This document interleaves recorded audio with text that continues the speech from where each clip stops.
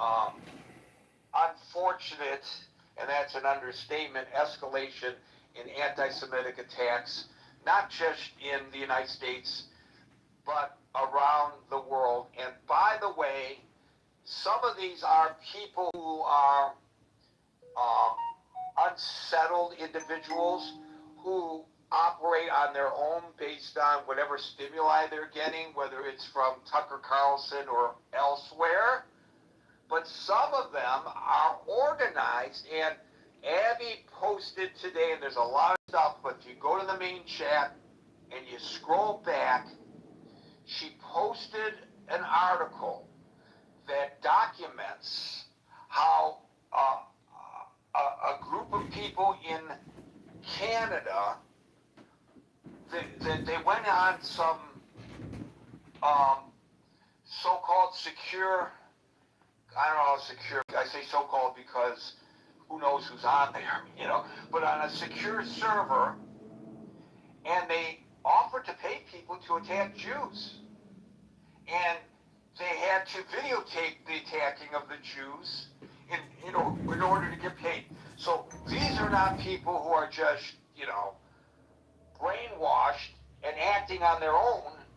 These are people who are organized and being paid.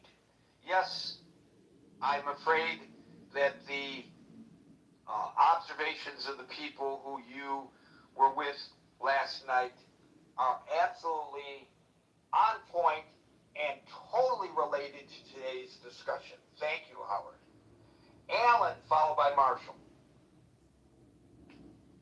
Good afternoon, ladies and gentlemen. Hope you're all doing well. I'm glad Mr. Amir finally got to this stage. I'd love to hear his perspective on this. This is disaster, Gary.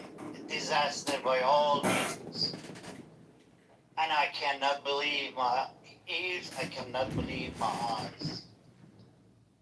Well, last time when Carter did action like this, which put Iran in a silver platter and handed to these Islamists, and President Reagan came in and he said what he had to say legitimately, and he says, we dropped the best ally we had in the Middle East.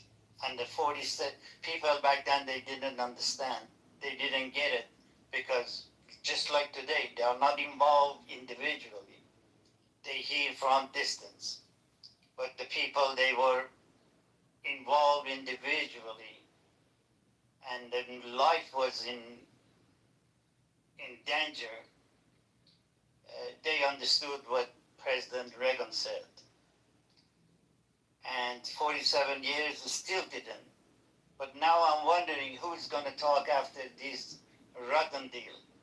Of course, President Trump throw Israel under the bus and also throw many Iranian under the bus. But guess what? As Iranian, they keep saying, and Israeli, they keep saying they are survival. It's not the first time happened in their life. The history repeated over and over, but they're just the hard-skinned people. And you said it, you mentioned it, I said it, I mentioned it many times. In that memorandum came out of the office of Supreme Leader, which is a dead with one leg missing, but nobody says anything, and he's in the media outlet. Everybody can be live forever. There's nobody gonna die. Everybody will stay live as long as the internet media is going. And he came in, the key word was, no matter what they says, we not believing the enemy. And Mr. President, sit down, negotiate with the people they think he is the only enemy. And great Satan is out there, he never died, and Zionism is still there to get it died. And tremendous amount of billions of dollars this regime has spent to have a school, special school around the world, with the $125 million each for a yearly financial support to just keep this thing going. And of course, the left used the Islamists through the history to do the dirty job, and they are under the cover. The only time that you see them, it's loud noise comes in. You say something, oh, no, it is this, it is that. But they're not giving up. The point is the same as Israel is trying to keep his security under control and save his identity and save people's life. I think it's President Trump pack and go to Israel and 3 months, and every hour the speaker says hit the ordering the Bin shelter, Laden raid, saving and he has an to pack auto his into things and run to the shelter. He might get the picture what is living in Israel really means. Not in the White House with all the security and everything Winnie? else. It's Bible.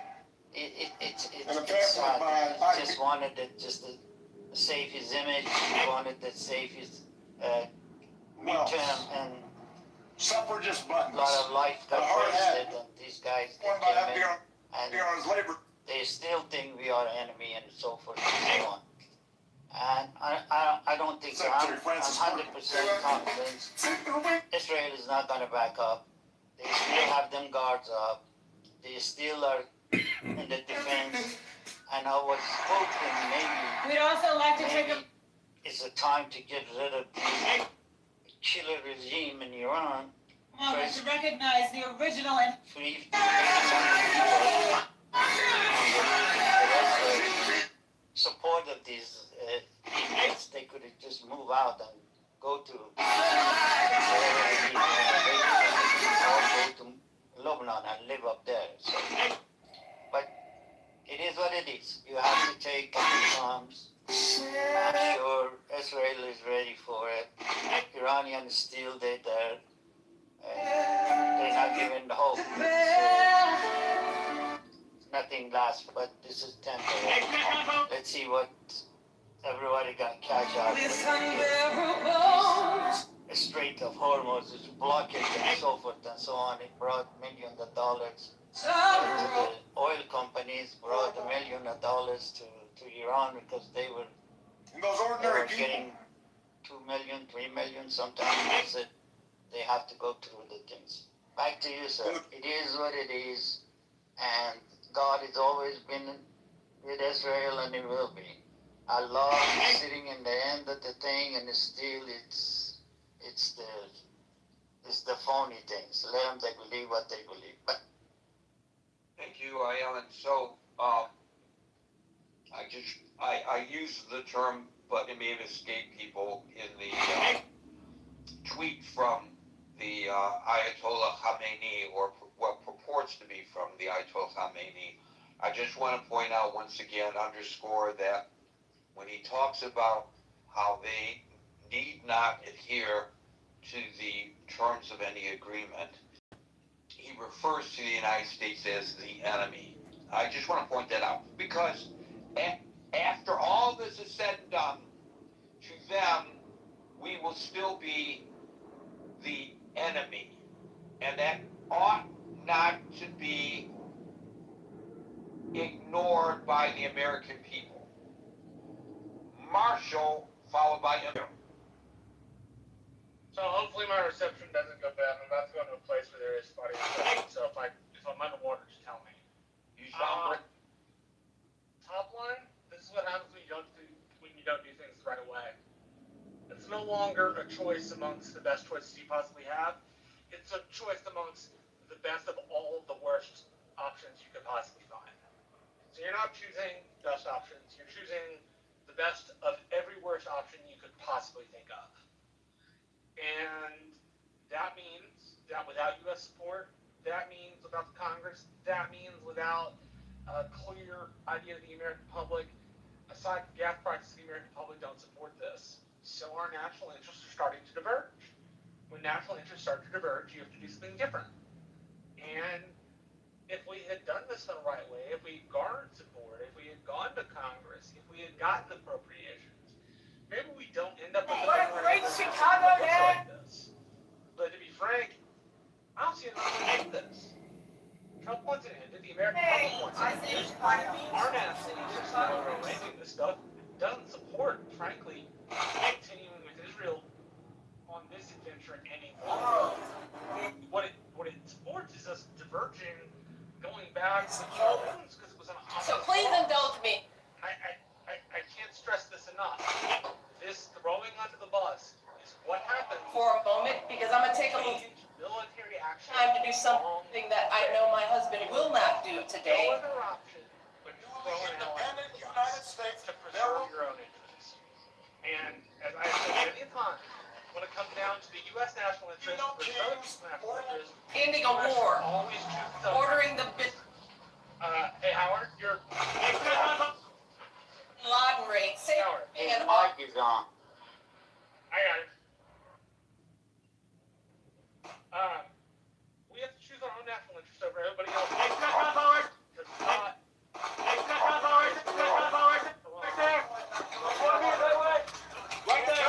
And choosing our own national interest means coming home and licking our wounds and admitting we lost. It does not mean continuing at a clip of $1 billion a day, some military engagement that has no greater fences around it other than stop missiles and stop bombs, which we're really not stopping. Again, I can't say this enough. This is what happens when the executive arranges military action in the wrong way. You are left with no other option but to abandon your friends. And you have to choose your own.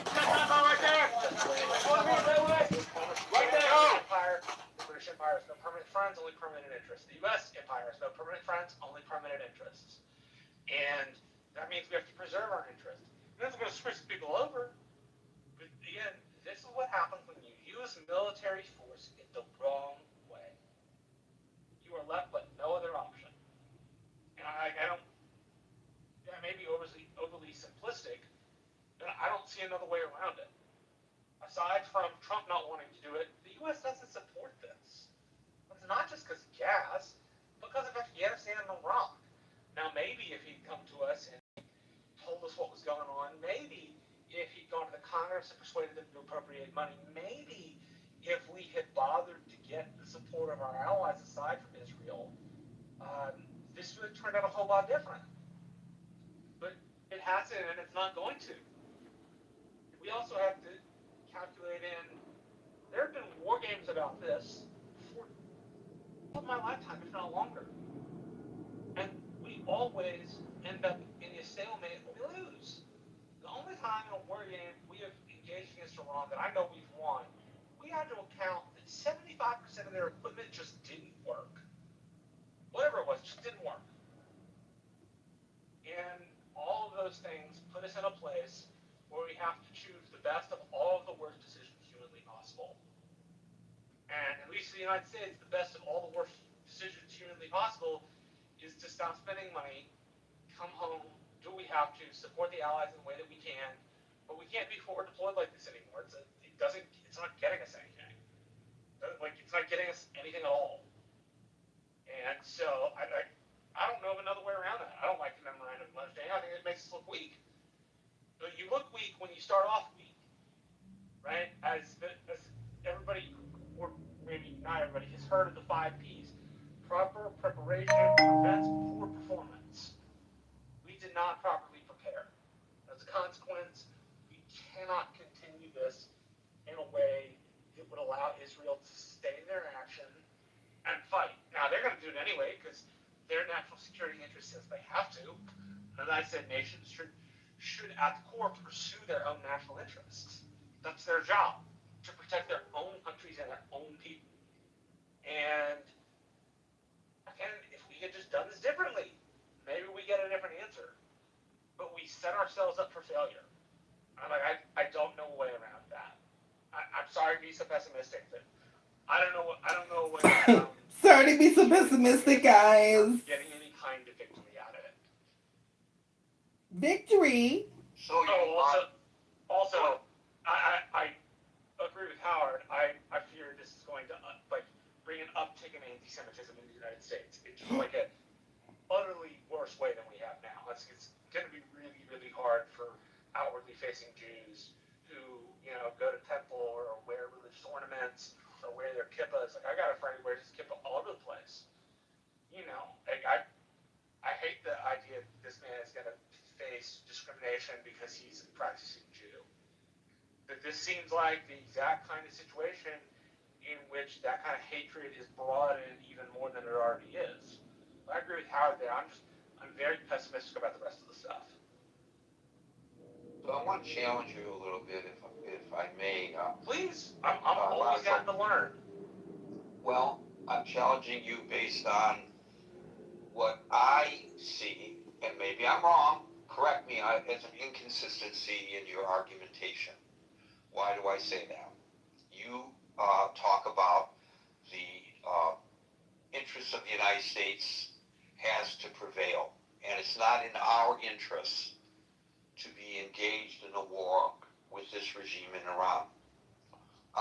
But you yourself have pointed out the numerous attacks against Americans, both citizens and military, by Iran over the years. Most recently, there was a terror plot uncovered here in New York City where a commander of an Iranian-backed Hezbollah militia orchestrated plots to attack a New York synagogue and other local Jewish community landmarks. And you are very well aware, as you have pointed out, the 1983 Beirut bombings, the 1996 Khobar Towers attacks, how Iranian-backed special groups directed fighters against the United States forces during the Iraq War, which was not their war. The Iranian military, as far back as 2020, before this conflict, directing ballistic missiles at a U.S. air base in Iraq. More than 100 U.S. troops suffered traumatic brain injuries from that. The 2023 Syrian drone attack, where the Iranians struck a U.S. coalition base in Syria. I'm not talking about the attacks during this conflict. The 2024 Jordan Tower 22 attack, where Hezbollah launched a drone strike at a U.S. logistics base in Jordan. 3 American soldiers were killed, 40 others wounded. There have been a number of assassination plots and cyber warfare directed against the United States. I'm not going to go through the full historic timeline of all this state-sponsored anti-American hostilities. Given this perspective, is it not in the U.S. interest to facilitate the demise of the regime in Iran? Is this all just about Israel in your mind? No, not even a little bit. Israel is just an ancillary part. The reprisals were fine. Waiting is okay. But waiting doesn't take 6 months. Waiting is okay. It doesn't take the devotion of multiple fleets that we have. It doesn't take conflict which the American public really doesn't know what the goals are. Right? I'm fine with reprisals. I'm fine with supporting allies. What I'm not fine with is a prolonged military conflict which the United States simply doesn't support, in which the president tries to make political hay for the midterms or for other things using the conflict. The problem I have here is beyond bombing. What good does the military do there? And What do you want them to build roads and bridges for them? Maybe hospitals or sports theaters? Now you're talking about tactics. My challenge to you was specifically about the question of it serving American interests and you said that I it don't- doesn't serve our interests, and that's why I'm chapped. That's I don't specifically what I don't think that the prolonged nature of this any longer serves American interests because we are using the military tools in ways that are not to fight and win wars. They are to stave things off and to divert a sense of politics in the United States. And that's the wrong way and the wrong reason to use the military. So says Marshall Rankin. I know everything! Unless we're going to properly... I'm a subject matter expert. I have worked in politics for years. I know exactly what to do, and that's why I'm the Republican representative of the Hidalgo Republican County Republicans. And we get to open this trigger for wars. Makes us... Excuse me, everyone. I have to go do some Adderall and suck a dick. We can't do the job. Pardon That me. is, as General Mattis said, former General Mattis... It's not, I'm not necessarily gay. I'm like somewhere between sort of LGBTQ and sort of like bi-curious. Hello? We're serving the tactical aims, which are small ball stuff. Small balls.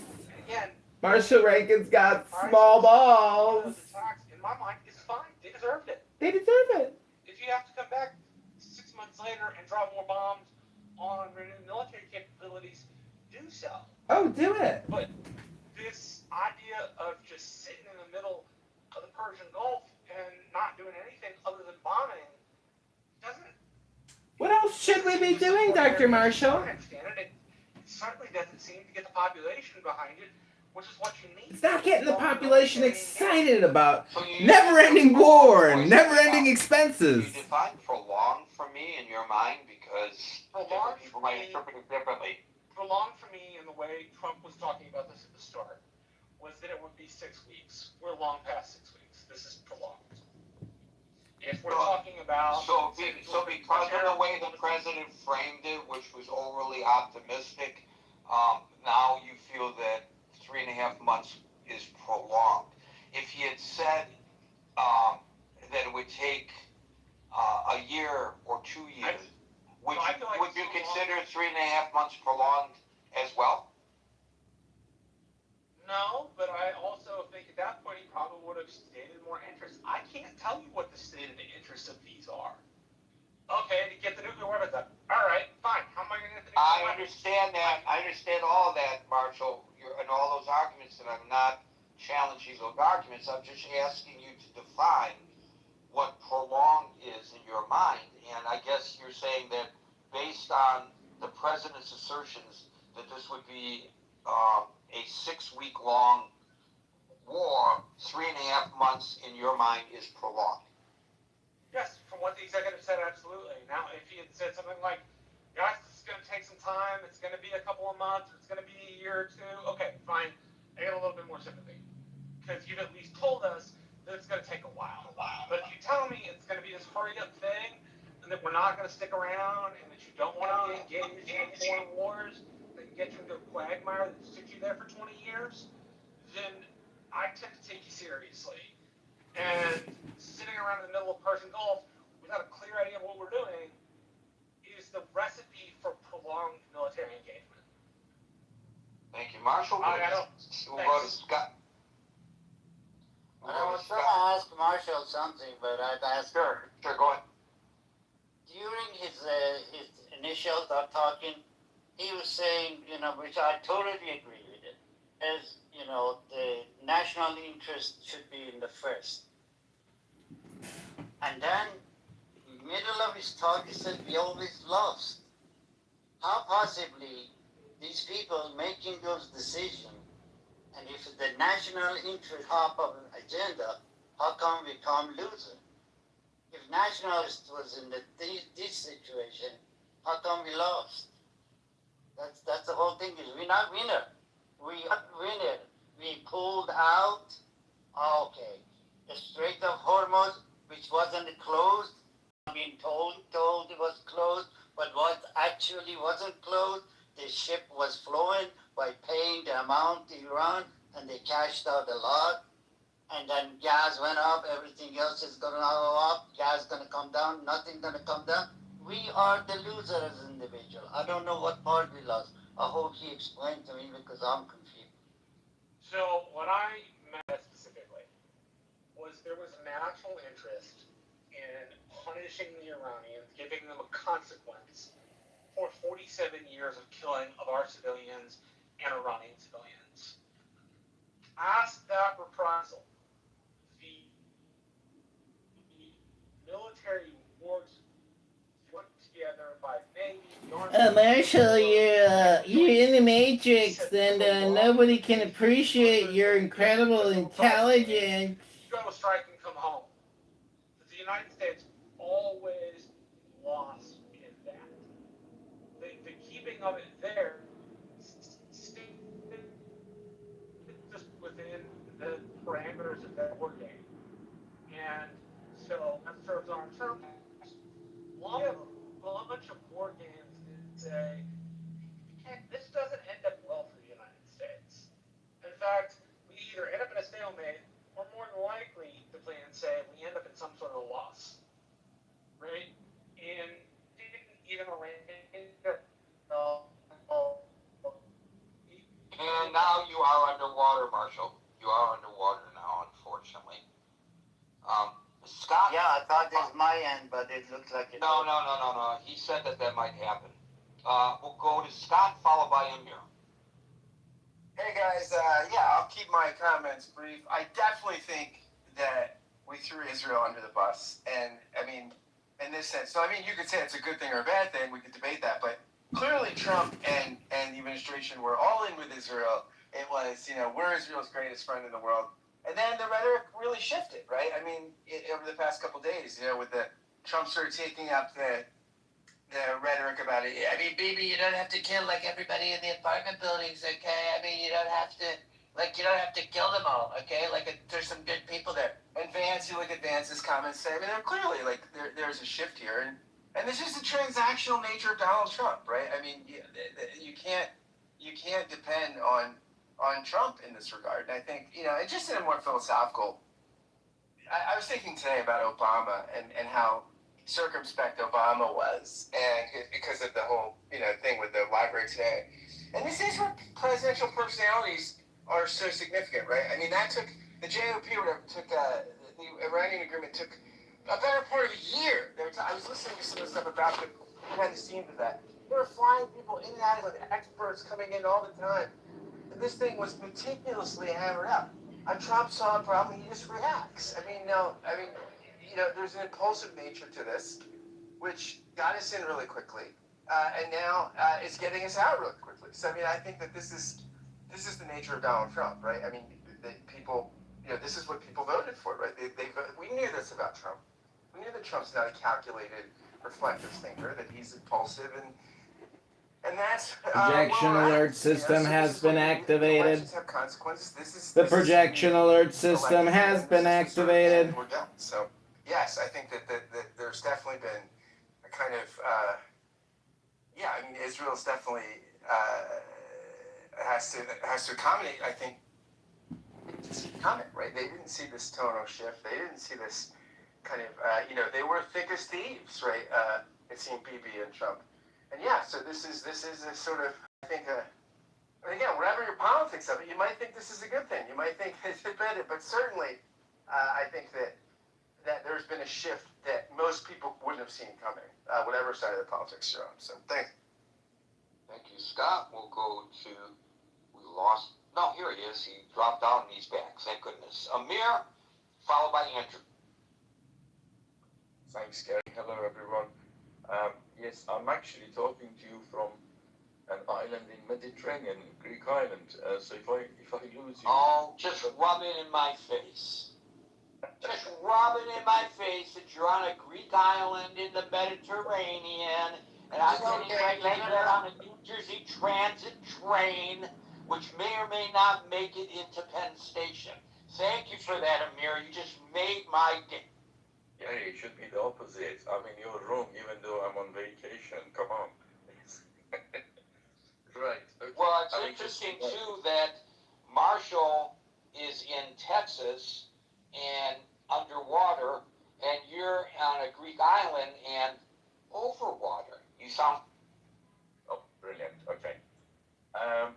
Okay, so, right, so as you said, Gary, the pressure is put on Israel not to attack Hezbollah, obviously, while Iran doesn't have to stop funding proxies.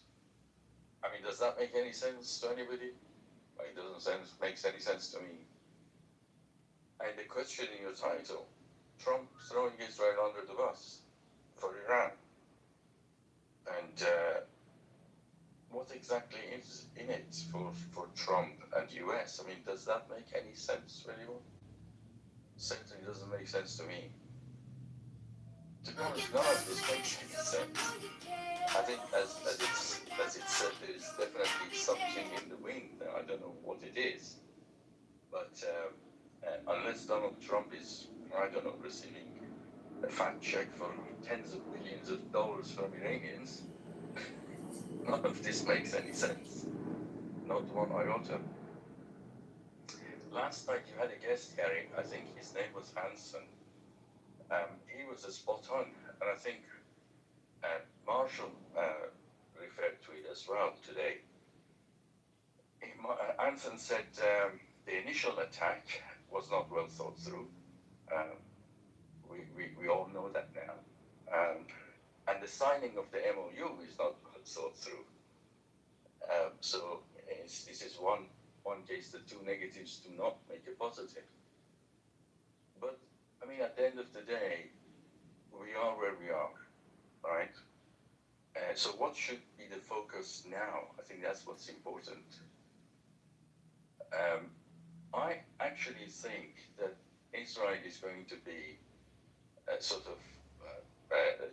Israel is going to be holding the most important cards again. I think Israel's strategy is kind of dealing with the proxies one at a time. It has been since 7th of October 7th. I mean, they dealt with Hamas effectively. I mean, Hamas is now ineffective, almost finished now. And now Israel has focused on Hezbollah. And Hezbollah definitely is the jewel in the crown as far as the proxies are concerned. And as far as Israel is concerned,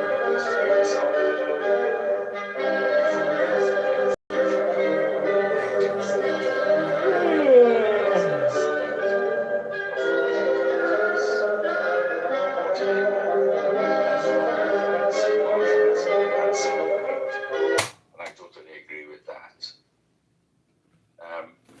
We know that Israel will continue attacking Hezbollah. I mean, there is no reason why they shouldn't. I mean, it's possible that could even be in coordination with the Lebanese army towards this, disarming Hezbollah altogether. I mean, there's talks of that, as you know. So, but until then, as you said again, Hezbollah is likely to keep firing missiles into Israel. Of course, Israel is obviously going to react to that.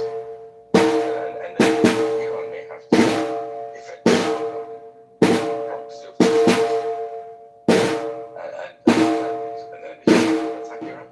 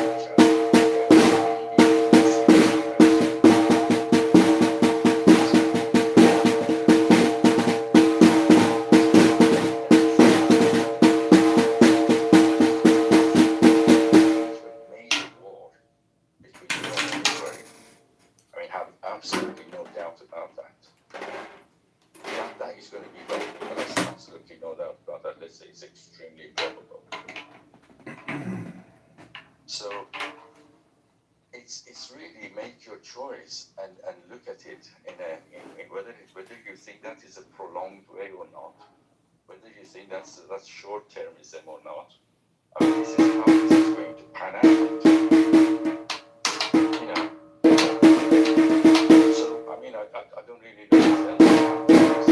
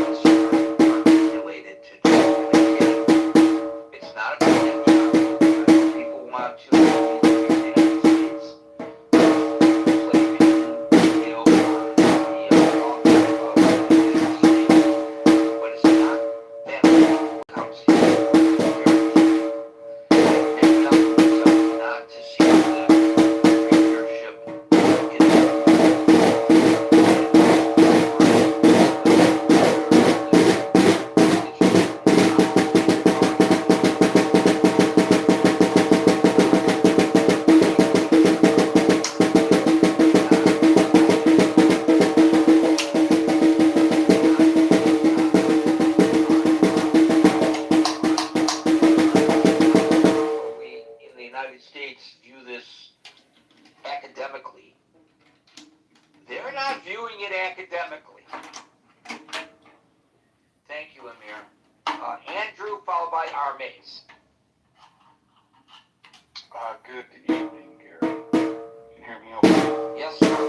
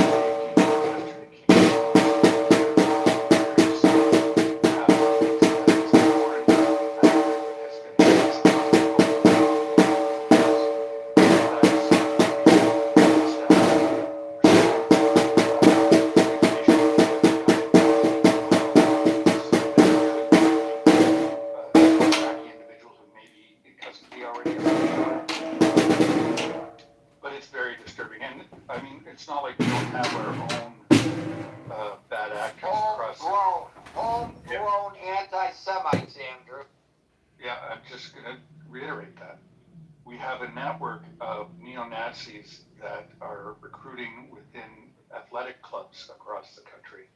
And by the way, those people, Andrew, just in case people are saying, all Gary cares about are the Jews. For God's sake, get off of it, Gary. Those people don't like a lot of minorities in Canada. And Canada is well known as being welcoming to people, especially refugees from around the world. And they don't like any of them. They don't like the Indians. They don't like the Pakistanis. They don't like anybody who is brown. They don't like anybody who is black. They are not just as neo-Nazis. Of course, public enemy number one to them are the Jews, but they don't limit their hatred and their actions to just the Jews. More so to the Jews, yes, but not just to the Jews. Semi-equal opportunity. That's right. They're equal opportunity races. Well put. So that's that for that. We'll see how that all works out.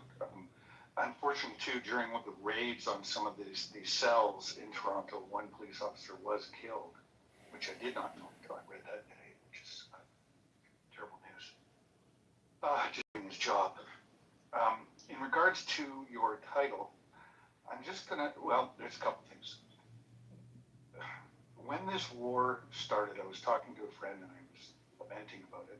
He says, you don't like this because of Donald Trump. I said, no, it's not because it's, well, it is kind of because it's Donald Trump. Because I never trusted this man.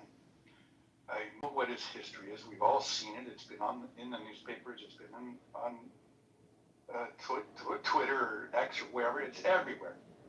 I know what this man is capable or incapable of. And we saw that on full display during this conflict. Taco Tuesdays, which was every other day. So I'm not surprised at all that it's turned out this way. I'm not surprised that Israel is kind of left holding the bag a wee bit. And I'm sure they will do what's in their best interest, naturally. But it is not at all surprising. I'm not shocked.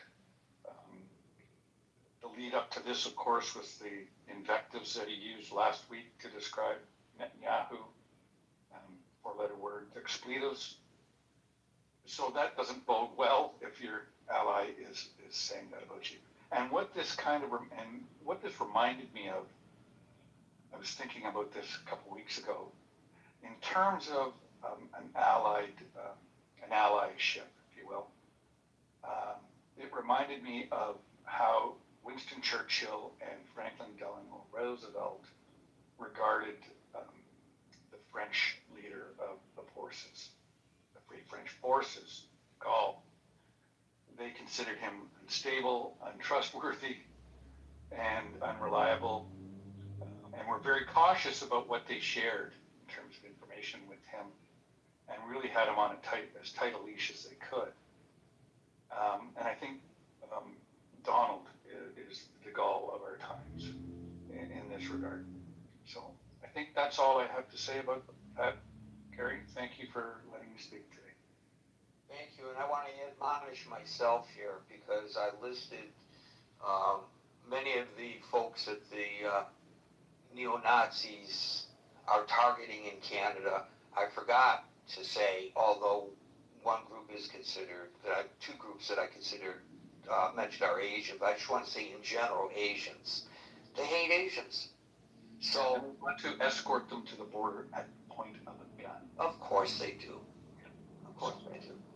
So this is not acceptable, and even if you don't care about the Jews, stand up for these other groups. Stand up for yourself, because this is the direction that we're going in. And these people who hate Jews, look in the mirror. They may hate you as well, for whatever reason. And even if you are a Caucasian individual. I'll tell you why, because I'm disabled.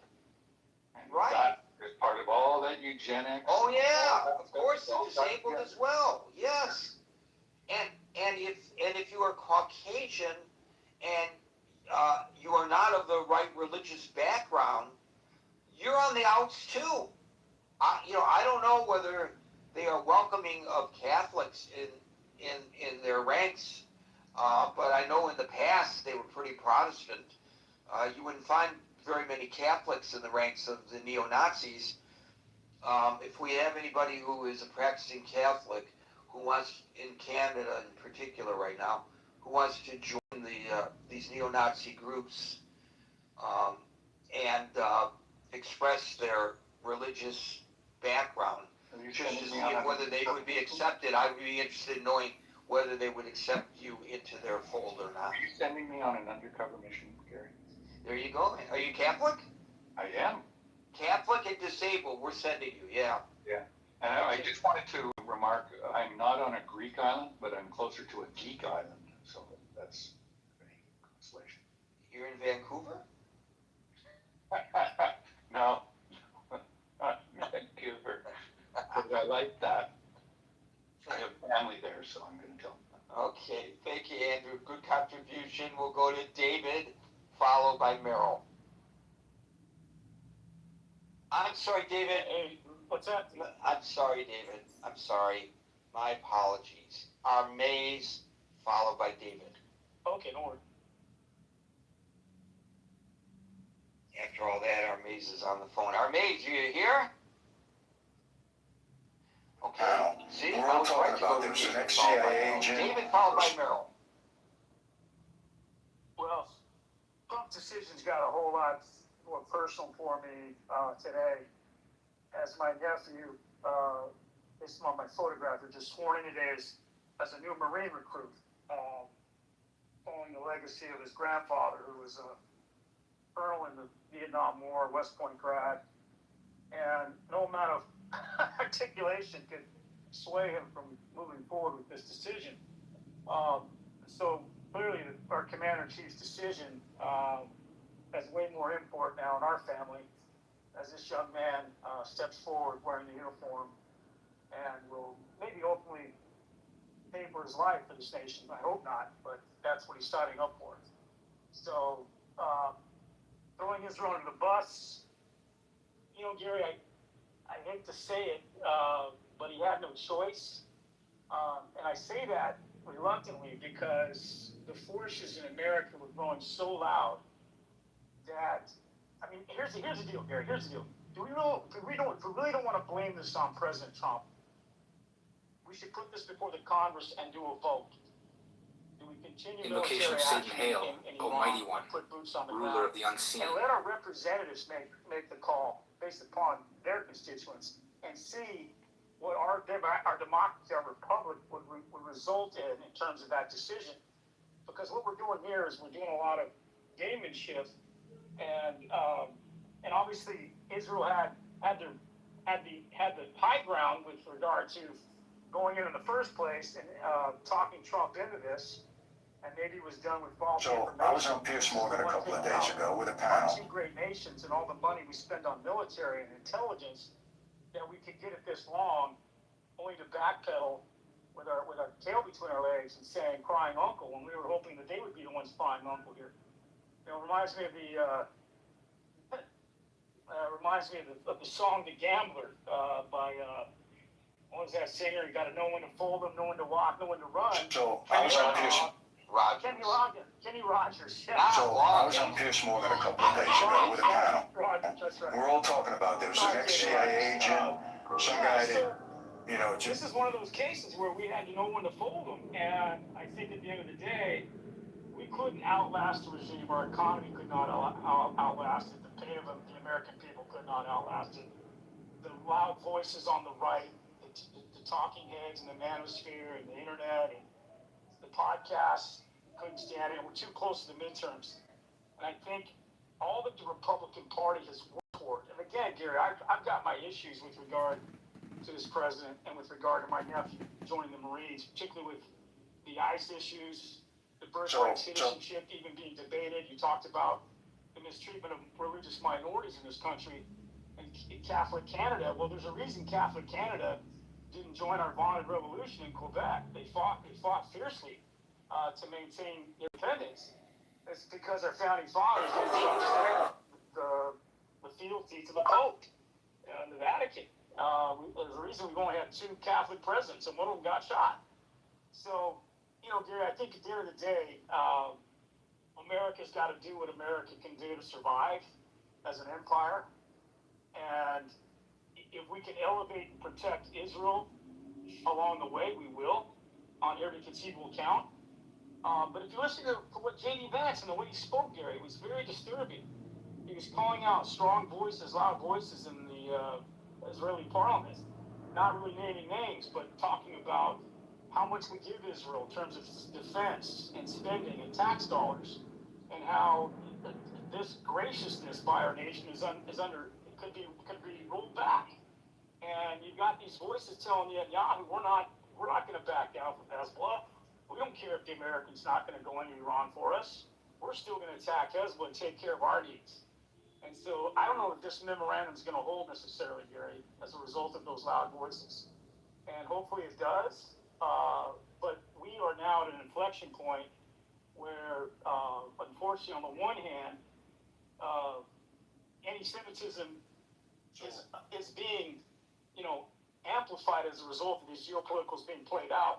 And I think that's an important learning point for us here with regard to how we defend our nation, how we beat back racism, anti-Semitism in our own countries and internationally. And somehow we got to divorce the two, because the moment defending one's country and one's interests turns into something as a negative towards. This is the other thing J.D. Vance said. The other thing J.D. Vance said to Gary, and again, I've got all these things I've listened to and read about, but he basically said we're the only nation in the free world that has your back. And he was saying President Trump is the only massive head of state in the world today that is protecting you guys. And, you can make the argument, that Vance is trying to distinguish himself between Rubio, and he's preparing for a 2028 run. And Rubio's obviously very pro-Israel. So there's fractures within the Republican Party, Gary, and I think battle lines are being drawn right now. And Israel, unfortunately, is being used in a way that is reflecting us losing out more than gaining with regard to our relationship there. I think a mistake a lot of people make about the Republican Party is assuming those lines are new. Those lines are 2014 lines, just more defined. The only thing Trump has done as the figurehead for the party is he's been able to stop all of that infighting, because he's the big figure in the room. But prior to him, the purity testing was terrible. The Party Civil War was awful. So I agree with you, David. I just don't think the fault lines are new. I think the fault lines are old.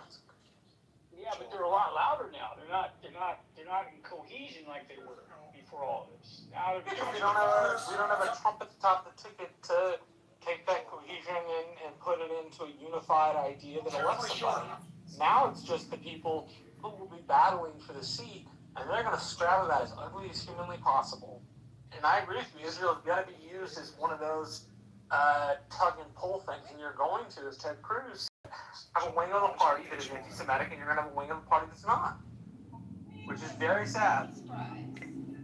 Well, what kind of door does that open for the Democrats, we have very strong Jewish leadership, in the form of Josh Shapiro? Well, yeah, but the Democrats on the far left-hand side have their own issue with anti-Semitism too. So yeah, it's not like the other party gets to sit in judgment of the Republicans and go, oh, you Jew haters, right? Because the next thing Republicans will do will just be to go pick people on the Democratic side who have said anti-Semitic things, clearly hateful things about Jews, and it will just become like a mud throwing contest, which neither party will win. Yeah, but see, here's where the pivot might happen on behalf of Israel and AIPAC, right? You got Hakeem Jeffries, you got Rahm Emanuel, you've got other places you can back and try to get your interests served. It's not a zero-sum game with the Republicans. So they don't just donate to Republicans. AIPAC and its subsidiaries donate to approximately 300 members of the U.S. House. Exactly.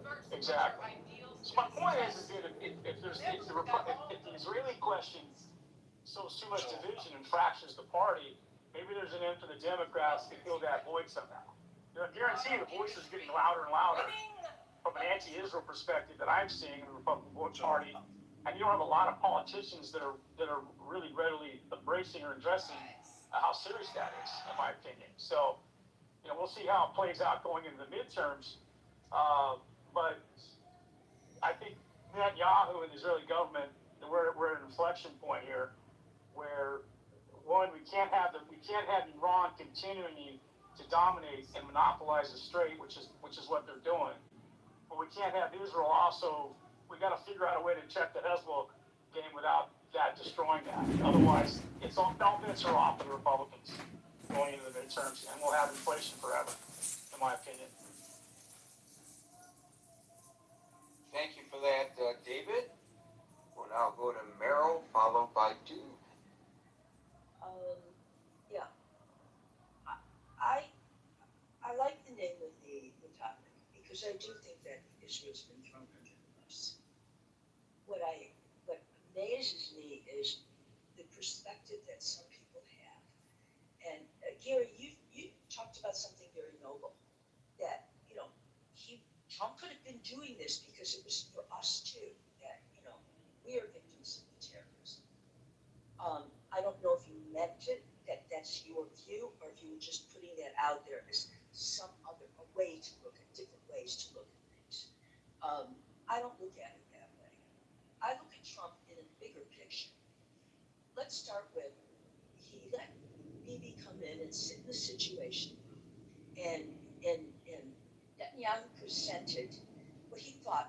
He said he thought they were at that Iran, and this was a weak point for them, and we'd already done this in June, and now we can try this, and it'll be over in 2 months. And the real true voices that know what they're talking about were General Kane, Marco Rubio, who said this is. General Kane supposedly said that this is true, that Yahoo, he presents things and he exaggerates. And Marco Rubio said this is farcical to believe that. Trump didn't know what farcical meant. That's been reported. And Trump, he wasn't just listening to Bibi. He wasn't doing it for what you might think is a noble cause. I don't. When you have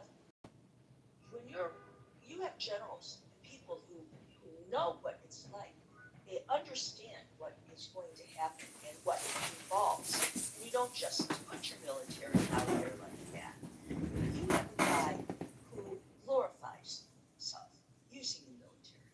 He thinks bombing is great. He thinks, hey, this is, you go in there and you say this and you say that, and you're strong and you look good. And it didn't work out. It didn't work out. And he did not want to see, in the very beginning, when everybody was getting angry, they were saying, you're right under Israel's thumb. Once again, you're doing something for Israel. And he wasn't really doing it for Israel, but it gave that appearance. And now he wants to look strong again. He enters into an agreement that, it's almost bizarre, the agreement with itself, and then says to Israel, criticizes Israel for bombing apartments. Well, when he abandoned Ukraine, he didn't mind Russia bombing apartments. So that's very hypocritical here. Trump does what he thinks is in Trump's best interest. And if it means knocking Israel right now, he will do it.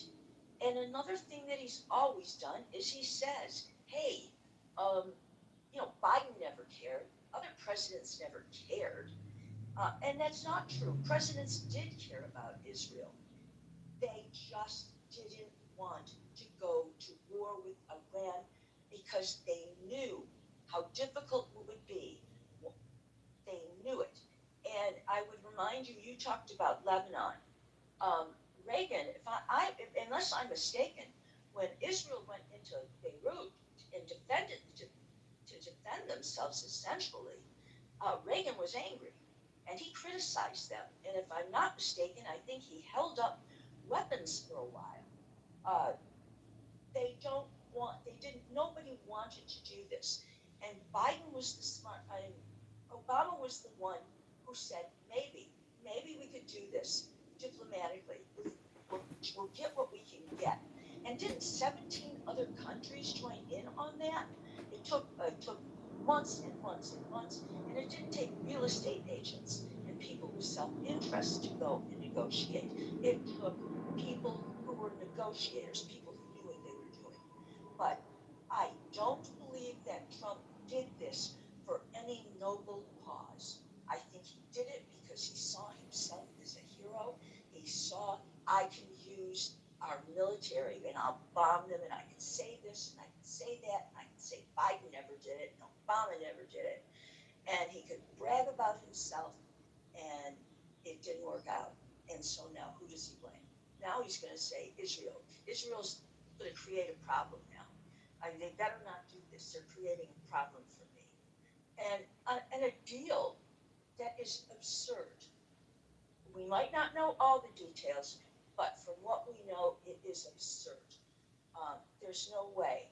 This is a man who for years told us we can't trust Iran, and all of a sudden he signs a deal and says they're really rational people, they're good people. This is stupid and it's wrong. And what I don't like is when anything noble is attributed to him, because I don't believe he did it for a noble cause. If you were going to do it for a noble cause and utilize our military the way you would have to use them, you would have done it right. You would have had the right strategy. You would have risked them. You would have put them at risk. But he didn't want to do that. He didn't want to do that. He wanted to take a shortcut and believe that he could take a shortcut because bombing sounds good and bombing looks good, and you say you're bombing them and you're going to bomb them right, you know, the civilization, the loser civilization. It's not normal, it's not right, and it sure as hell isn't noble. And who did get emboldened by this? I absolutely agree. Every anti-Semite, and every anti-Semite, by the way, usually does associate Israel with Jews. It's not separate. They don't normally think Israel is one thing and the Jews are another. And the far left, we can't get away. I'm a Democrat, we do everything in the world we can to get away from the far left because they have been emboldened. They hate Israel, they don't like the Jews, and you just, every day that you criticize Israel, you are emboldening the people that hate them. And I resent that. I do resent that. I have friends in Israel who don't like some of the things that are going on. They don't like some of the things that Israel does. However, they also on Passover like to have to run to a shelter 16 times. So yes, he threw him under the bus. But couldn't anybody have predicted that he would? Who doesn't he throw under the bus to glorify himself? Thank you. Thank you for that, Meryl. We'll go to Dude, followed by Lev. So I'll just say something that I noticed, and I think we talked about was just the, I guess, information war, like the spread of ideology, rhetoric, propaganda, whatever have you. We saw massive amounts of students protesting at academic institutions. I would say instead of saying thrown under the bus, that both the two men in question did a terrible job of public relations ever since October 7th. We're not talking about, hold on, we're not talking about PR, we're talking, we're not talking about PR, we're talking about the nation. Hold on. We're not talking about the men. We're not talking about that. We're not talking about that. We're not talking about that. Address that? I'm well aware of what you just said, so thank you so much for interrupting and confirming that. Yes, moderators are allowed to do that. Gary says that we are allowed to interject. Gary says I can be rude and obnoxious. Gary says that I can be rude and obnoxious. So one of the things that was mentioned actually here, and this is coming from a Reuters article, it's just in France.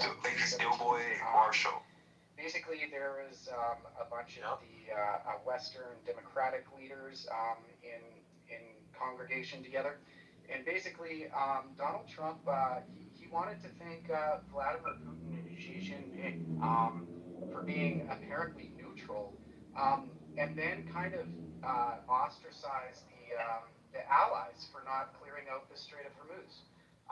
Very interesting, rhetoric. Praising the nations that are working closely together with Iran and the IRGC, Russia and China, and then also condemning the actions of the democratic Western institutions and leaders. I don't think that's going to turn out too well. It already didn't turn out well. Had these tariffs not already kind of pissed off leaders of democratic countries, maybe Donald Trump would have had more help. Kyle, I need you to address the subject, not what you want the subject to be. Is that my name on this app? Marshall? Dude, whatever. I need you to address the subject.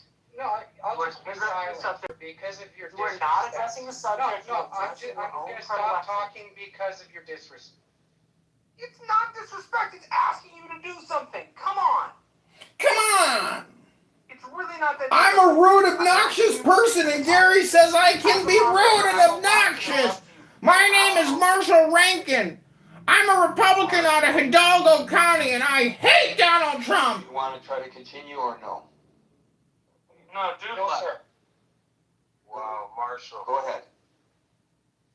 Somebody needs to get punched in his If you're fucking interested, face. go ahead. I'm moving on the list. I'm gonna send Marshall Rankin to a re-education camp. That's it. We have to take the country over. We can't let people like Marshall Stankin Rankin blow their bad breath all day long on Clown House. It's un-American. Well, I'll be honest, John. It would be better for Marshall to read a book right now. That's right. Isn't that right? It's so right. 100%. He needs to read a book. Or he should at least start coming into your rooms more often when you do the meditation. Mm-hmm. And by putting Mm-hmm. Israel under the bus, Mm-hmm. who's going to want to deal with the U.S. as an ally? Well, when you're just going to get Probably anybody that wants free shit. And Israel has been working as our proxy in the Middle East. The Middle East is important to us not because it's a strategic area, because the world's oil goes through there, fertilizer, basically the economy depends on it. And we're not there, we need someone there. And they've been had our back. There was the Osiris nuclear plant in Iraq. They bombed it. We, along with everyone else, played that we hated that they did that. But that's why Saddam Hussein did not have a nuclear weapon and mass destruction when 10 years later. And then there was Stuxnet in Iran in 2010. And then Israel saved our butt too. They took those centrifuges and made it so that the uranium that it was producing was crap. And so I really hate this thing where people say that we're doing this for Israel. No, Israel has been helping us. We have a common need, and they are our allies, and we have to protect our allies, or we are going to be a second-rate power. Thank you. So I just want to focus on something that you said. Well, it's actually your main point, and I just want to be sure that we are clear on what you are saying. There are people who are opposed to this war and who are very vitriolic toward Israel, who claim that the United States is doing Israel's bidding, that we are Israel's proxy. Are you arguing that that's not the case, but that Israel is our proxy, and they're looking at it from the wrong side of the telescope? That's much closer. Yes, what you're saying is much closer. Yes, I don't think. I think obviously Israel has a common interest, just like allies do. But we care if we think of China as being our main adversary, and the control of oil, throughout history, the control of resources means power. And the world military runs on oil. That's been true for 120 years. And it keeps on being true. So I think that's, so we have a big interest in what Iran does with their reserves and the Strait of Hormuz and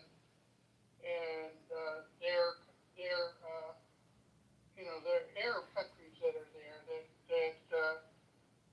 and they've always been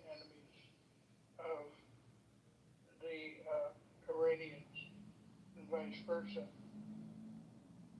So a lot of discussion, Les, has surrounded, and it's been said on the stage here today and many times in the past.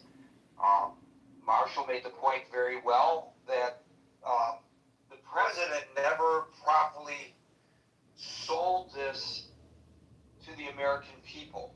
Is one of the components of this the fact that the general public does not necessarily understand your point that this action is Israel assisting the United States, even though obviously the desires of Israel and the United States overlap, as opposed to the United States running to the rescue of Israel. I don't know. Maybe it's the fair assessment is that it's symbiotic, right? It's a symbiotic relationship. Both countries gain from the action, and one country is not controlling the other, I guess, is the point I'm trying to make. Right. But so the other thing in terms of making the other part of having allies is you know that you're going to need money to run a war, and we have a constitution, and it says the Congress is the one that raises the money for the war, and when the Congress okays a military conflict, you know you have the population behind you, and you can sustain a longer war, and I think that is a failure too. You can't do a war. People have no attention span, and obviously wars are very expensive, and they also tie down our military. But we need to have the American people involved through their legislature, not just willy-nilly. People putting us into wars and stuff. So I think Les, there are two reasons for that. If we are to analyze it, and others may not agree, and you might not agree. I think the two reasons are A, the president is autocratic. He likes to work unilaterally. He doesn't like anything standing in the way of what he wants to do, and he will do whatever he can do until properly challenged in the courts, I guess. Without, it's like don't ask permission first. Do what you have to do, and then deal with the fallout later. So that's one half of this situation. I think the other half could possibly be the issue that Marshall raised earlier, that the president anticipated this would be over in 6 weeks. And so he didn't have to worry about going to Congress because the War Powers Act would not, he's got 30 days. And then an additional 30 days. So that's within the 6-week period. And he probably thought maybe that it wouldn't even get to this point of 3.5 months. And the other thing I'm concerned about is historically when Mr. Trump has an issue like inflation or something, he blames a predecessor or someone else. And I would be surprised if Trump blames Israel and Netanyahu for the problems. Well, the other day I graphically described the piñata that's already hanging in the Oval Office in the shape of Benjamin Netanyahu and the president with a stick in his hand. And I could see in my mind that political cartoon, even though I don't have the ability without the assistance of AI to draw it myself. Thank you, Les. We'll go to Daryl, followed by Ali. Hey, yeah, I didn't think I was going to make it up. But to Marshall's point and to you and Les's point, I'm a bit more cynical. Marshall made some great points when he talked about the inability to kind of sell this thing, right? even wars are marketed to people. I guess my question would be when we say he thought it was going to be over in 6 weeks, right? The reason I challenge that is because, even to Merrill's point, every analyst had said that that's just not what it's going to be. And yeah, we can make the argument that he doesn't listen to anyone. I forgot the secretary that said he doesn't read the president's daily briefings. He's a guy who believes that his instincts will always lead him to victory, even though he's had massive failures in his professional career as well. My question would be, did he actually believe that it would be over that quickly? Or was that so he wouldn't have to go to Congress? Meaning, again, we go back to this thing. This was supposed to be a skirmish. This was never supposed to be a war. Did they actually believe that this would be over in 6 weeks? Or was that a ruse so that they would not have to declare war and actually go get Congress's buy-in? Either way, this is an abject failure. And he will absolutely blame Netanyahu because It's an abject failure because they didn't commit 1 million troops like Marshall Rankin wanted them to. When the casinos failed, it wasn't his fault, it was the Russians. When this fails, it won't be his fault. Nothing is his fault because he will always hang someone out to dry when things don't go his way. I say this again, look at Michael Cohen. Michael Cohen was a great attorney. He's a personal attorney. A great All of attorney. that. And when things got ugly, he cut him loose. He cuts everyone loose. I think if something ever happened here, Where's where, the let's just loyalty? say it's a really bad thing, he'd cut his own country loose. He'd say it's not his fault. He'd blame it on the FBI, or he'd blame it on the CIA, or he'd blame it on whoever he would blame it on, because nothing is his fault. Trump And there's a certain type derangement of personality syndrome type that is will never assume everywhere blame for you look. anything. Today is the biggest Because Barack he's Hussein not the and one Michelle who made the Obama decision. propaganda He's day the one who made the ever. decision based Every on single something major someone told media him. outlet in the entire If he fucking goes world awry, is then it's the toasting the fault of whoever grace told him whatever it is of they told him. Barack Hussein Obama. And little old me, I'm the only one on X posting the truth. Thank you for that, Daryl. We'll go to Ali. I'm totally upsetting the ecosystem with Barack Hussein Obama Anybody today. haven't heard you in a little bit. Good to hear you on. Yeah, sure. I think this is my, I don't know, first time here, I don't know. I'm Iranian myself. I've done my best in the last 4 months, just educating myself on matters like geopolitics, politics and stuff.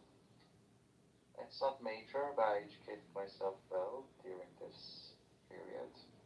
I think America, more than throwing Israel under the bus, they have done some sort of economic future calculations, and they came to this conclusion that it's not beneficial for them to be allied with Israel, sending taxpayer money to Israel to wage war in the region, because first it's bad for reputation of America, because Israel is not doing, they're basically doing dirty job in the Middle East. America gave a whole bunch of money to Israel. Hang on, Gary, for a second. So where do you? We know that the United States is withdrawing from this action, and Israel probably would rather that they not. But do you have some indication to back what you just said, that the United States no longer wants to assist Israel militarily? So, no. Indication is whatever J.D. Vance and Trump says these days. And well, what have they said about that? Have Vance or Trump given any indication, have threatened to withhold military. This is the very beginning phase of it. Very beginning phase. But you just made the assertion that the United States has decided that it's not in the United States' best interest to be aligned with Israel because you believe that the United States is recognizing what you advocate and that Israel is doing horrible things in the Middle East. And I'm asking you, I'm not arguing with you, your misplaced perception of Israel's standing in the Middle East. I don't want to get into that right at this moment.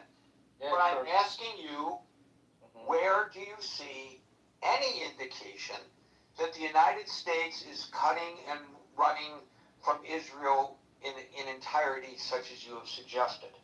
Yeah, Gary. First of all, I said that this is my opinion. I'm listening. Obviously, it is, and that's why I'm asking you the question because I'm really interested in hearing your opinion. Gary, try to be patient. Just let me finish. Try to understand that I am the moderator here, and no problem. And I am trying to get you to expand on your position, which to me fell off the rails, and I'm trying to get you to go back within the guidelines of our discourse here. Yeah, Gary. I'm not interrupting you to start an argument. As I say at the beginning of every program, that if I or a moderator, if I or a mod, we can do this all day. If I or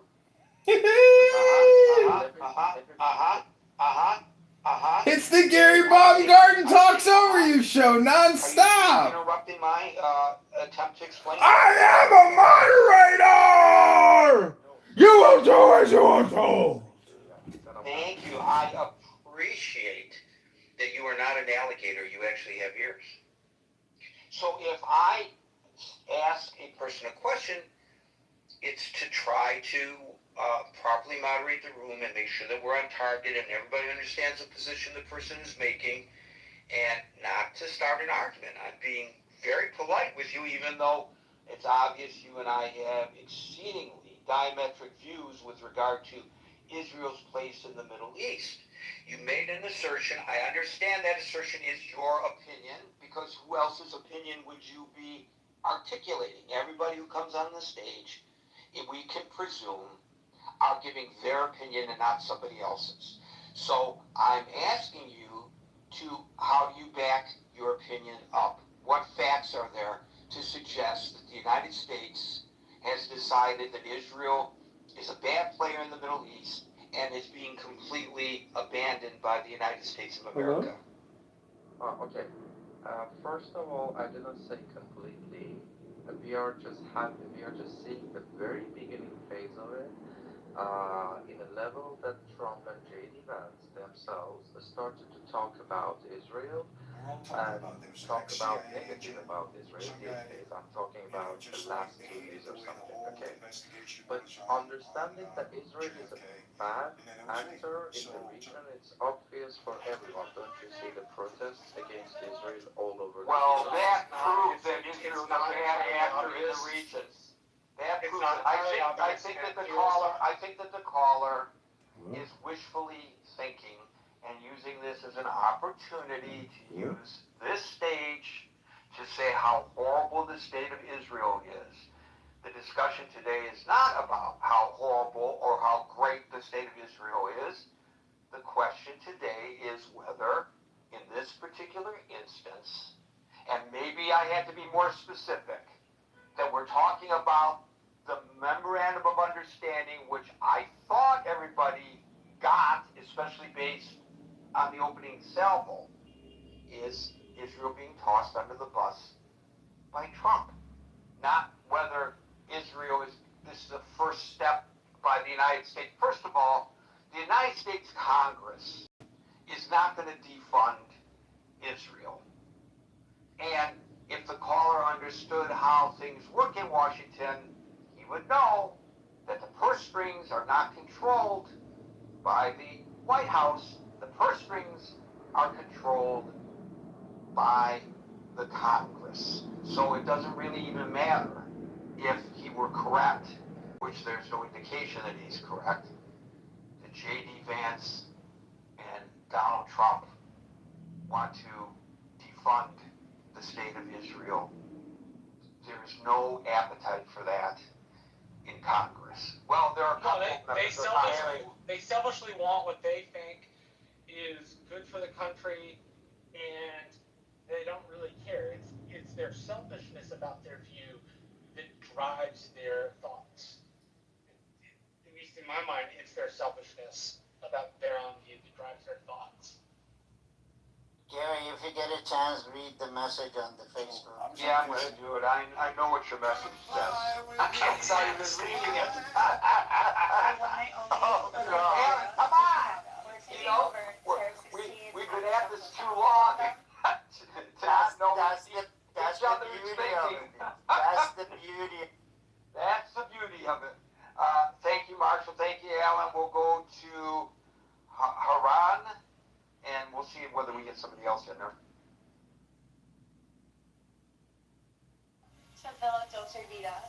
Haran, are you with me or not? I'm with you. Here you go, buddy. Okay. So what I'm looking at also is how to this tie in with Gaza. Because I think it's a smoke screen that's going up because when the stuff still going on with Gaza. I'm sorry, all I got from that is going on in Gaza. Slow down and try it again. I'm having trouble understanding it. I apologize for that, but I'll hit closer. Alright, so what I'm saying is that we also gotta pay attention to smoke screens. Because they still doing activity, I was talking about Israel with the United States with Gaza, while the Iran stuff is going on. So you're suggesting that all this is to divert our attention to what Israel is doing in Gaza, which apparently you object to. Yes. Gotcha. Yeah. Maybe, but Gaza's been pretty quiet of late, and we'll see. We'll see whether Well, you know, a couple weeks ago they still was hitting some of Hamas over there in Gaza. Oh, they're going to continue to hit Hamas in Gaza, of course. They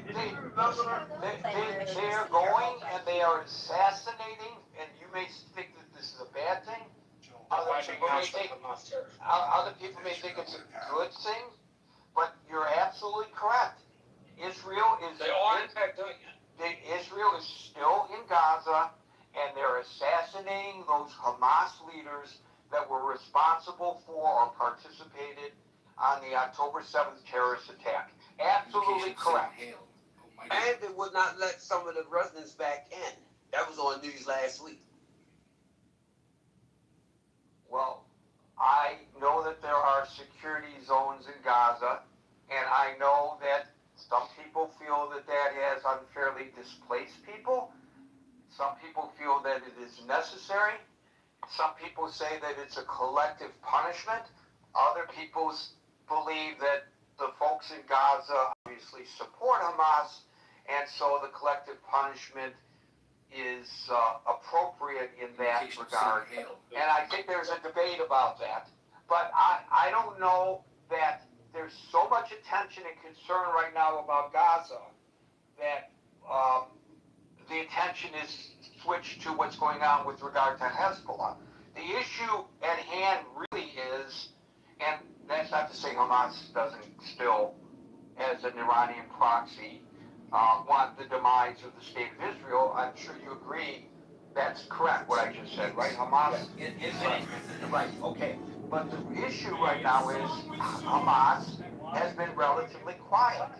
The problem is that Hezbollah continues to attack northern Israel, and a key component of the memorandum of understanding is that Israel will not continue its military activities in southern Lebanon, and that's why we are discussing Lebanon and not Gaza. I don't know if that satisfies the point you were raising or not. Yes, because the reason why I say it, because I remember you were saying about the selfishness of the administration, because the thing that they had raised up, what they wanted to do with Gaza, was to make it a Riviera. You are correct that the president floated the idea of turning Gaza into some kind of a tropical paradise, and the insinuation is that he or his family and or his associates would benefit from that. I haven't heard much about that in a long time, though. I have no idea. I'm glad you bring up the issue, because I think it deserves renewed attention. Is there still a plan to turn Gaza into a Riviera? Maybe it can be a fait accompli now that the Hamas is really... Fait accompli! Right? Correct. Yeah. Thank you for that, all right? Folks, we're here Monday through Friday from 5 o'clock New York time. So until 5 o'clock New York time tomorrow. For the next edition of the Critical Thinking Forum, everybody be safe, be well, and peace out. Peace, Gary. Bye. Great room, Gary. Wow. Another banger. Numbers just through the roof. Over 1,000 people. Oh my God. The ComScore metrics are going through the roof. The Nielsen metrics. Wow. Gary, what a room. Amazing. Great. Good stuff. You wanted me to be Kid Come Around Spirit, so you are fucking trolling us? No. The guy was just telling everyone you're faking it. Damn. You want me to invite him back? So that's why I'm confused. I'm like, I know that there is there was an option for me to invite all my friends. Matthew's not an eyewitness. This is Millith, Zeleny, Soli, Frenchie, Converse, Dave. This is an all-star collection. Bob is here. The biggest waste of time in the Clown House universe. I give you the Beef stage. Open philosophy. I don't think it dissolves, right? God is now. God is now, except in these people's rooms. But I don't see any reason to give such, I don't know, great credence. It's like discussions. Do you agree? Well, that's what happens when you're retarded and you got brain rot and you're redundant and you can't do anything new, so you just keep coming back and doing the same. It's playing the same video game over and over. It's watching the same movie over and over. Eventually, you go, yeah, I don't want to watch it anymore. So you got to choose something new, and these retards can't seem to choose anything new because they have no other interests. They don't read books. If these F words were to just come here and read an effing book for 10 minutes, it would make all their other experiences be uselessly wasteful. It's just a fact.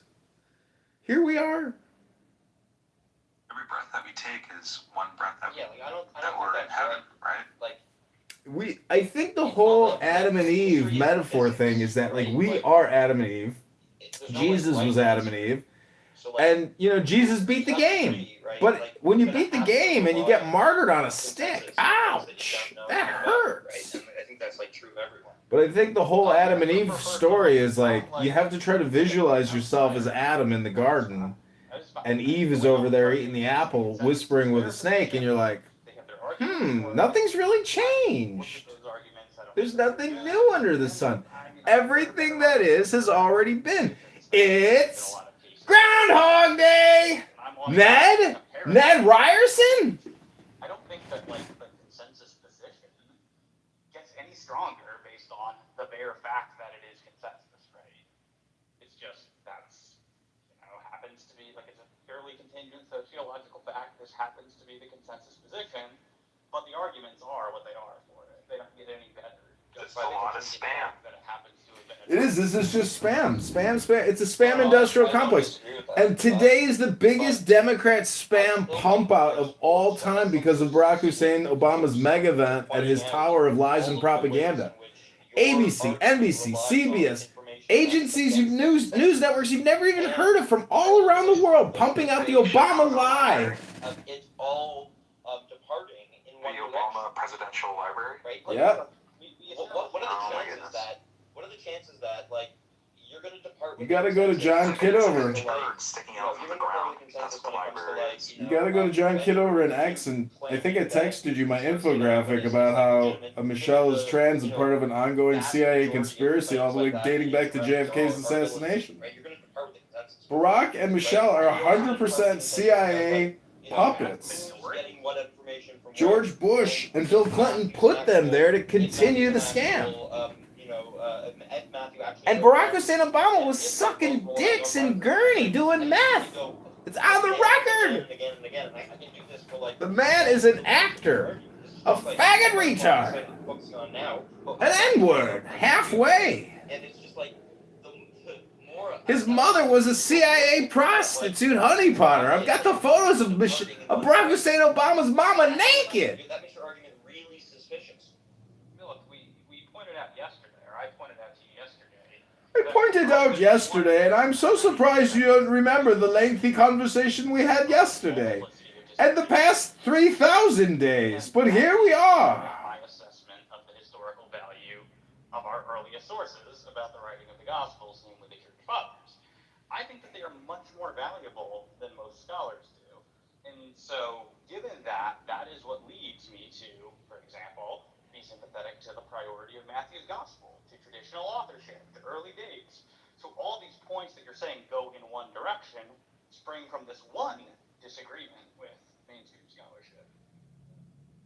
Yeah, but Yeah, I don't know, like, that doesn't, maybe that's right, but, like, that doesn't seem, like, so it's just like, you think that the early church witnesses that you mentioned, like Clement of Alexandria, whoever else, right, you think that the witnesses of those people, right, is so strong and so compelling that, like, it drives all of the other things that you think.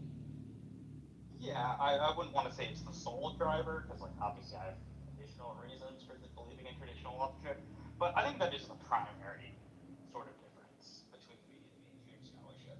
I'm interested, what do the early sources have to tell us? And I don't disagree, or I do disagree with mainstream scholarship, that we sort of have reasons to discount what they say from the stuff. So, insofar as you have other reasons to depart from mainstream scholarship when it comes to all of the points that, like, you know, are, like, so let's say, like, Clement of Alexandria and whatever is the main reason for you departing from thinking that, like, you know, Luke depends on Matthew or whatever, or Matthew wrote Matthew. Let's say that's the main reason. But insofar as you have other reasons, those reasons are undermined by pointing out that this all goes in one direction. Also, like, shit, there's another point I was going to make.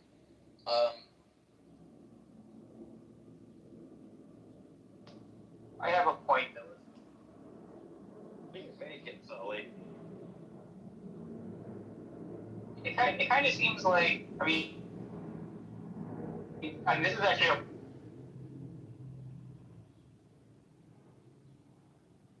breaking up, you guys. What about now? Am I good now? Yes. you are good now. Please proceed. So,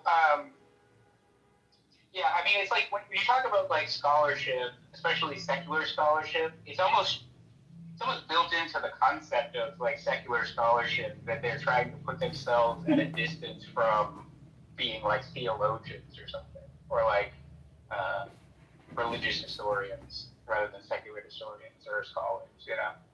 So like, I wonder how much of that like inclines them not to take certain things seriously, because it's like, okay, if we take the writings of these church fathers too seriously, I think like, this F word was on YouTube doing this like lengthy 5-hour podcast. Maybe that's like a methodology issue. I'm not He's sure to what incredibly extent pathetic. I'm not Sully, very well read on any of this. So only reason I'm in the room is because I'm in anonymous. These people hate me so much because I mock them for wasting all their time. Point of contention between myself and my, you know, Roman Catholic and Orthodox friends. They will often say to me,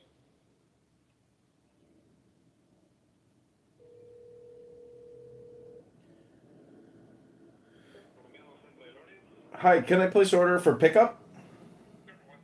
John. Awesome. Can I get the half chicken? Plantain and potato. Can I get 2 beef empanadas? That's it.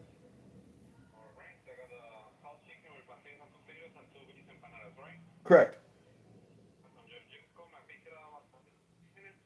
Okay, great. See you soon. Thanks. The Gospel of John was written by the Apostle John.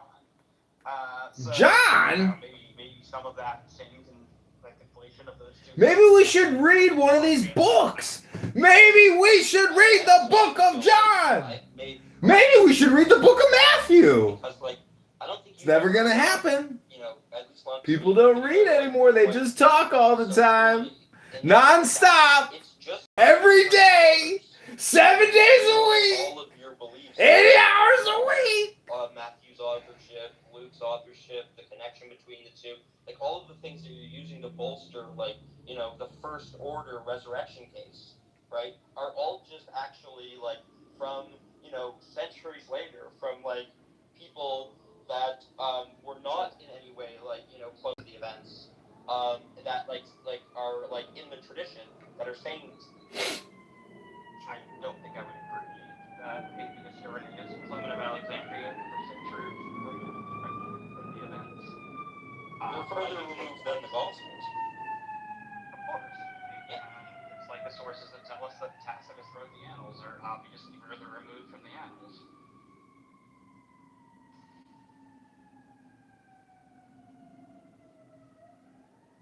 No, but so the first order resurrection case is like, well, these Gospels, they're written so close, they're written by eyewitnesses, they're, you know, they claim to be like, you know, having sources or whatever, right? Like, that's the first order case. And then, like, First you order. push on that. Don't read a book. Don't ever read a book. Don't ever read a book. I just believe all that stuff because, like, there are early church fathers that, like, said it, right? And they're not as close in date as, like, the Gospels are. Right? And what they're saying is, like, depend on, you know, historical sources for what we think about history. Sorry? I'm just saying, like, that's what we do, right? Our beliefs about history depend on what people in the past wrote. Like, I'm not doing anything different here. No, I know, but usually when we have this debate, right, like, you don't usually just say, well, what we should actually be debating, instead of, like, you know, authenticity of the Gospels, or, like, how good they are as, like, you know, credible, you know, witnesses or whatever. You don't, like, you don't say, like, initially, like, you never say, well, what we should actually be debating is, like, how good of a witness is Clement of Alexandria?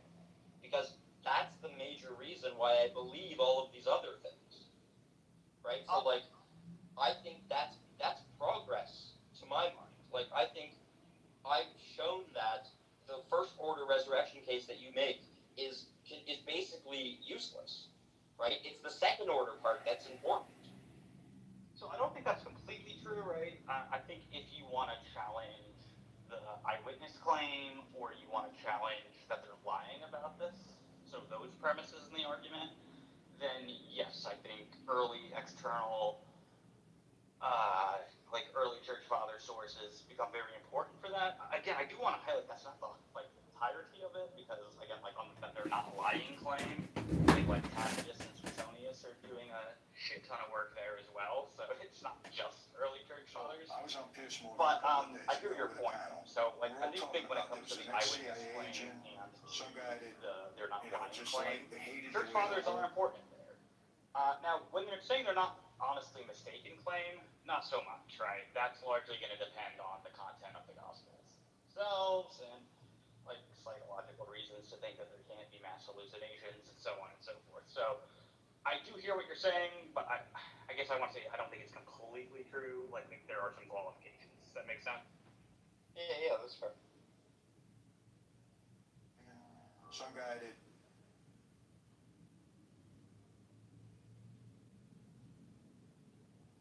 Another banger room, guys. Your debates. I mean, these conversations and debates are just fascinating. I'm learning so much. Wow, we bored everyone to tears. Correct. As usual. Let's start talking about pronouns, of course, and how we should always respect a pronoun.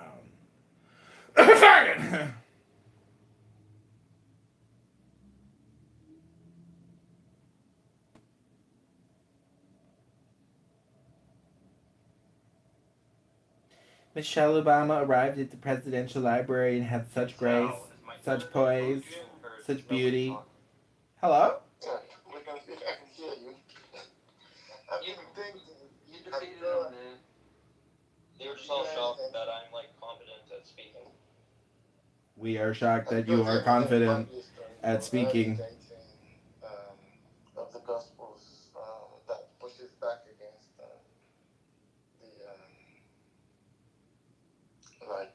late dating. I do have a video on my YouTube channel.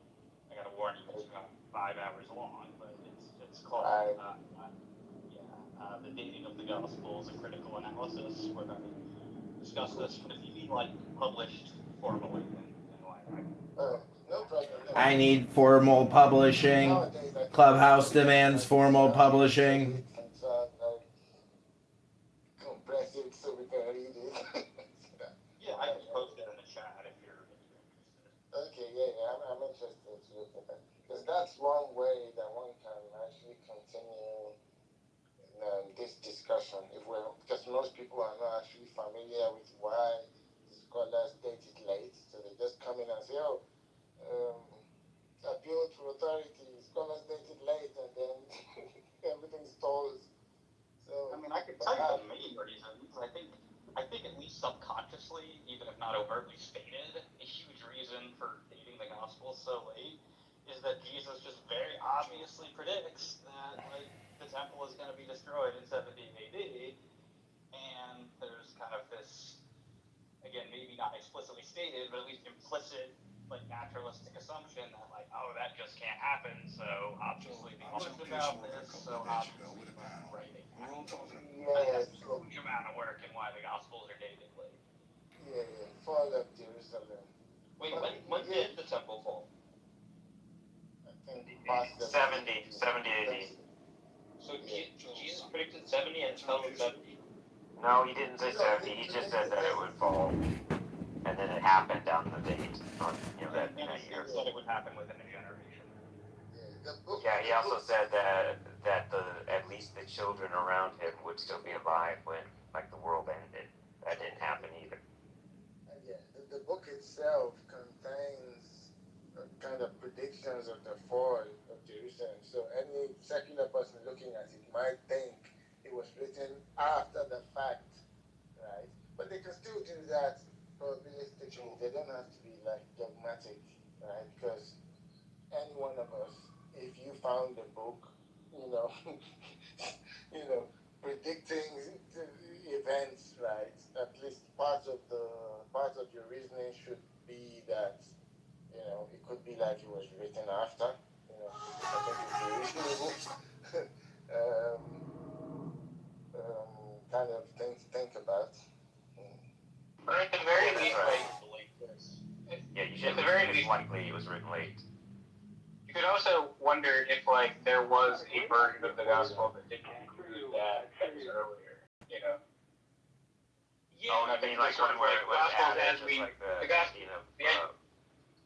Sort of, but the idea would be the Gospels as we know them are post 70 AD, but there were Gospels before that. Yeah, that could be just is it Mark or Luke where they added an ending, right? Because it just otherwise just stops, right? With the women running away and then saving. That's not the same thing. No, that's all that was being said though, right? Is maybe that was put in, but the rest is.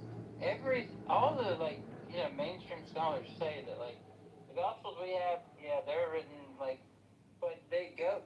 The contents of the Gospel go back way earlier. The stuff that they're writing about goes back earlier than before.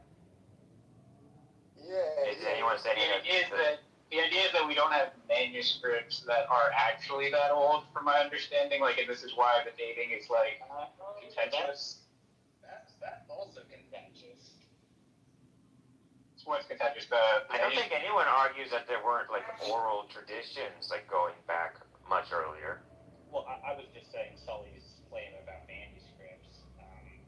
P64 is our earliest manuscript of the Gospel of Matthew. There are some scholars who put that at 66 AD. Now, most scholars put it 2nd century, so it's obviously not. That's still 30 years later, right? Sure. Also, it's saying No. we don't have anything No, but it's from, like, before around. 70 is the point. Like, I'm guessing that fragment doesn't contain the prophecy.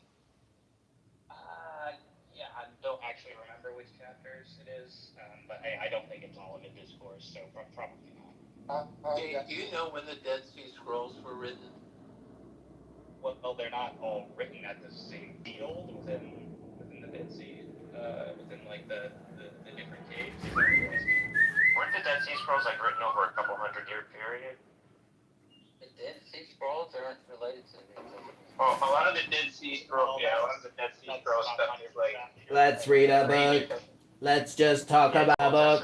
Let's never read a book. Let's talk and get our dopamine endlessly. Yeah. Forever without ever saying I don't anything think anyone said intelligent that or they reading listened to anything us. about what we're talking about. Let us continue talking forever. When is our earliest Holy Ghost? Let us help the non-native English speakers around the world learn our English capabilities. From what century is it? Like the earliest Holy Gospel that we have. It's like I think 300, let's say, the 300, something like that. Yeah. Or maybe it's a little bit earlier than that, maybe. Yeah, I've heard that. So that's why if you want early dating, you have to settle for like parts of it, like maybe like a chapter. Yeah, but it's not even that. It's that, like, airmen and these such people, they'll tell you that even though we have this and these were from here, the content within them goes back much earlier, right? But converse, it is controversial because 7Q5 could be a fragment of the Gospel of Mark. We don't have that much on it, but the only known match. Oh, I know. I'm just saying, even if Dead Sea Scrolls. Wait, what is? 7Q5. And that's New Testament material? Arguably, it's been argued that the only known Wait, match then it's not. is Scum. Well, then it's not part of the Dead Sea Scrolls. It is. Dead Sea Scrolls is from like 200 years before Jesus. Well, I think it spans a large period of time, doesn't it? Yeah, that's what my understanding was as well. No, the Qumran Cave Scrolls? Yeah, I mean, this one was found in Qumran Cave 7, and I thought that one was sealed in the 1st century, so that's why there's a possibility for a 1st century date for 7Q5. I mean, that's just from my reading. But again, it'd be really interesting if 7Q5 is the Gospel of Mark. I mean, the latest possible date for it is 50 AD, so that's very interesting.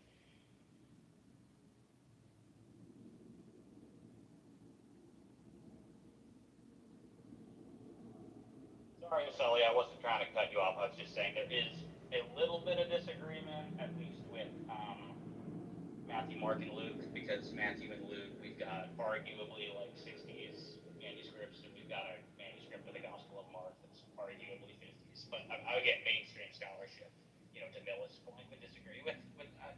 I just Googled it. That was 20 letters.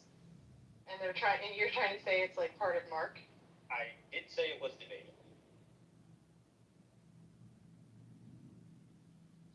I think if historians use that idea, they'll just be consistent. Because if you saw a secular work, where maybe the Roman emperor who used to like do miracles was like foretelling something, like I think they would still probably guess that it was written after the fact, right? Like I think what nails it down is the kind of thing Sully was asking, like if we had evidence that the kind of thing that temple prediction thing was floating around before, maybe some church father quoted it or something like that, where we could nail it that was definitely before 70 AD, that would settle it. Otherwise, it doesn't settle it because we have it in there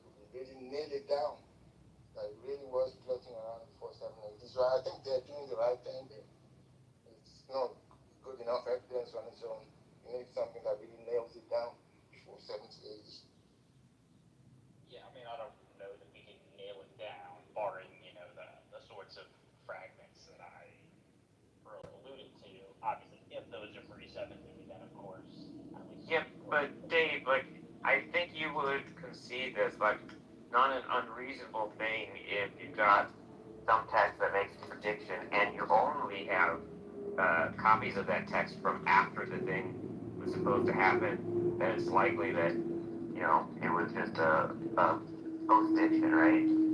I think it's definitely something you want to keep on the table. At the same time, I don't think you can make the question, right, and say, well, it definitely wasn't predicted because that. Yeah, I didn't say definitely wasn't right. I just said, like, the likely answer is that it was not a prediction. Who's typing that? Is it Ginger? I'm not typing. Oh, I'm sorry. That's my car key. Oh. I have my car keys in my hand jingling. I'm sorry. The thing is, though, you've got a whole lot of evidence, like a whole bunch of counter evidence, pointing the other direction when it comes to dating, right? You've got obviously church fathers are going to date at least the synoptics prior to the martyrdom of Peter and Paul. That happened around 64. You've got, again, like the manuscript evidence I mentioned. I think we've got some evidence in some of the indisputably authentic letters of the Apostle Paul that he definitely knows the Gospels of Matthew and Luke and is dependent on them in places. So, I mean, Yeah, I think you're missing my point, Dave. Right? It wasn't that there can't be any evidence that it was an actual prediction, right? My whole point is just that you would accept that, like, in other contexts, right? So that when you say people have a bias, right, against, like, it being a prediction, right? All I'm saying is that you have that exact same bias for everything other than, some Christian texts. Sure, but I should be able to curve it, right? I should be able to say, okay, am I just assuming that this prediction, like, particularly if it's presented as a prediction in the text, I should be able to say, okay, I don't want to just assume that this wasn't actually predicted, so let me put that aside and see if I can find other reasons for thinking it was.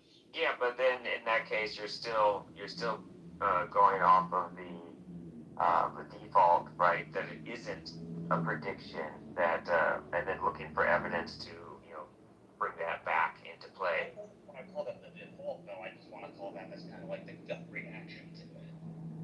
How is that different from a default? Well, if that's the thing that you just think is the answer, barring anything else added, right? Then that sounds like a default to me. By default, I tend to mean that, like, this is something that you rationally should believe in the absence of, like, sort of evidence to the contrary.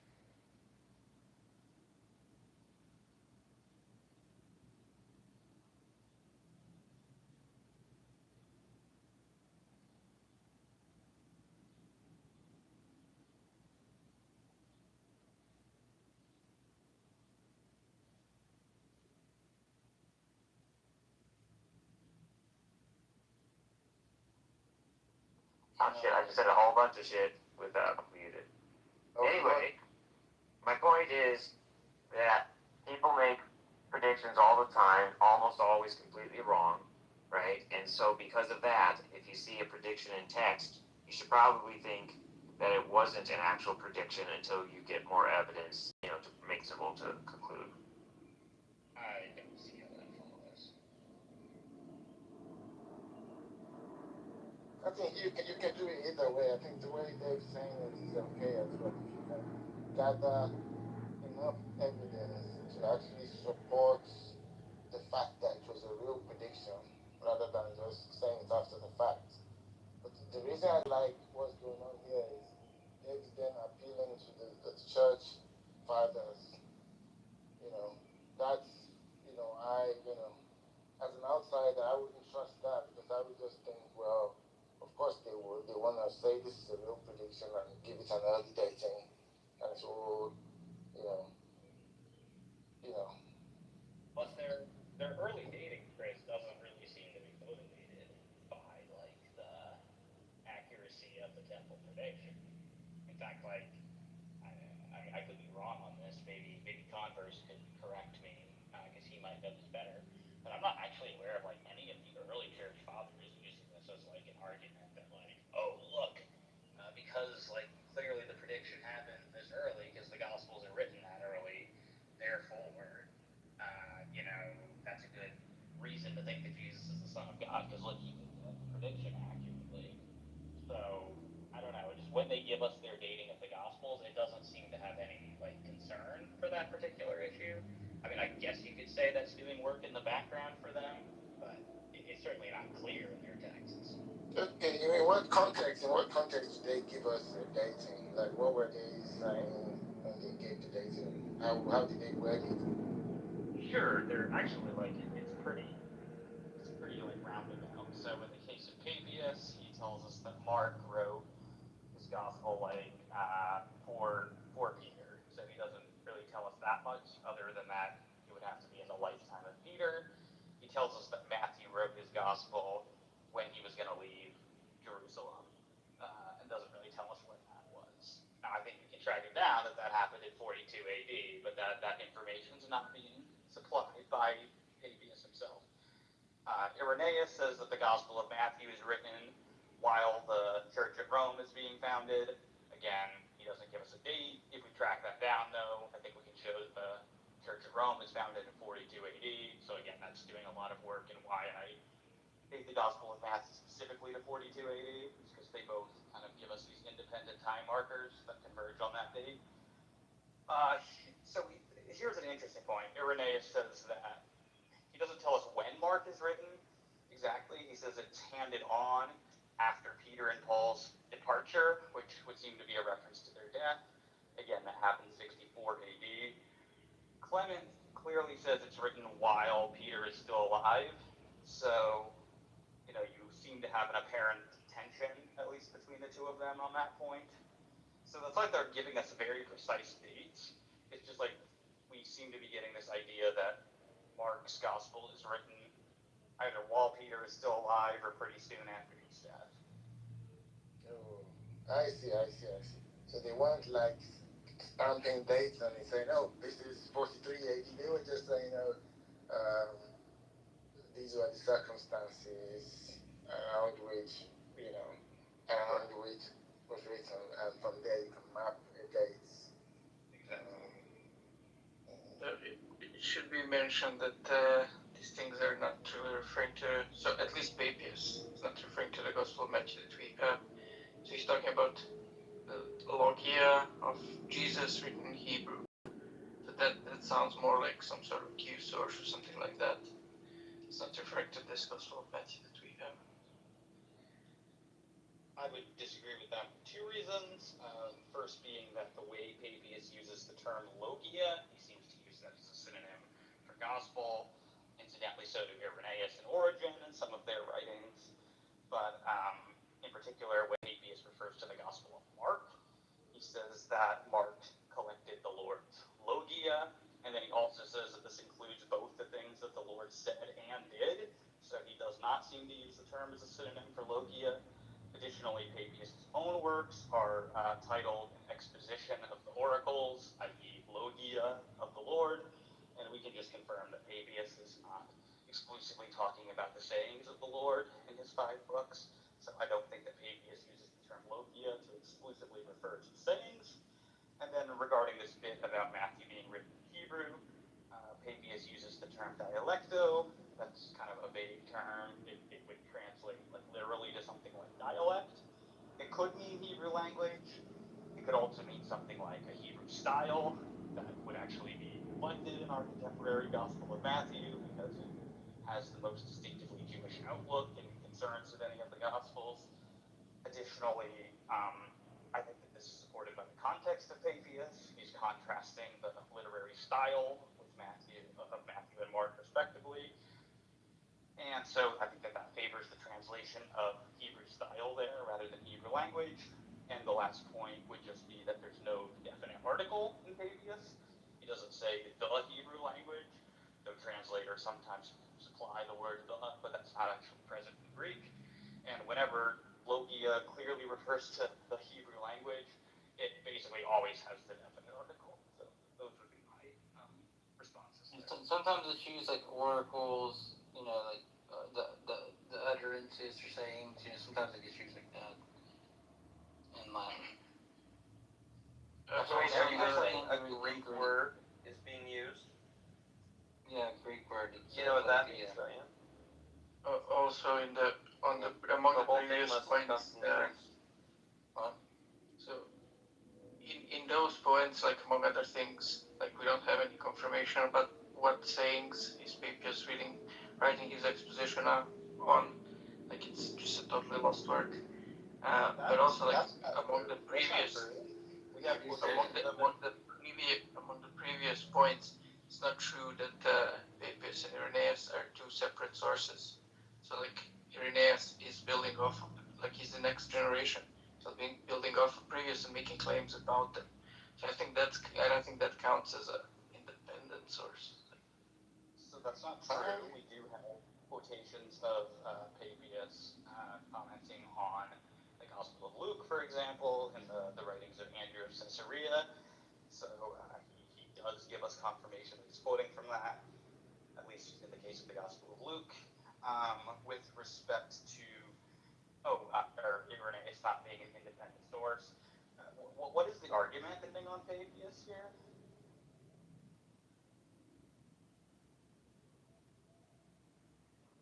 Argument for what? For claiming that Irenaeus is depending on Papias. He certainly doesn't say that. Who is he depending on? I think he's depending on Polycarp. Okay, and he says Papias and Polycarp were buddies, and then he asserts something that they don't assert, that he knew the apostles. Like this isn't some like, one guy hears a thing and then on another place another guy says it's like, oh well, look how convenient that they say the same thing, that probably must be true. It's like literally two guys who knew each other and a disciple of one like making claims about what the two of them like did, even though neither of them say that in any of their excellent works. It's like, no, Papias does say that. At least I think he does. And you're right, Polycarp doesn't. But only one of Polycarp's works is uncontroversially survived, so that's not particularly surprising.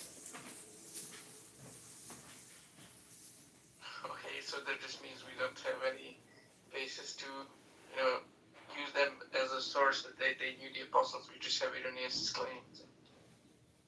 That is a basis. It's perhaps not the best possible basis, but that is a basis. Sure, I mean, like Muslims with their isnads, like, oh, this guy claimed that this guy said, okay.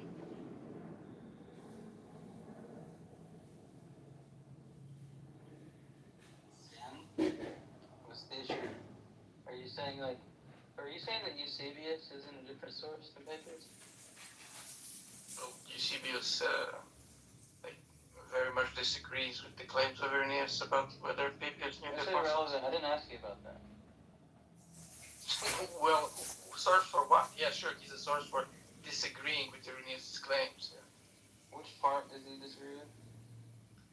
That Papias knew the apostles. Wait. Where does Irenaeus say that Papias didn't know the apostles? No, I'm saying Eusebius is a source against that claim of Irenaeus. No, which part says that Papias didn't know the apostles? When he says that Irenaeus made a mistake and is mixing up John the Elder with John the Apostle. And I don't get these questions, like you know these things already. No, I don't. Richard Bauckham is like the main proponent of this view, and he doesn't think they're mixing them up. So like, what specifically is contradictory between the two views? I'm not getting what you're saying. He doesn't say the phrase you just said, right? So like, what part is he mixing up? Who doesn't say what I'm saying? Oh my god, really? He didn't say that Papias got wrong John the Apostle, John the Elder. Who? Eusebius. Yeah, he says, why do I have to do this for you? Says You know exactly who. Irenaeus is wrong. I'm a retard. It's fine, go be a funny smooth brain. Funny smooth brain, early church fathers. You can't even track what you were talking about. You're just babbling nonsense. That's why it's untrackable.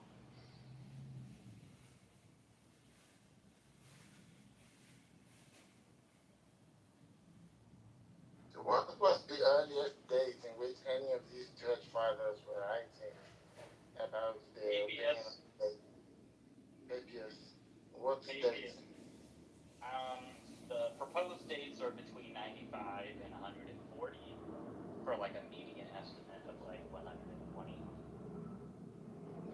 Alright.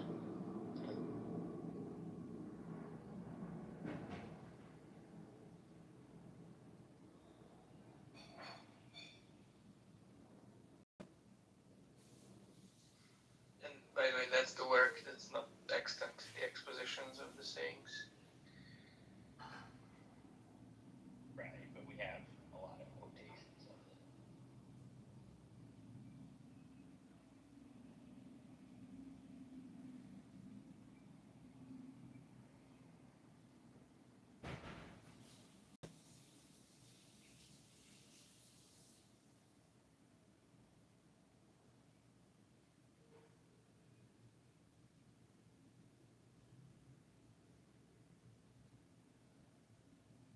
Who made Deepak mod, seeing as he just, like, DM'd me that he thinks everyone in this room is a fucking idiot? And he doesn't want to be friends with anyone here? Wow, that's That's a lie. disappointed to hear. That's a lie. That's a lie. I said everyone's a fucking bitch. Yeah, fuck. Dyslexia, sorry. What, do you disagree, Miller? What, that Deepak's a punk bitch? No, I don't disagree with that. I can hear everyone with its part. He's on the blunderbuss right now. Doing. One passenger. You guys, have you guys seen like the latest episode in the Fatima saga? No, I haven't. I saw the show I'm following. Like, What? It's the greatest show in town. What are you talking about? well, okay, agree to disagree, but what's going on? What's the latest? So the man himself, Scott Aronson, right? Like, he took a trip all the way to Bosnia, right, to settle the case once and for all. It's like a fascinating story. Like, so TLDR. Actually, I don't want to spoil. Are you guys? I'll share the link, the story. But it's actually there's a bit of a what's the word for like a thing that like a spoil, not a spoil. What's the thing? You know, like a twist. There's a twist in the middle. Plot twist? With the plot twist, yeah. So there's a plot twist in the middle. He's a good writer, so it's just enjoyable to read, right? Even if like the Fatima thing, you know, is not really your jam. Like he writes well. What is the benefit of going there? Is there like local sources that you can only get there, or? Well, it's to explore a particular kind. Like so after Fatima, apparently in 1981, in this one hillside in Bosnia, like there was a repeat occurrence. Like there were 6 teenagers who claimed that they had a vision from the Virgin Mary that was like eerily similar, right? Involved like the sun doing funky stuff. And ever since then, pilgrims have reported having like similar things happen in this town called, I don't know how to pronounce it, but it's like something like Medjugorje or something like that. So he's interviewing people? No, he's going there to the source to see if, you know, he can like encounter a miracle. So that's part. I mean, both. Exactly both. You read the story. There's a really interesting twist there in the middle.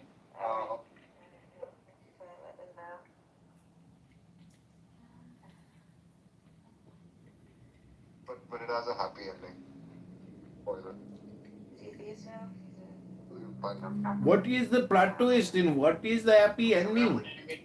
Fatima in Bosnia is a Muslim miracle, but No. Bosnia, yeah, I know Bosnia is like predominantly Muslim? It's super Muslim, I know, but it's also like. And Fatima is a Muslim woman's name. No, wait.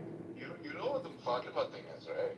What is it? Yeah, there's a town of Fatima in Portugal. No, you don't know what we're talking about? Yeah, that's right. Okay, yes. So the Bosnia thing is like a follow-up miracle, you know, separate incidents, like in the. It's Bosnia, not Croatia, like the Medjugorje. Yeah, Medjugorje. But I think it's Bosnia. He kept mentioning the Bosnia. So Check out the article. like Let me Google it. So it's close to Croatia. I think, in fact, he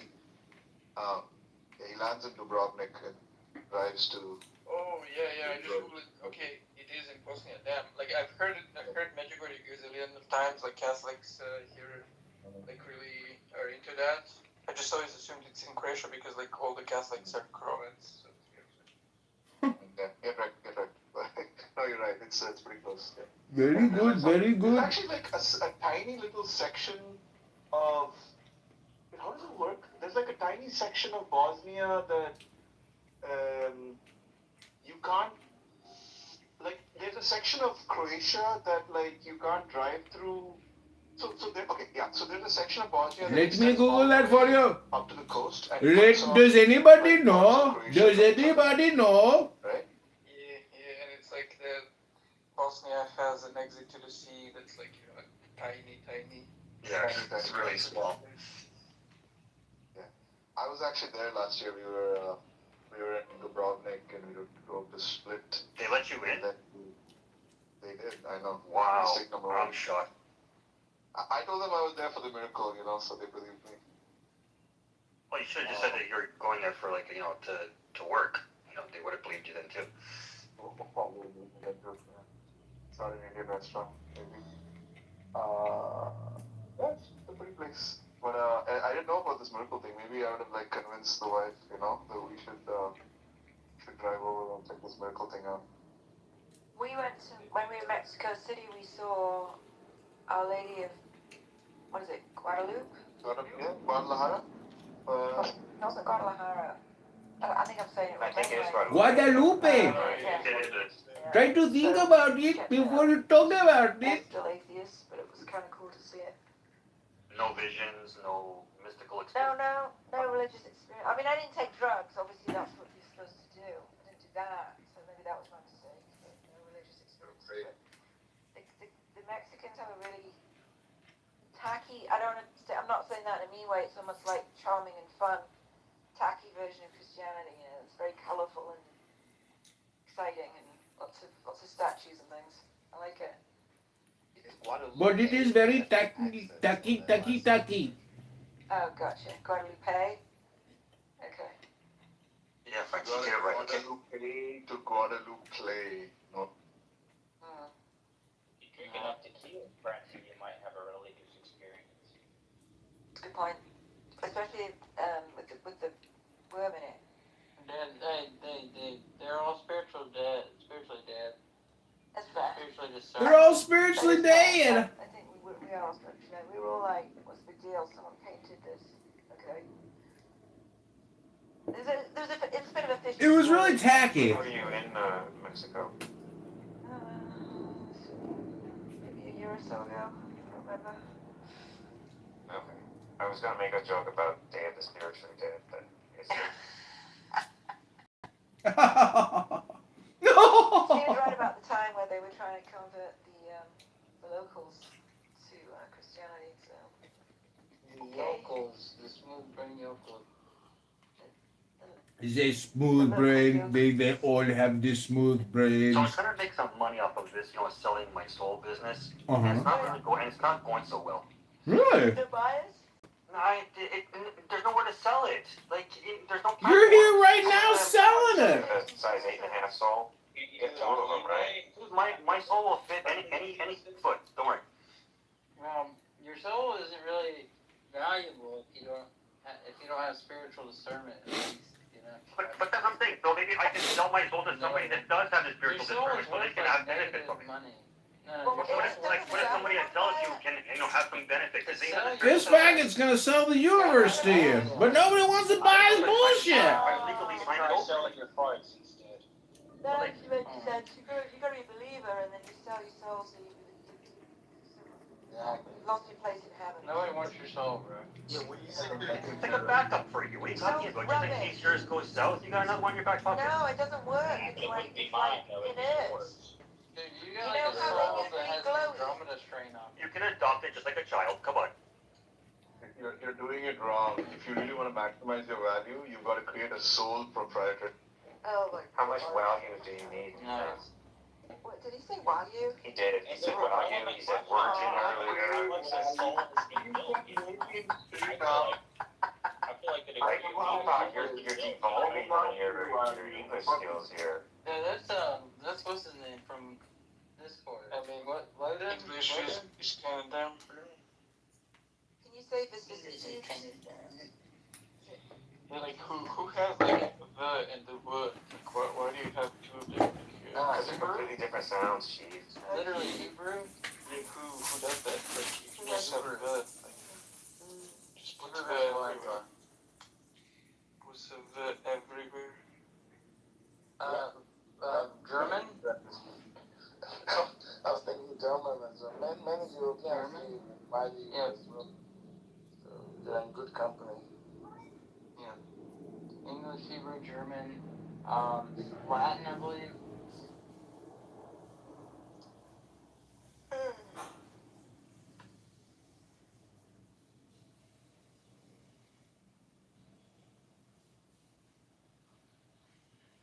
So in grad school, I'd go to the gym, whatever, right, and ask for a volleyball because I wanted to play volleyball, and they'd give me this like ugly blue thing because apparently there is a game called volleyball. Oh no! See, this is why these are important. You get misunderstandings like that. Just get a bit of language. Get a bit of. A what? Again. So the spelling is awful. Like just make it orthographic.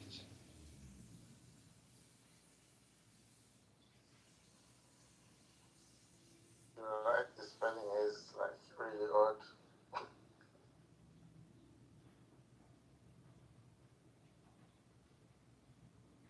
Best language in the world, bro. Use international. I think Zeleny and Converse should debate early this week. That they already had. They're wasting time, literally. Convert your you're like confusing popularity for like being best. What popularity? Short English language. Is it because it's best or like some accident of history and stuff? Accident? Yeah, I don't believe in accident. Now I can ask my question to Deepak. Oh no, no. All right, if you can do it in 2 minutes, go. 2 minutes. All right, Deepak. Information theory, random sequence, incompressible, and so on and so forth. Is it possible that every random sequence actually could be decoded into, or like unencrypted, or not unencrypted, uncompressed into some other pattern? Do you think that's a possible theory? Like if you do neutron decay, so like you do a neutron decay, right? So like, or like excitation, it excites, takes 10 seconds, do it again, takes 20 seconds, again, takes 5 seconds. These random numbers, do you think you can take a random pattern it's making and come up with some other like higher order information out of it that got compressed down into the Well, okay. What happened? Where did this going down? Oh, well, first of all, I'm gonna bring it back down, but first of all, you have to get CD, but then you don't have to put this down on the folder. I don't want to, Deepak wants to answer, I don't want to make something for it.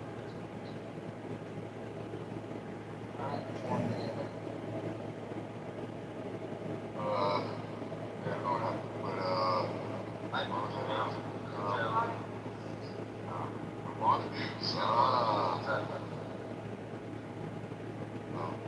there's no such thing. But I was just talking for a while. I didn't realize something happened. Let's see.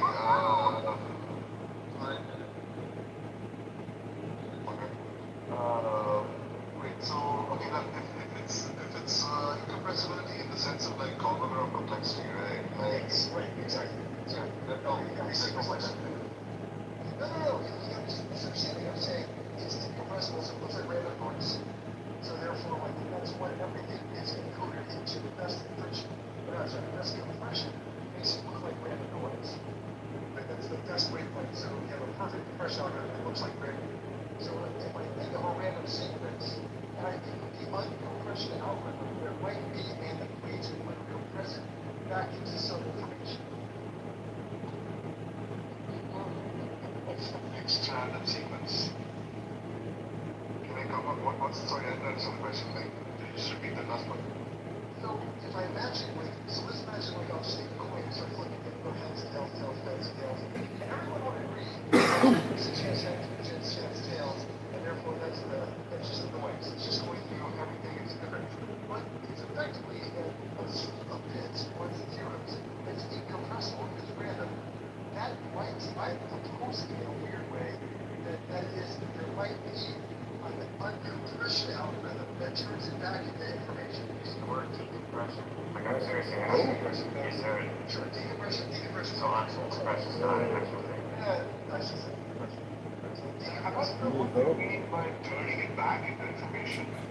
Right? So if I take English, so if I take English and compress it, it's like in the ideal compression, it would look like a random sequence. And I Hope? take that. You need hope to come with the same organ? It turns back into a language that we understand. So in that sense, is there a possibly a decompression algorithm that would apply to a random sequence and go, oh, if we apply it to this quick, we get out this human vehicle form. Like you could just build like a giant like lookup table, right? That maps every random sequence to like a sentence in English. No, like that though, right? So it's not, I'm saying, like, yeah, like is there an algorithm? Because that one would just be, it's a finite list, right? Generally speaking, most like compression algorithms are going to come with a non-compression algorithm, right? That tells you how to go from the random. Is that true? Well, but yes, but like, okay, so, and I think, yes, if you're talking about purely whether there's computable functions that do that, yes, I think it's, I think if there is a compression algorithm, then there's an uncompression algorithm. Now, one thing is that the uncompression algorithm might not be as easy for you as the compression algorithm, right? There are like some special, like, I don't know how much you know about like things like cognitive.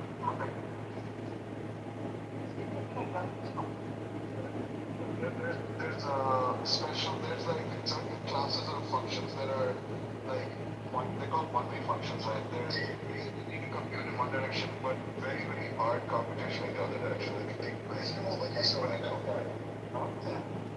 so some compression algorithms might be like that, right? Like uncompression, right?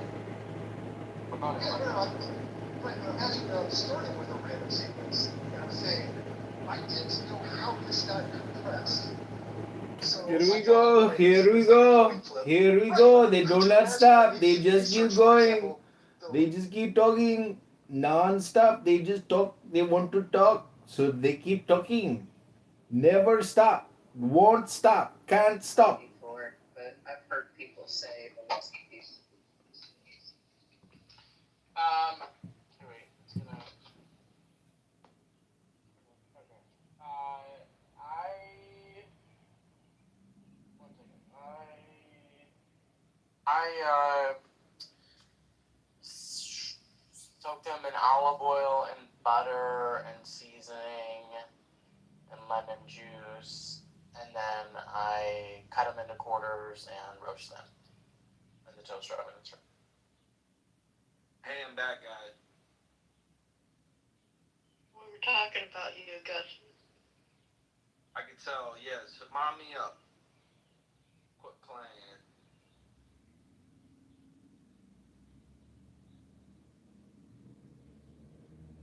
Yeah, Beth DM'd me. She said you guys were talking about me. What the heck?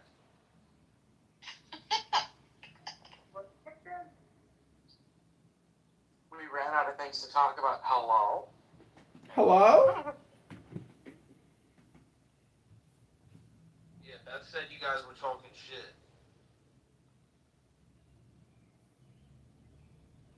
No, I did not, you weirdo. We're talking about Brussels sprouts. No, you DM me, Beth. I got the message. It's okay.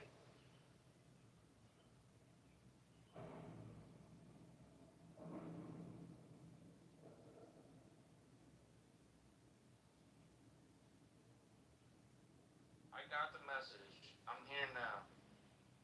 It's alright. Oh, but that's amazing. We were talking about Brussels sprouts at divisive names. And I don't know how to make Brussels sprouts, so I was listening to his recipe. Actually, Augustus. Brussels sprouts are a code name for you.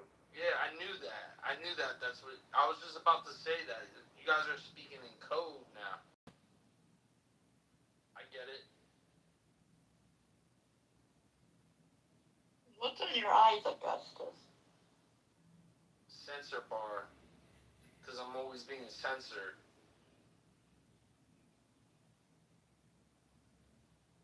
Because I got the forbidden information, the forbidden knowledge.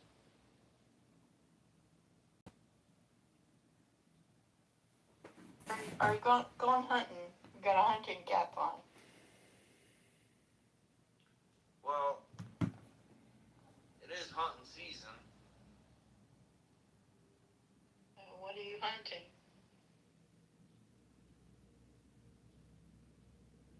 I find I'm going retards. hunting for. I find retards.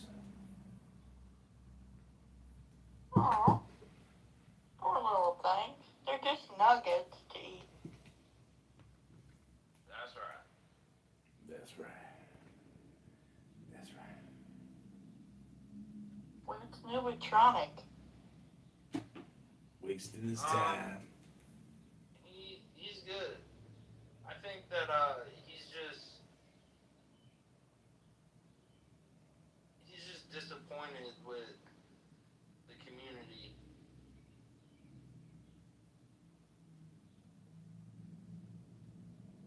As am I. Well, that's why I'm here bothering you. You guys had a pretty strong community going. I thought you still did. Oh, thank you. Thank you. Thank you. Things are good though. I wrote an email to Elon Musk's cousin today. That was cool. On behalf of Senator Ron Johnson. How did you know? That's fun work if you get paid for it. Yeah, I got paid for it. They're paying me good. I should back channel you some of the crap I do with my connection. Okay.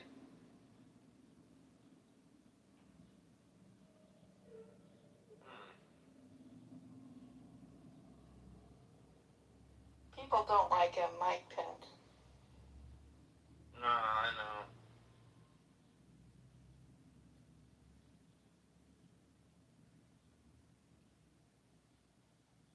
I had him in a room once, thinking about doing that again if people have enough questions.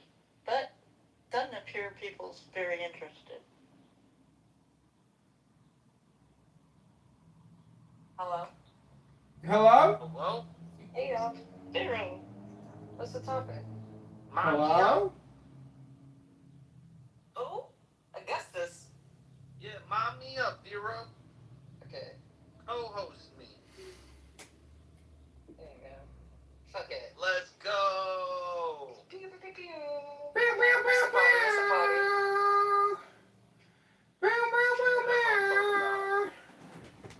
That's what I'm talking about.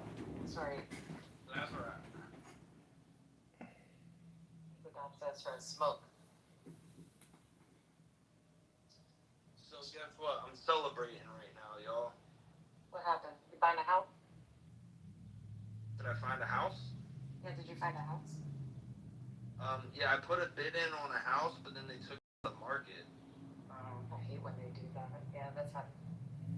Yeah, but no, I'm celebrating because guess what? I just got a promotion at work. Pew, pew, pew, pew, pew. Yeah.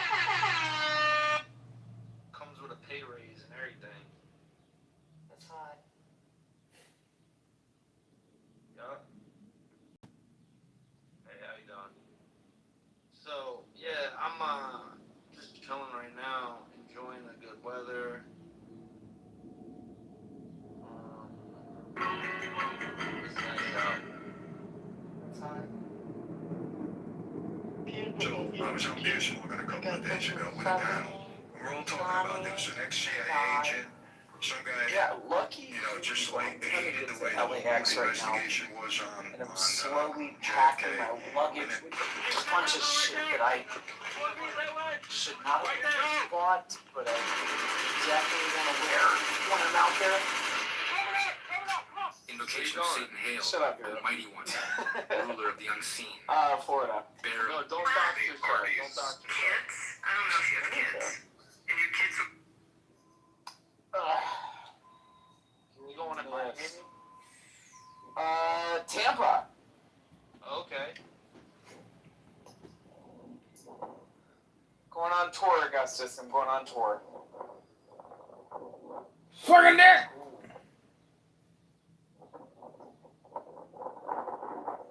Oh my god. Vera, have you ever had to like sit on top of your luggage? Oh, I close it? Yeah. This is insane. Why are you carrying so much clothing going to Florida? You're supposed to bring less clothing when you go to Florida. I just went and got socks, and everything I'm wearing needs black socks, so as opposed to white socks, so I'm gonna leave the white socks. Okay. I have literally like an hour to get to the airport. I still have to buy edibles. Yeah. And another weekend. You can't buy edibles they don't have it at the airport In Florida? in LA. No. Oh, crazy. I don't know. Oh, Marshall Rankin's here. Bring him up. Oh, hey, Augustus, how's it going, buddy? Marshall, what's up? What up, Augustus? Hey, Vera. How you doing, bro? What's up, Marshall? Not much, man. Just out knocking doors. What are you doing? He's knocking doors! I'm celebrating. Good. What are we celebrating? I got a promotion. Dude, fucking proud of your ass. Glad you got it. Thank you. Yeah, and I wrote an email to Elon Musk's cousin today on behalf of Senator Ron Johnson. Restaurants in Chicago downtown that is owned by women. And Nice that you're on the Hill officially. With drinks named after. No, they don't want me on the Hill in an official capacity. The ethics committee said that it's a conflict of interest because I ran the RFK campaign. Yeah. So, I'm biased, allegedly. So, they don't want me on the Hill in an official capacity, but I've got a good relationship with his communications team, and they've, asked me to do a bunch of help for them. Which I'm getting paid for from, a third party. That rocks. Glad you're doing it. Yeah, John's the man.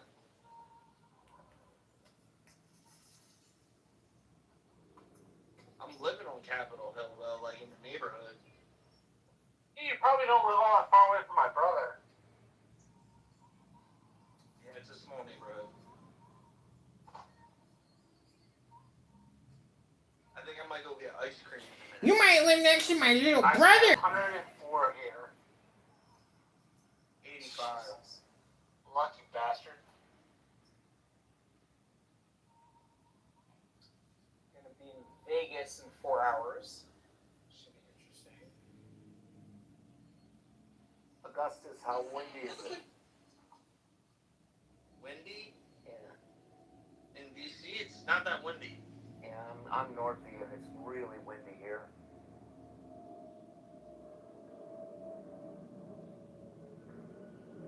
Yeah, no, I'm on the roof even, and the roof isn't getting any wind. It's got a cool breeze, but not wind.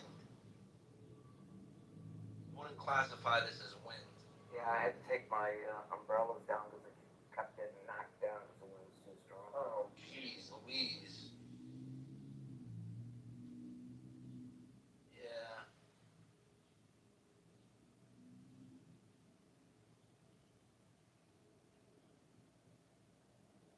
Yo, what's up, Edie? Look, I'm a mod. Oh my goodness! I don't even need your help this time. It was a charity mod. No, it was out of respect. There you go. They were like, wow, we respect Augustus so much just mod him up for all the great things that he says all the time. Yeah, you keep telling yourself that. It's because I bring so much interesting conversation to the room. You do. It's true. And preservation of the human race, there's a lot of good topics in there, good rooms. Thank you. Of course. Edie, guess what? I'm celebrating right now. What you celebrating? I got a promotion. You did? Awesome. Yeah, with a pay raise and everything. A new title. That's great. What's your new title, Augustus? Senior strategist of media. Well, that sounds very impressive. Thank you. Oh, you're kicking ass. That's amazing. What's your favorite medium? My favorite media? Yes. Meta. Is that growing interest for political types, or is that where they hang? It's like a senior citizen facility or something. There's a lot more, like freedom of speech on Meta than there's ever been. More so now than there's ever been. And hopefully, that stays this way going into the next administration. If you look at like the statistics, there's 3 billion people on Instagram and over 3 billion people on Facebook. So you're just reaching a wider audience. Boogergate! I got busted! Oh no! Some people like to clear the boogers from their nose. 6 times the amount of Oh, Garrison's naming his son after me. posting on. So you can all sleep safe at night. Like little babies. Someone's out there doing something. It'll be okay. 20,000 likes on Meta. So I like it more because I like going viral more.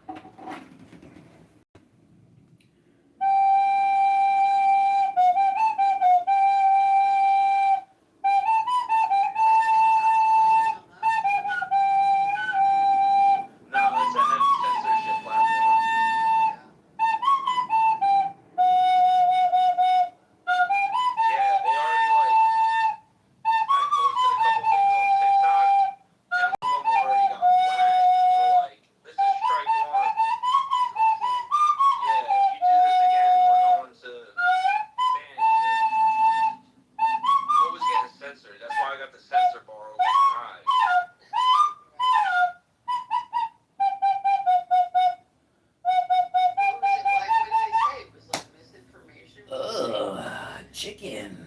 No, they said it was a community Oh.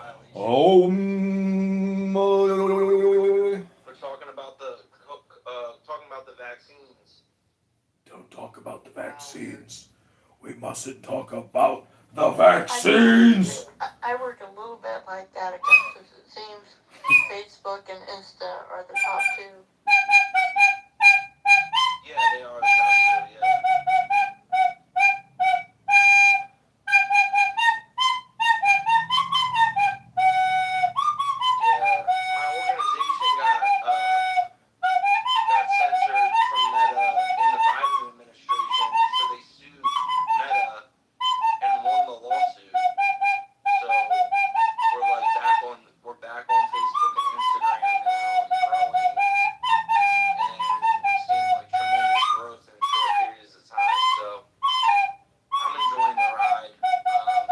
Children's Defense Network. This opportunity,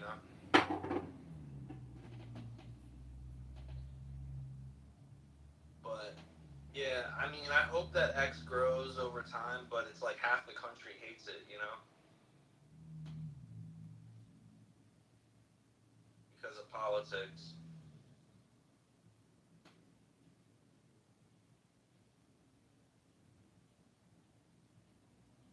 You think that's why, or is it function?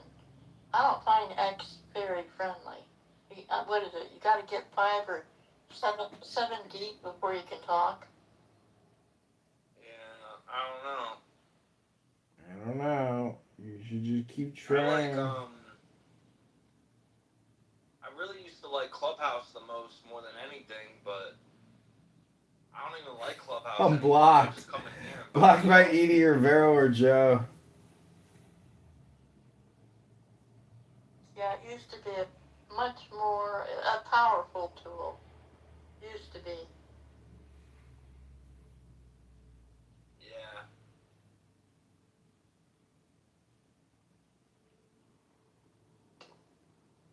I'm working on a movie. I'm writing a movie script. Yeah. What about? Or you promise you won't tell anybody? Of course not. Also, all of your friends will never tell Except anybody. John's in the audience and whoever they tell. So, have you guys ever heard of Ellis Island? Of course. Invocation of Satan Hail, Well, Mighty One. in the early 1900s, a lot of immigrants would come over and go through Ellis Island to become a part of America, right? Like that's how the entry point into America was for a lot of Europeans, and like that's how my grandparents came over and stuff from Italy, and My dad came to Ellis Island too. right. So nobody knows about Swinburne Island. I've never heard of that. Yeah. So Swinburne Island was actually, if you had some sort of medical deformity, genetic issue, if you were sick in any way, it was the quarantine that was off the coast of Ellis Island, and you would be sent to Swinburne Island. Oh, okay. So the movie is about basically you get sent to Swinburne Island. Invocation of Satan. If you were a little different, but it wasn't for quarantine purposes exclusively. It was the U.S. government and military doing human experimentation. Oh, wow. With aliens. Oh, okay. In collaboration. In the human-alien hybrid agenda. Augustus, have you heard of the book Swindle to New York? No. It's a nonfiction book by a guy named Tucciaroni, and it's about the Italians that came to New York between 1893 and like 1905. Excellent book about all the fraud in Italy, and people coming to New York and to Argentina, and poor Italians who paid the equivalent of a coyote to get them to Argentina would sign up. They didn't read or write, most of them, and give their life savings to get to Argentina, and all of a sudden they'd end up in New York, and they had all of these young Italian men with no money, and it was a big problem in New York. They had to house them all, and it's an excellent book on the fraud, and if you're of an Italian background, it's a terrific book to read. Swindle to New York. Wow. Yeah, I'll check that out. Thanks for sharing that. Might help you with your book. It's very well documented. It's a really well written book.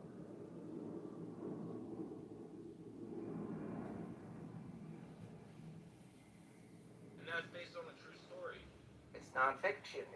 It's based on that whole period. It's an excellent book. I'll get a link and put it in the chat.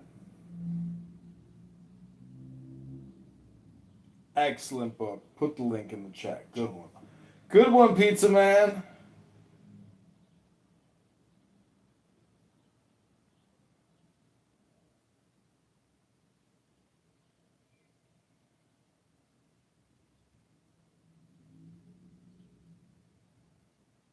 Yeah, link me up, Joe. Thank you, brother. I gotta give you a follow, Joe. Full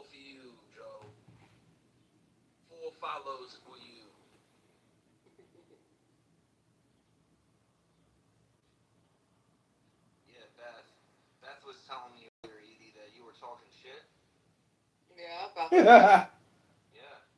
Well, you know, if I gotta talk shit, I gotta talk shit. What do you want me to do? What was that whole shit going down earlier yesterday with Pussy and Kristen? You popped in there? Yeah, I kept on trying to interject and nobody would let me speak because Pussy would tip it out. When Pussy's going, you can't. Yeah, nobody can interject. Yeah, Kristen got her ass reamed.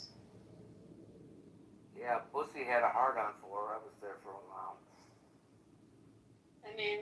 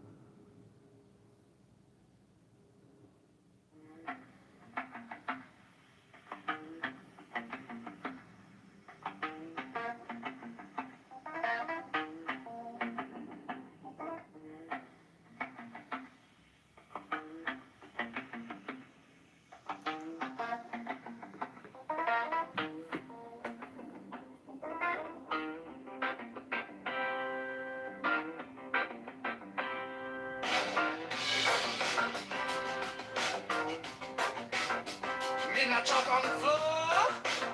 I draw a bold door.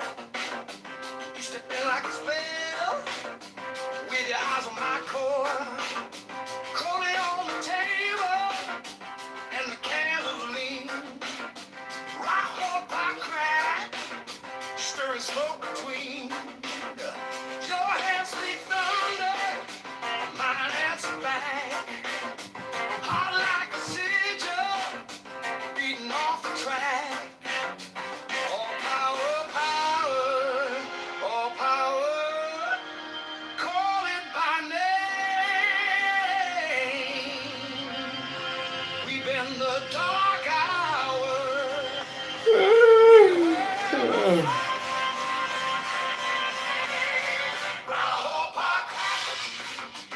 Take my hand. All power now in this band. Love and might banish the fear, burn it bright.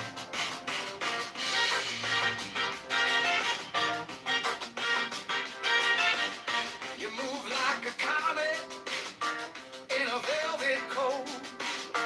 I sing your secret from the throat of the note. Come a cup shaking when you laugh that way. Power of the bull rush. Even the moon drops at the edge of day. I don't need a crown, I don't need a throne.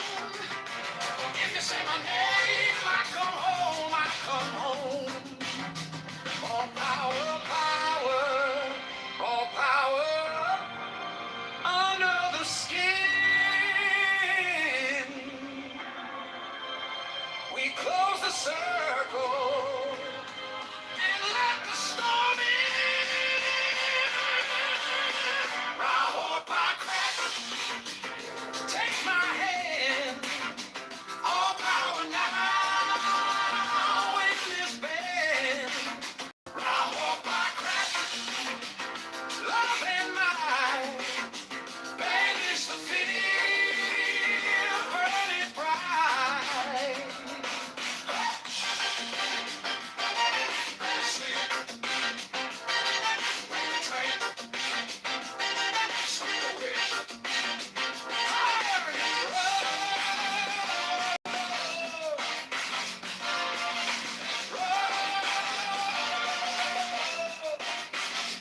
No shadow to stay, no shadow to stay. Raw back, take my hand.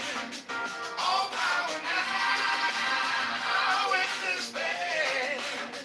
Raw back, love and might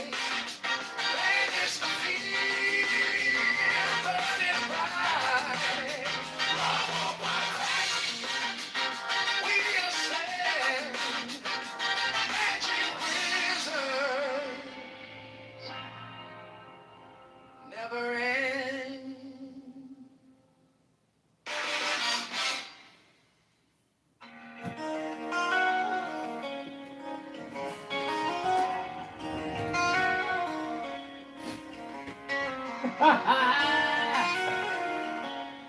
John casually picks his nose. The cup holds water, but the shape is air. What's a path if no one?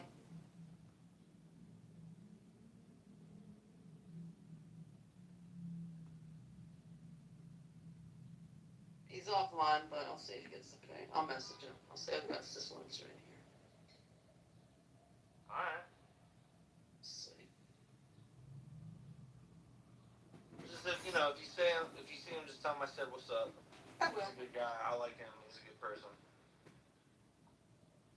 You remember David Duncan? Yeah. Mm-hmm. Me and him saved David Duncan's life one time. Why? What happened? I don't want to get into it, but yeah, we saved his life though. How cool is that? That's very cool. That's very, very cool. He's alive now. That's amazing. Yeah, I just talked to him today on the phone. Good. That's good. Yeah. And sometimes people just need somebody to sort of be in their, corner for a minute and tell them, yeah, you're all right. Things will be okay. Pull them out of it, That's right. For sure. I remember, you know who did that for me when I was losing my fucking mind and tried killing myself? Who? Cardano, of all people. Wow. Wow. I can see that. I mean, as much as, there's issues there, I can see that. I liked Cardano. Honestly, I miss him being around. Me too. Well, that's great that he did that for you. That's amazing. Yeah, I was trying to kill myself, and he was there for me. He got me into treatment. Wow. Wow. Yeah, I remember when you had a little bit of a hard time. I didn't know you well, but I remember that. But I didn't know how deep it had gotten, and I'm glad you came out of that. Obviously. Yeah. One hand washes the other. We helped David. Cardano helped me. Yeah. People gotta be there for one another. Absolutely. Absolutely. Especially as men. Yeah.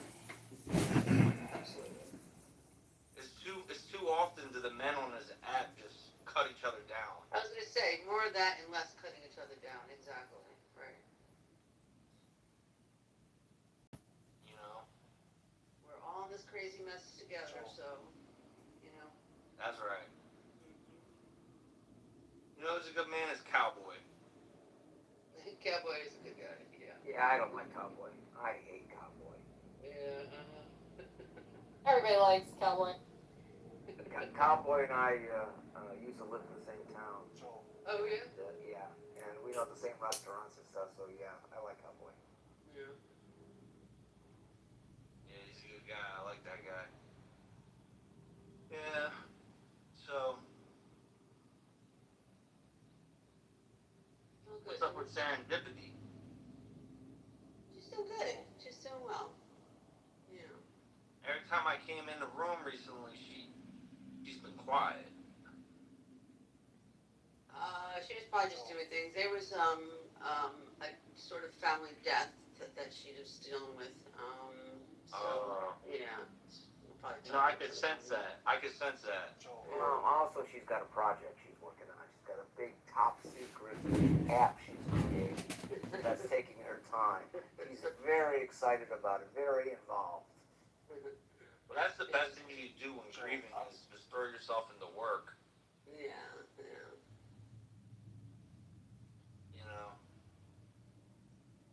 Idle hands will kill a man. When you're grieving and you're just sitting around, it makes it so much harder to deal. Her daughter just graduated high school. Her youngest. So. That's right. So that's great. her dating is going to commence now that she's got her leaving the house. I'm not sure if it starts in September when she goes to college or what, but we have all that to look forward to. So I was on pick. Oh boy.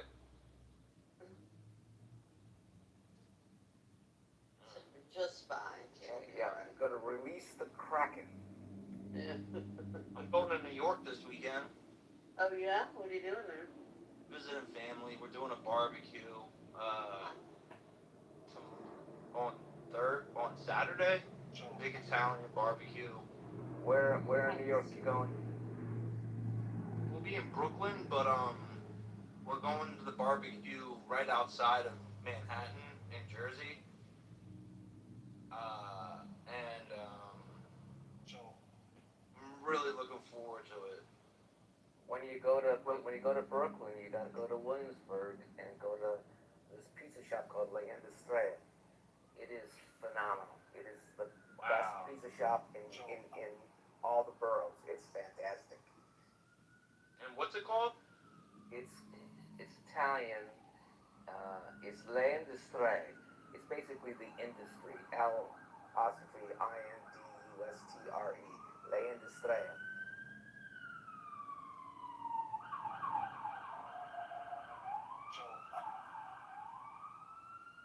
Alright, L''ANTE. Like industry, the word industry, like a manufacturing facility, industry. Industry. Yeah. I got it. Yeah, okay. It's an odd name. Most people have a hard time saying. Williamsburg, right? Yep. So it's fantastic. It's worth the trip. I would not be telling you. They do a slice of pizza. My favorite one they have is it's a slice shop, so they reheat the slices. So they reheat the slice, and then they put a dollop of burrata cheese on top with fresh hazel. Very simple, very elegant, and unbelievably good.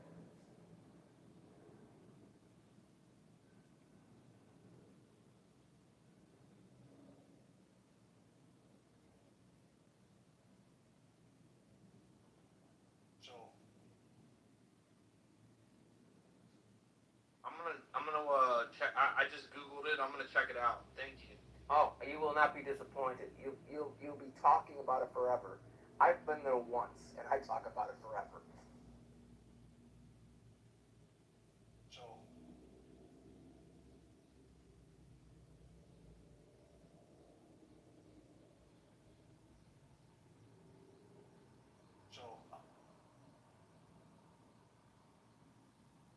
How are you here? I am. Do you miss me when I'm not in the room? Do you miss me? Of course. Why not? I want to make sure somebody does. Yes, like why? Do you think she's the most sympathetic? No, she said it earlier. That's why I went with her. Oh, okay. It was a coin flip between you and her. So I'll ask you, Edie, do you miss me when I'm not in the room? Oh, you know I love when Pizza Joe is around. So I don't know if you guys follow the Georgia politics at all, but we had a pretty big upset for the kind of establishment Republicans. Burt Jones lost the runoff to Rick Jackson, who is a political outsider. So he's won the nomination for the Republican Party, and it's quite interesting. I think Jackson's very compelling. I think he's very compelling. I do too. I love his story. But I did not vote for him mainly because I just still am not really clear on what his, all his issues, where he stands. But also, I think Burt had a better chance of beating Keisha Lance Bottoms. Burt is a really solid horse.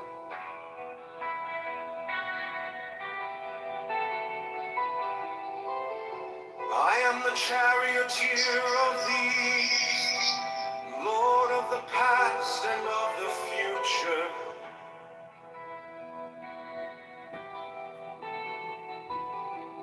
I see by mine own inward light, Lord of resurrection, who cometh forth from the dust, and my birth is from the house of death.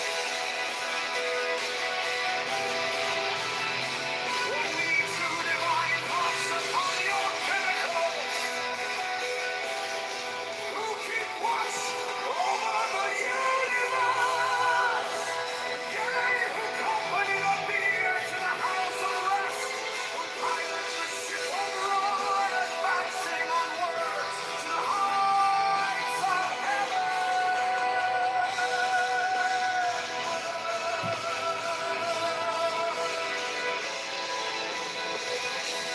Lord of the stream which standeth in the center of the earth. Behold, he is in me, and I in him. Mine is the radiance where it doth floated over the firmament.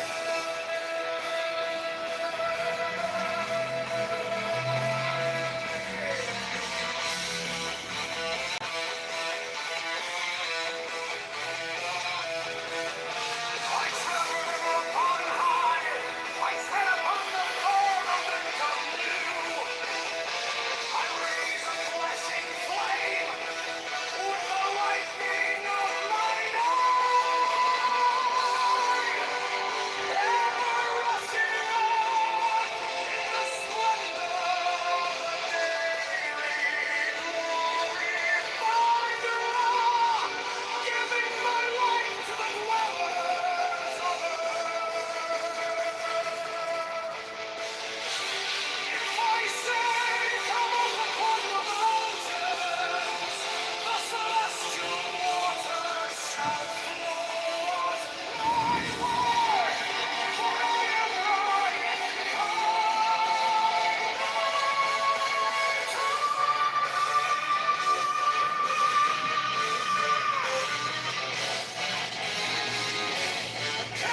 created in the flesh.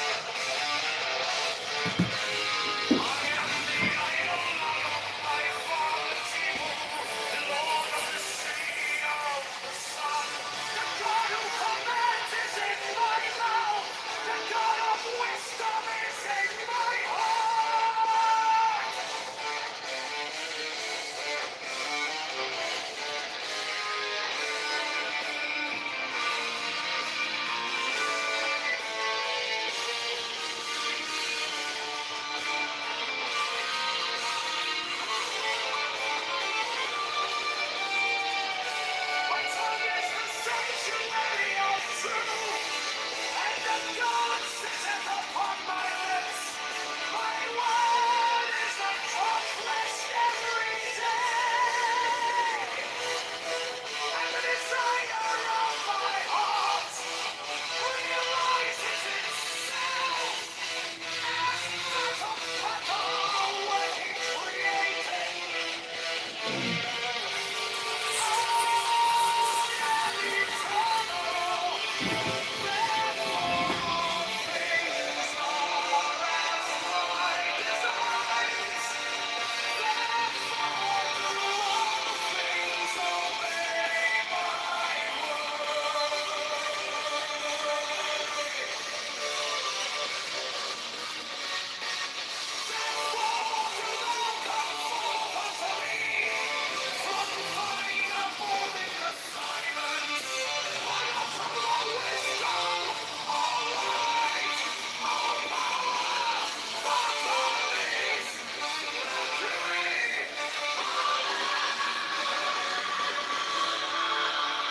By whatever name I call thee, thou art still nameless to eternity. Come thou forth, I say, and aid and guard me in this work of art.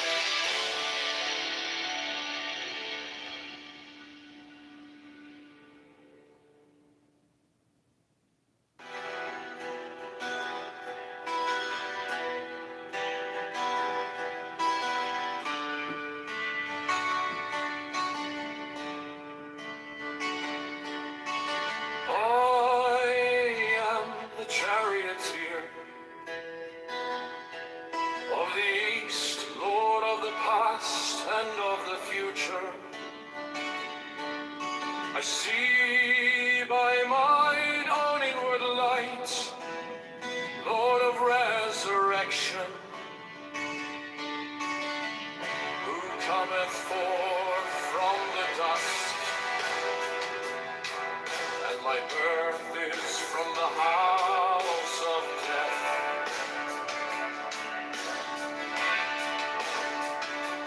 Oh, ye true divine hearts upon your pinnacles, who keep watch over the universe, ye who company the beam to the house of rest, who pilot the ship of wrath, advancing onwards to the heights of heaven.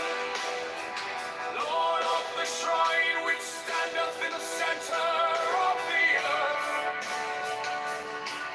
behold, he is in me, and I in him.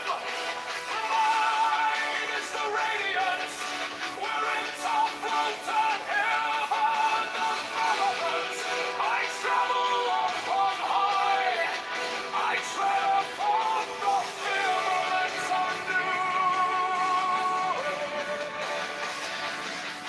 I raise a flashing flame with the lightning of the new, ever rushing on in the splendor of the daily glorified wrath, giving my life to the dwellers of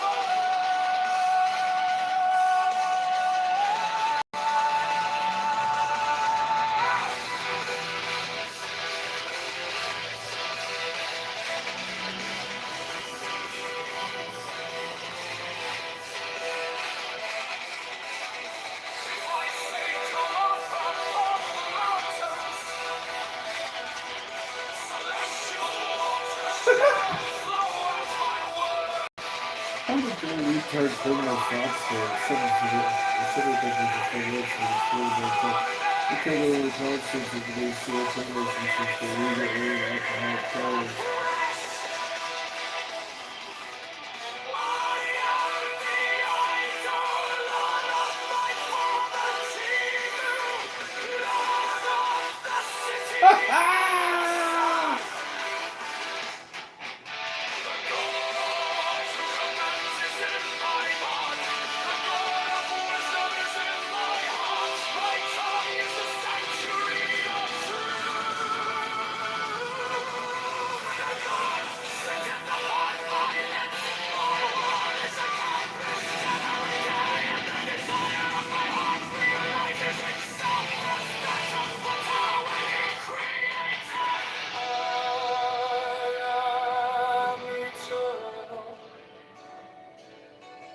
Therefore all things are as my designs.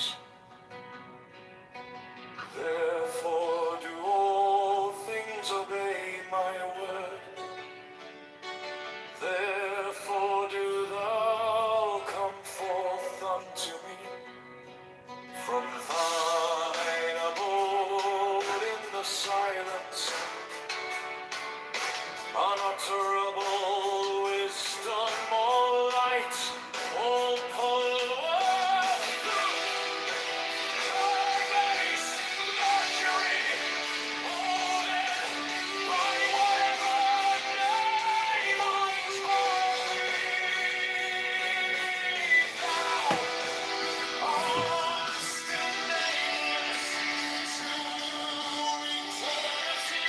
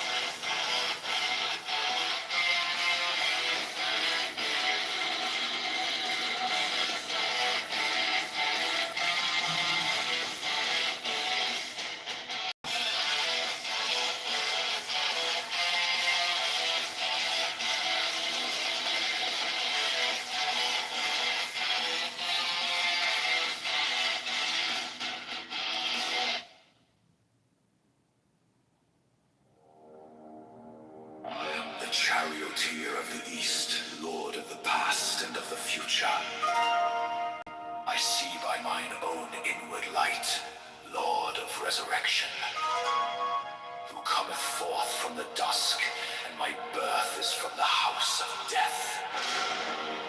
O ye two divine hawks upon your pinnacles, who keep watch over the universe, ye who accompany the bier to the house of rest, who pilot the ship of Ra, advancing onwards to the heights of heaven, Lord of the shrine, which standeth in the center of the earth.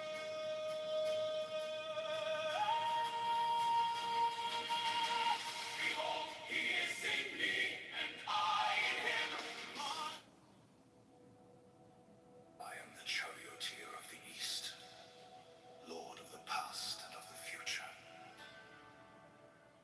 I see by my own inward light, Lord of resurrection, who cometh forth from the dusk, and my birth is from the house of death.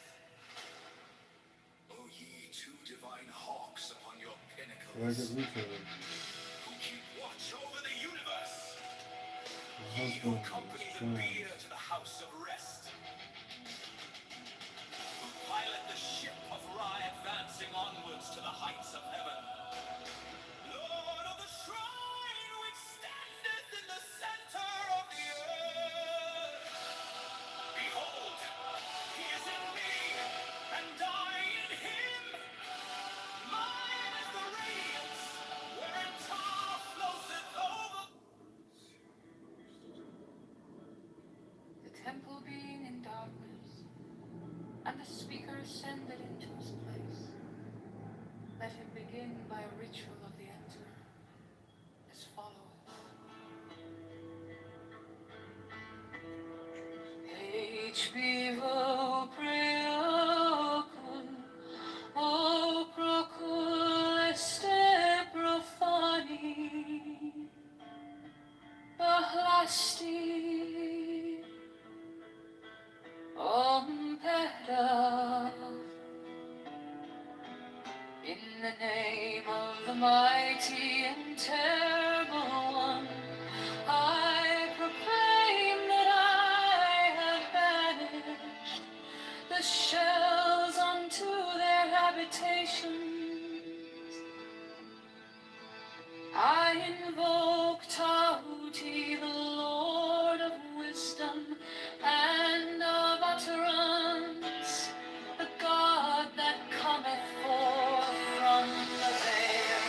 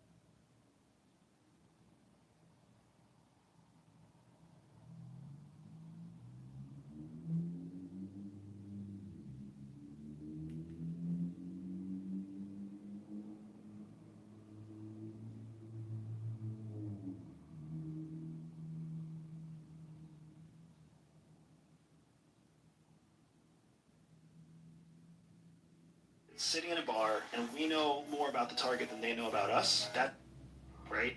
A Chinese most secretive organization. It runs.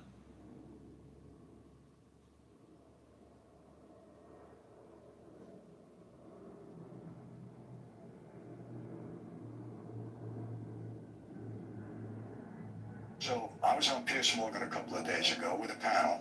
And we're all talking about there was an ex-CIA agent, some guy that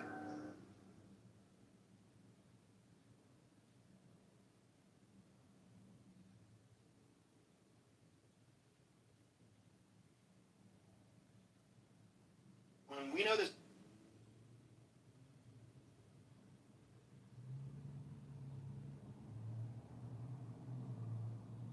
We know.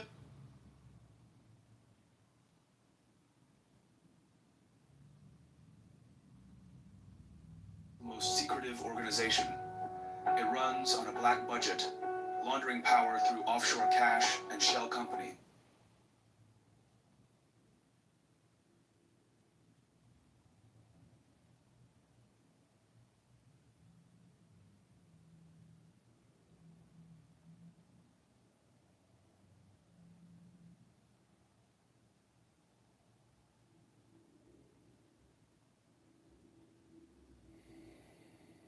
Offshore cash.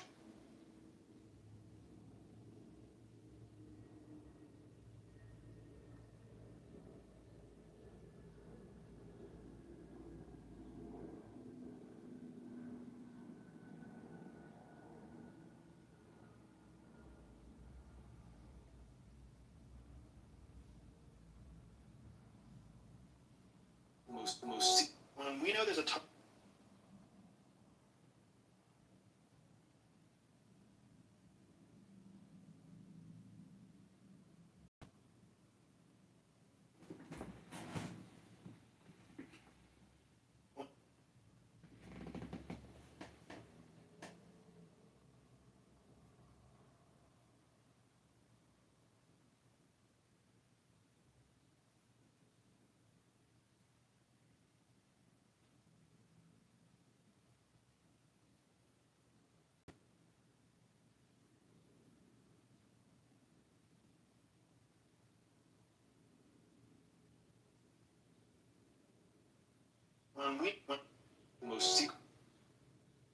most secretive organization.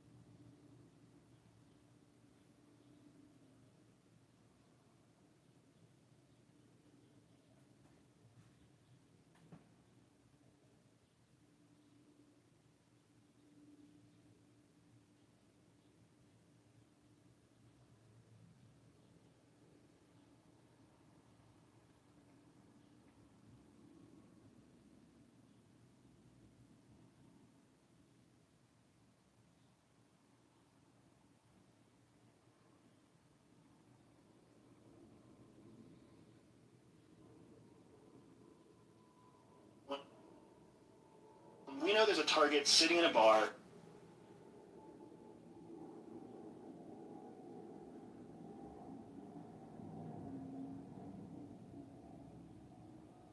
Most secret.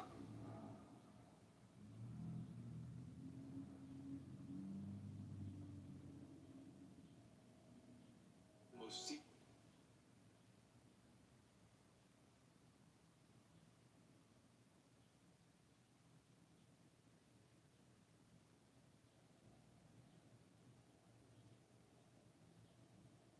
Most secret.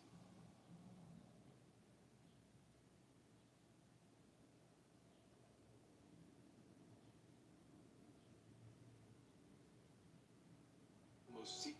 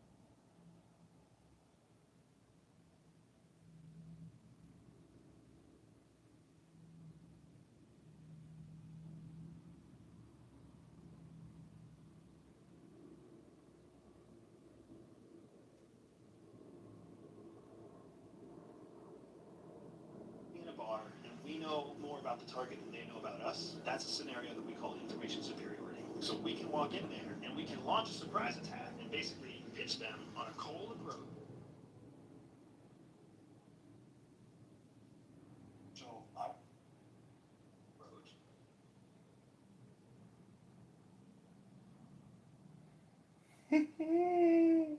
Most secret. Sweet home, Chicago. We know that.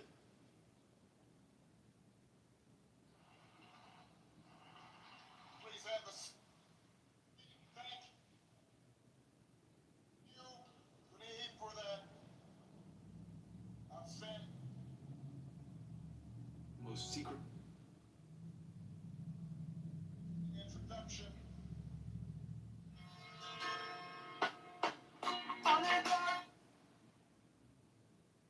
Most secret.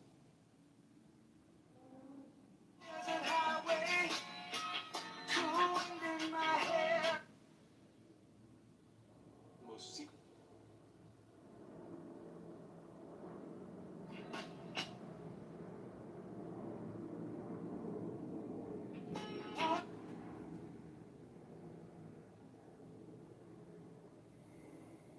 Most secretive organ. That is Barack Hussein Obama. You know that. Most secret. Got on.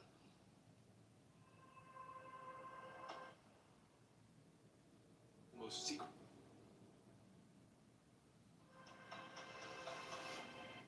Center, as well as what you think about President Obama's Most secret. legacy. As Everybody is excellent. Most secret. Under what I have.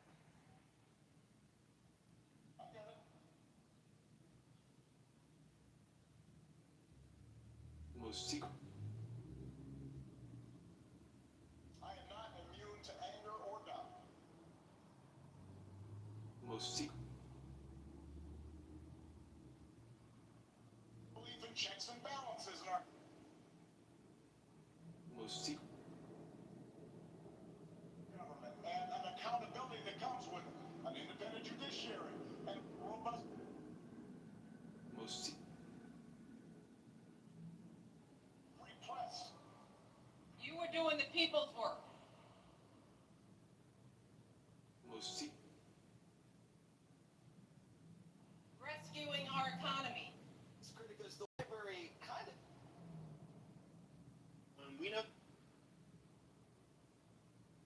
makes Obama's two-term finally be holding its grip. Most secret. Opening ceremony. Hey, it's Christian Mitchell. Your candidate. Most secret. Lieutenant Governor here in the state of Illinois. Very special day for me. The Obama president.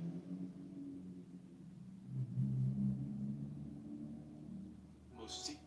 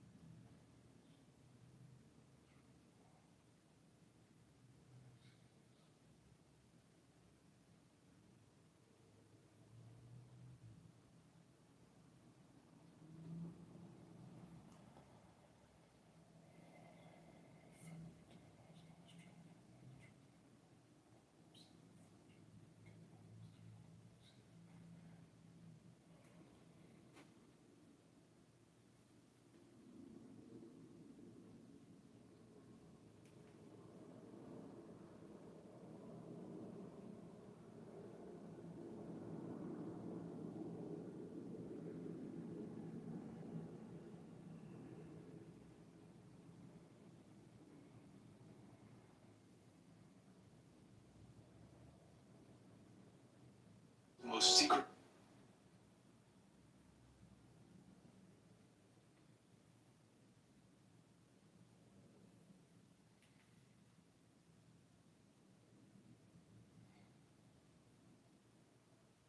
Yes, America has made its share of foreign policy.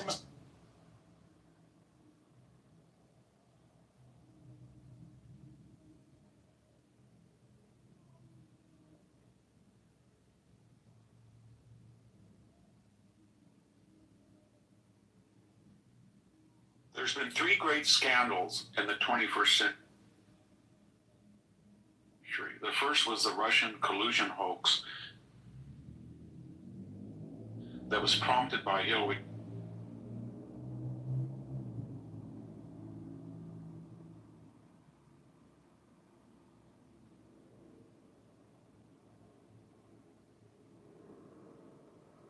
The most secretive organization. It runs on a black budget, laundering power through offshore cash and shell companies, overthrowing foreign leaders in the Cold War, to deploying algorithms and drones in the war on terror. Most secretive organization. It runs on a black budget, laundering power through offshore.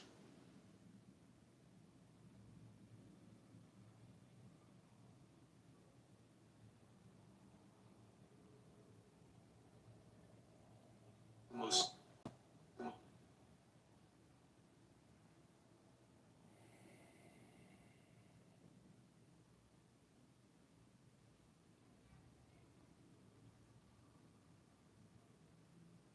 most secret.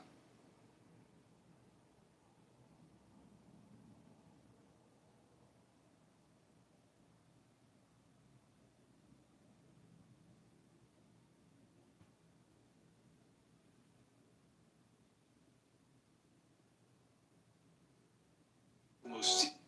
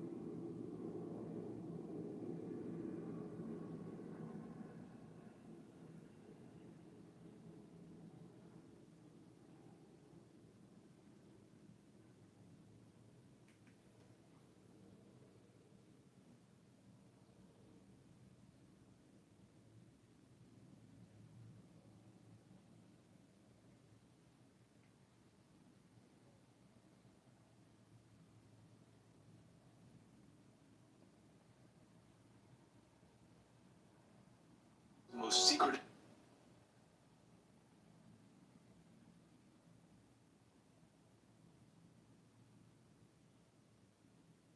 So I was on Piers Morgan a couple of days ago with a panel. And we're all talking about there was an ex-CIA agent. The astronauts were horrified to discover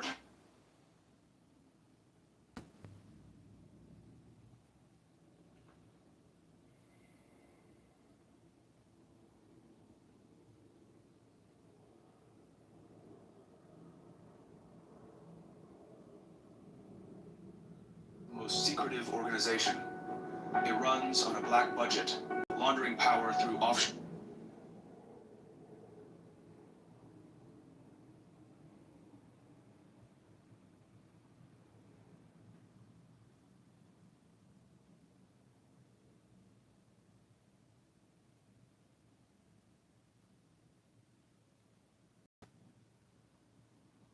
Offshore attack.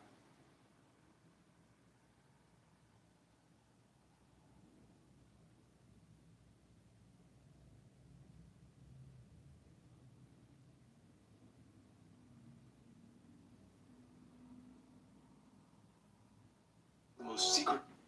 The most.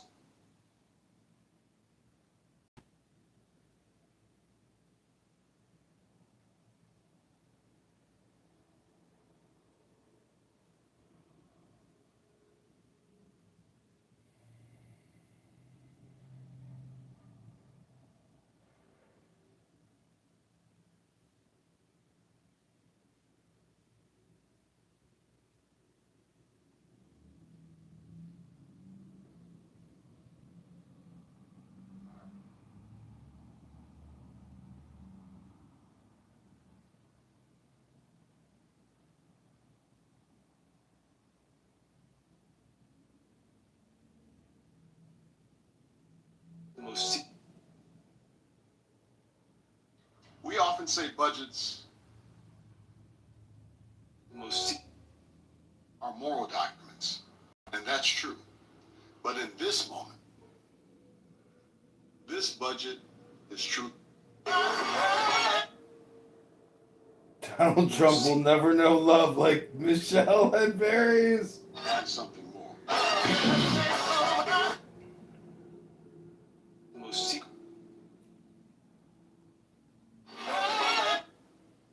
You and the people. an idea to get in. Out.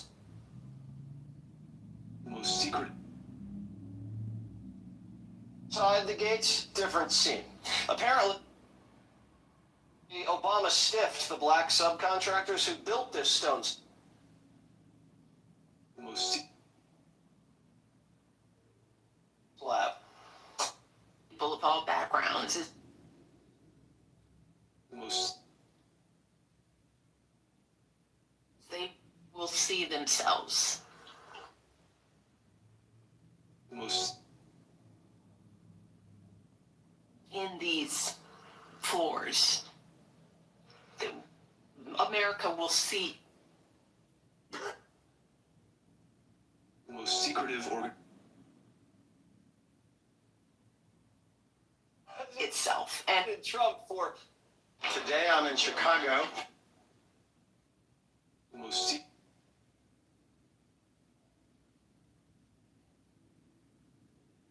For the opening up. You have made me a better person. The most. And have given us all an example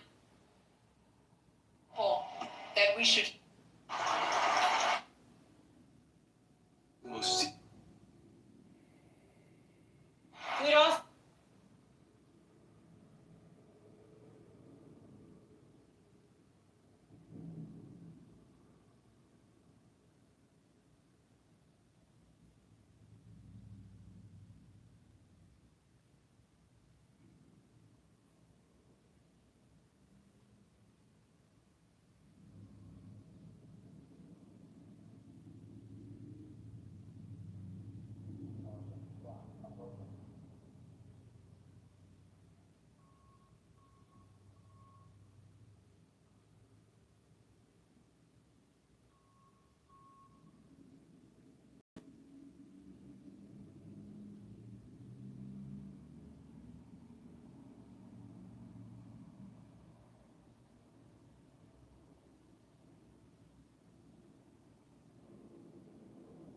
My name is Kala Gazale. I was running for Congress in the 9th District of Illinois, and one of the most common questions I've been getting over the last week and a half is what's next?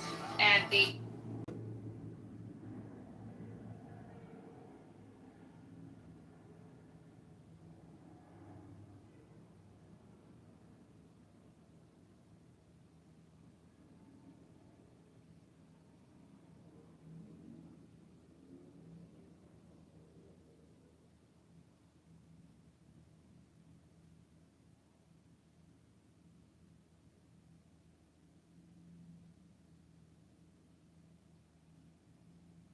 most secret.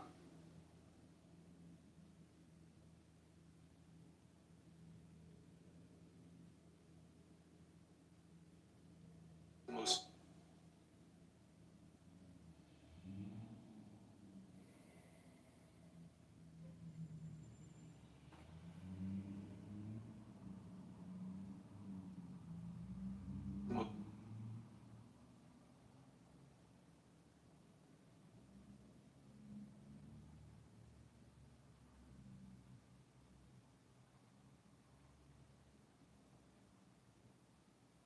Most secret.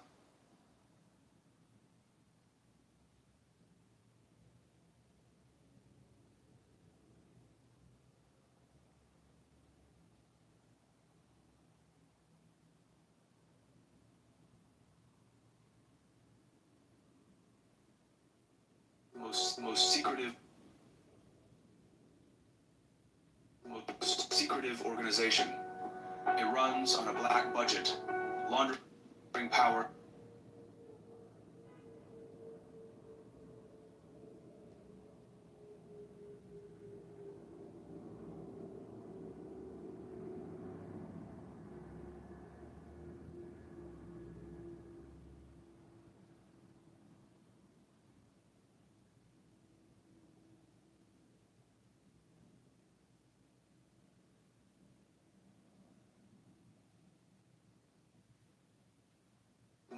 Most secretive organization. Most When we know that most So,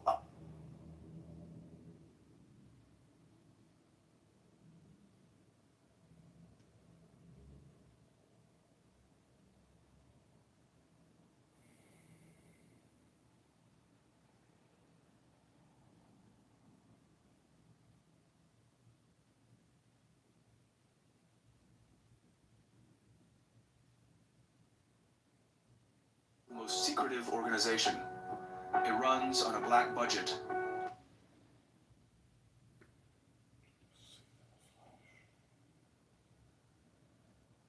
It runs on a black budget, laundering power through offshore cash and shell companies. From overthrowing foreign leaders in the Cold War to deploying algorithms and drones in the war on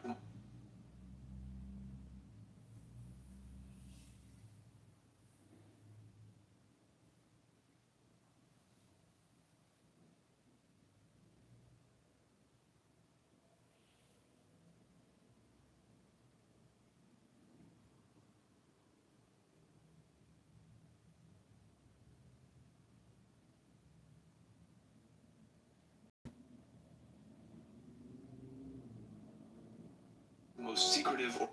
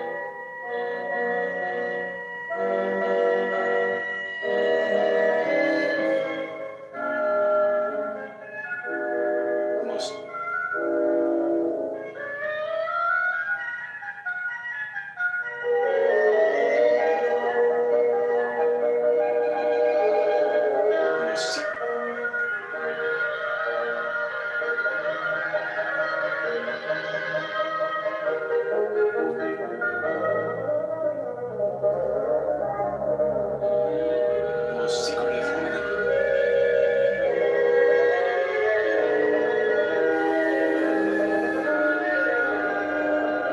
most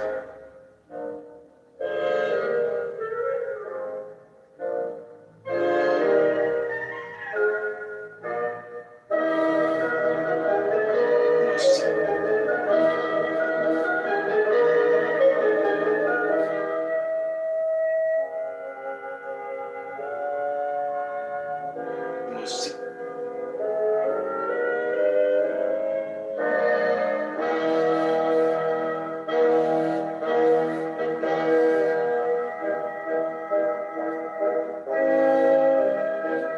most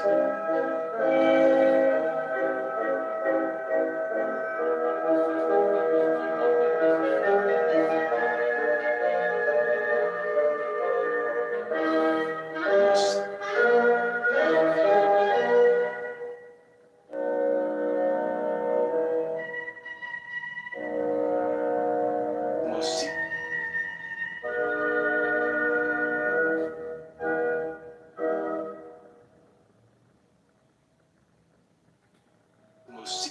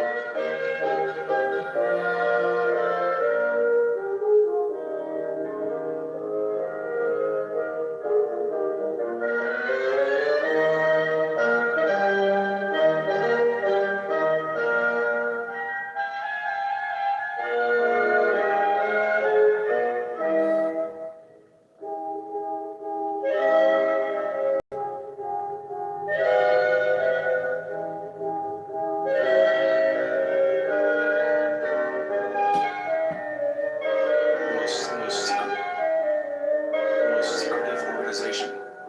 Iran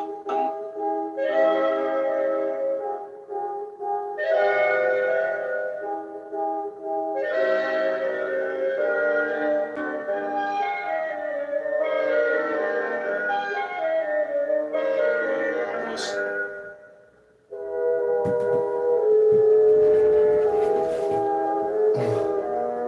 There's a lot of time posted. That's right. I remind everybody when the country burns, when the whole thing comes crashing down, when the economy completely goes bankrupt, when the stock market implodes and everybody's retirement goes to hell, there's no more future and panic sets in. Somebody call John Kitover quick! He was right! He was right! But it'll be too late then, because John Kitover We'll be in the Pacific in his bunker in New Zealand with the billionaires. I tried to warn you all, I'm sorry, but Peter Thiel invited me to his special VIP bunker in New Zealand. I hear it's 1,000 feet below the surface of the earth.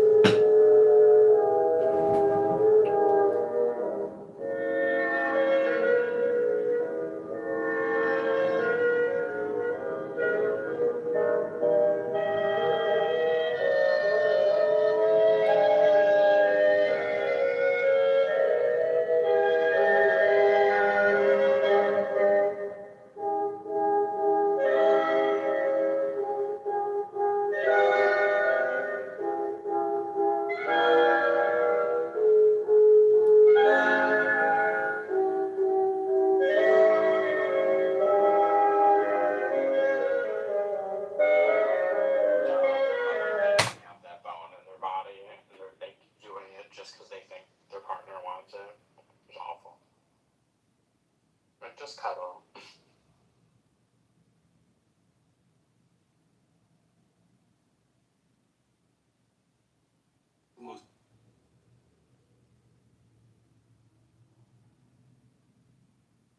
That being said, roleplay can be fun, but you go into it with the understanding about it. Roleplay would be hard. I'm just in general a terrible sexual partner across the board. But because like roleplay would also be difficult for me. Like I would have such a Well, hard. you are a guy pretending to be a woman, so there could be complications because of the gender identity. That's right. So even if there's a multiverse and the laws differ between individual, instantiations, bubbles, whatever you want to call them, manifolds, I don't care. Right? To me, that doesn't mean that they are so physical, right, and non-supernatural. Right? All that would be saying to me is that the laws of physics, right, are more conditionalized than we previously thought, right? That like our physical laws are the laws that apply, if you have such and such initial and subsequent conditions, right? That doesn't mean that the other ones are supernatural. So by that extension, if we agree that these laws exist, they're just different or conditioned to that particular universal reality, then by that extension we should be able to We should be able to try to learn English without wasting everybody's time. Just read a book. By just stating them as supernatural. We should grant that yes, there could be dimensional existence of other beings. Dimensional existence of other beings. Hello? Universes. Yeah, their laws and physics are different than our universe laws, and should not be dismissed per se by the same token. Okay, so first, a couple of things, right? First, this dimension talk is a little slippery, right? I'm not accusing you of like dishonesty or anything, but like length, width, height, time, things like that are dimensions. I don't know what it means to say that a different universe. Another phase. It's a paradigm. I don't know what it means to say that another universe is a dimension in the same way, like I wouldn't call our four-dimensional, like everyday experience to be a dimension, right? That just seems silly to me. But like, if all you want to mean by dimension is other universe, yeah, like it could have different rules. There could be, creatures living in that one, just like there are in this one, i.e. us. But that doesn't like mean supernatural. I take like supernatural to mean able to like cause effects, like efficaciousness that is able to break or circumvent the laws of physics, right? In the same way, like God would be like a disembodied mind with causal powers, like physically causal powers. So I don't know what it would mean, or like why you would even want to say that like a physical being like us in a different dimension would be supernatural. I think that's just conflating different things, right? It's just equivocation.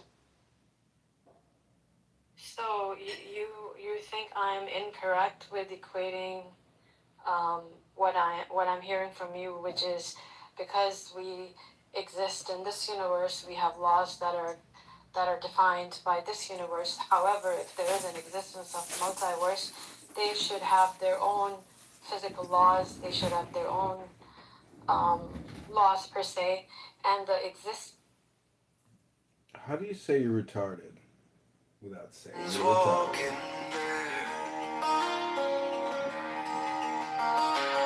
I am trying to learn how to speak English, so I am coming here to talk about anything that I can talk about to use my English words. So I was on Pierce Morgan a couple of days ago with a panel. We're all talking about there was an ex-CIA agent.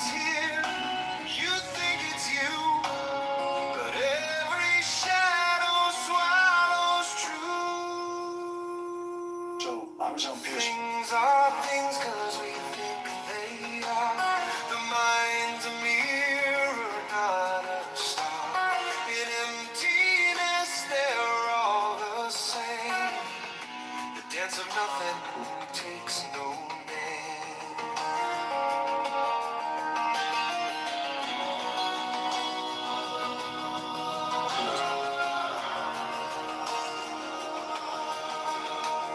The tree falls silent when no one hears.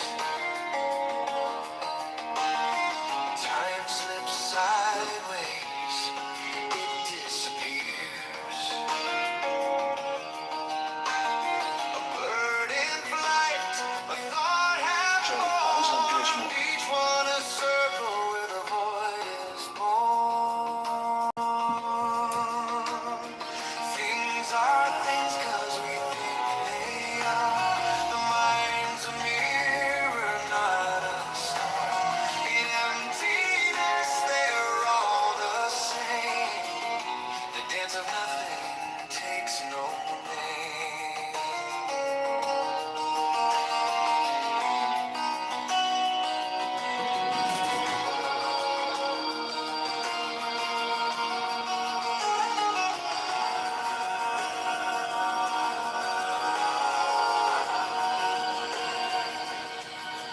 Look at the edge of what you know.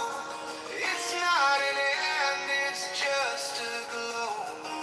Inside the silence, the echo. Oh, well, you're not throwing it in my face. Supplies that trying to treat you like shit. Stop. Well, Hello? well, I mean, yeah, you're cursing at me and stuff like. I Because haven't you cursed fucking at you. swear, you say the N-word every 2 fucking seconds. Really? You're trying to speak at your level. Whoa. We're gonna see the N-word. When did you say I called your ex a fucking pedophile. That's what I called you. Ooh. That's what I said. That's all the curse words I said. Damn. Yeah, that's fine. That's fine. You could. Go confess your sins. That's fine. I'll kiss the Blackstone. That's what I'll do. Wow. I don't give a shit about Blackstone. Zabu, did you do? Think about it. Like anyone could go to the confession booth, but no one could really kiss the Blackstone. Like you have to get up there. You have to be healthy.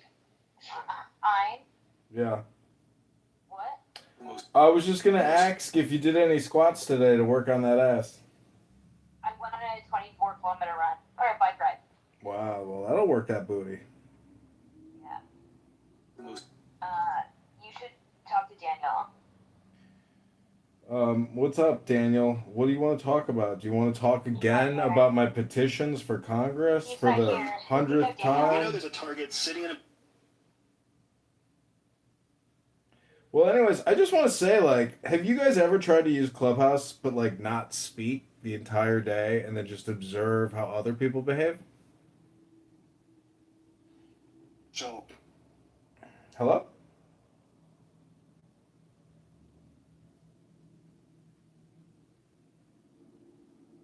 Because there's a saying that says, you know, the present moment is all you really have.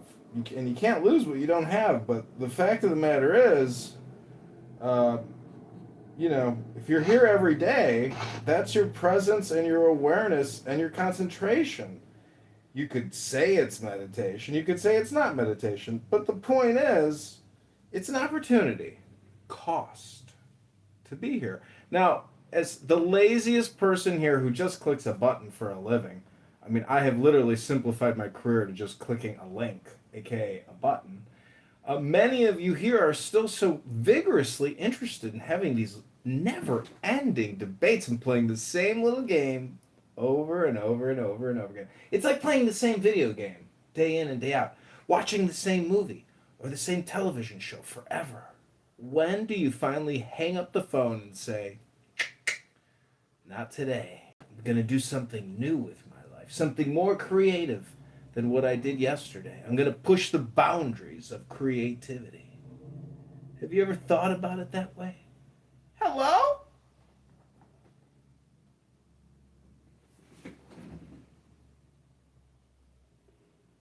The most secretive organizations. You are the subject.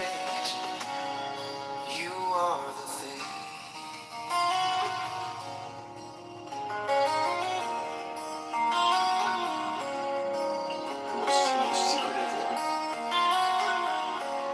The most secretive organization. It runs on a black budget, laundering power through offshore cash and shell companies.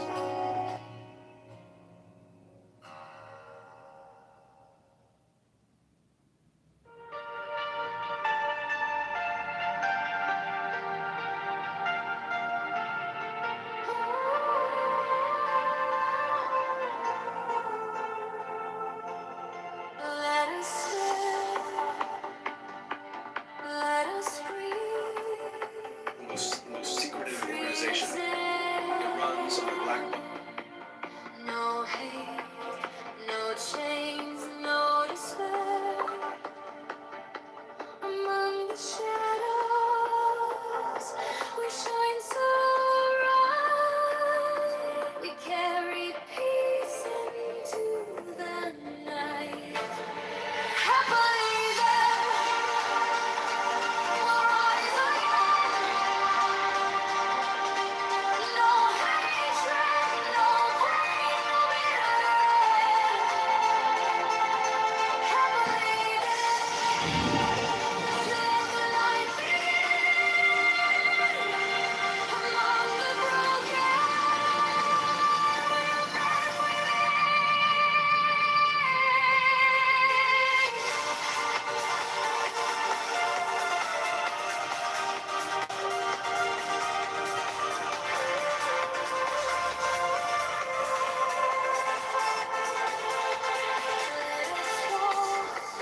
Upload a verification selfie. Wow. Free from strife.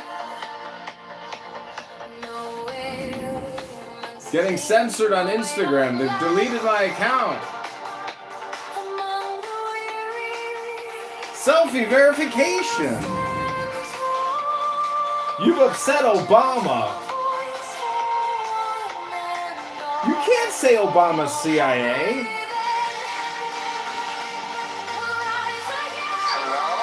Hello? Hello? Sorry, I'm getting censored on Instagram because I said Obama was a CIA agent.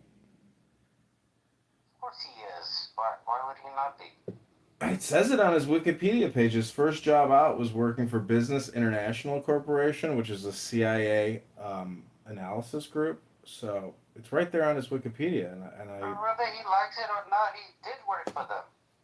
Yeah, I mean, the president is the head of the CIA. You know, he's the superior president to the CIA director. He tells the director what to do. So, anyways. No, the director is a front man. He works for them just like, like, some people are crazy when they say stupid shit like that. Like, of course he worked for the CIA. All presidents work for the CIA. I know, crazy, right? Well, I mean, like, this just 1 + 1 is 2, and 2 + 2 is 4, and 4 + 4 is 8. Should I go on? Hello? Hello? I mean, his new library cost $1 billion, and he had to borrow or steal 300 million from the taxpayers just to do the landscaping. And today was his big party. He had Bruce Springsteen and John Legend and every major politician and billionaire. It was just Living his best life. Hello? hello. And so, anyways, his mother was a prostitute that ran a honeypot for the CIA. Because I've got naked photos of her. Have you ever seen naked photos of Obama's mom? No, please save it to your own now. Never seen them. That's okay. Anyways, I'm just saying I got kicked off of Instagram because apparently you can't call people a faggot retard or a retard faggot. That's against the law, and it's abusive hate speech to call a retard faggot. Truth Social? They allow you to say stuff like that. You can say faggot retard on Truth Social? Mm-hmm. I didn't know. I never say the N word. I just say the N word. You know. Negro? No, I never say that. I just say the N word. I just use the letter N. Oh, you're just gonna call me an N-word? Yeah, I just say the N word. That's it. I don't use the N word. I just say the N word. word when you say the N-word. Well, maybe it's a good thing that Instagram kicked me off because, you know, maybe I'm just using the internet too much and I'm not out in the garden, you know, touching grass, petting bunnies, feeding squirrels and birds. Man, the grass is dry right now. It hasn't rained for a while. Hello? Hello? You know what amazes me about these never-ending Andrew R. Christian debate rooms with Zeleny and all these amazing people is that they spend so much time talking about, you know, Christian historicity or Christian truth, but they never actually read what they're talking about. Like they'll talk endlessly about Matthew and the years and John but they'll never read what they're talking about. Never even play an audiobook and then talk about it. It's the weirdest waste of time. It's almost like people are retarded faggots or faggot retards. I can't figure out which one it is. But anyways, you know. Are you talking about those guys who smoke cigarettes over in Franklin's? The retarded face cigarettes? Tell you what it is. Let me tell you what it is. What is it? What's happened? We're not trying to have a serious conversation right now, please. Don't do it. I am joining the conversation. Let me tell you. Yeah, but don't be serious about it, please. Please do not. What do you mean? Don't be serious about it. Like, don't bring intelligence and educated stuff into this. Please, just don't do it. Come on, you're talking to Fatima here, You're bro. always talking some smart stuff. Let me just quote Fatima and say, "Shut up, bitch." Making sense and all this other stuff. I don't want to hear none of that. I just want to hear hello. Hello? Fatima, you know I just gave you praises, right? So just so you know. Are you Christian? Hello? You know what? I think people should learn, especially on this app, because people know a lot of things, right? Impressively, a lot of things on this app. I have noticed. Like, people, you can know a lot of things that doesn't make you understand what you know. You get that? You know what you know, but sometimes you don't know what you know. Hello? No, you don't understand what you know. You just know it. You know? Have you ever thought that? That's right there. From understanding knowledge comes wisdom. From not No. Wisdom comes from knowledge, not with knowledge comes from wisdom. Wisdom comes from understanding knowledge. I think you read an encyclopedia, you may not end up being a wisdom. Wisdom, an encyclopedia is not wisdom, that's just knowledge. Encyclopedia is knowledge. Yeah. Sometimes I told you, Fatima, not to bring some serious, intelligent stuff to this conversation. Hello? This is not intelligence, this is just normal. Oh, shit. It gets more than this? Fucking A. Yeah. Can we talk about Obama still again? So what's going on with his wife? You mean his husband? Yes, his husband. She's got very skinny and looks like she's going some stuff, man. It's very, very hard to maintain a trans appearance for this long. Her teeth are completely smushing in because of all the procedures to shave down her structure. Macron having a dad and now Obama. Is this some the right just likes to accuse. No, I honestly think it's like because they're in a cult and trans ideology is extremely significant in that cult. So she may be related to the ancient Anunnakis who were, what do you call it? When you have both gender at the same time. Yeah, I mean, What is that called again? Adam Cadmon, the first. Hermaphrodites? No, not that.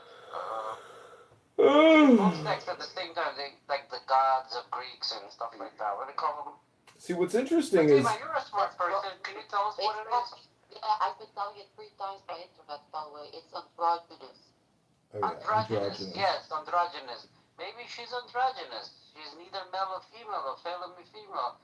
You know, those bloodlines, they produce those type of beings. Yeah, I they thought. Ancient, hello, I'm trying to talk right Hermaphrodite. Yeah, I thought there were these things called hermaphrodites, but then when you Google it and you look at the pictures, you realize it's just enlarged clitorises that look like penises, and so no one's ever been born with a penis and a vagina. It has never happened. It's because of genetics. Maybe some of you've heard of the XY chromosome and how that works. Hello? Oh my god, shut up, you fucking ignorant. You demon, stop talking like that in front of Fatima. She's a pious female. No, if Fatima uses any profanity, she's promised that she will only do it in her native language from now on. You know what I also noticed? People on this app, though, they might sometimes know a lot and don't understand what they know, but what I've also noticed on this app is that You know what I've noticed on this app is some people notice other people on this app, and they notice that they're wasting all their time, and they don't even listen to audiobooks, let alone read any real books.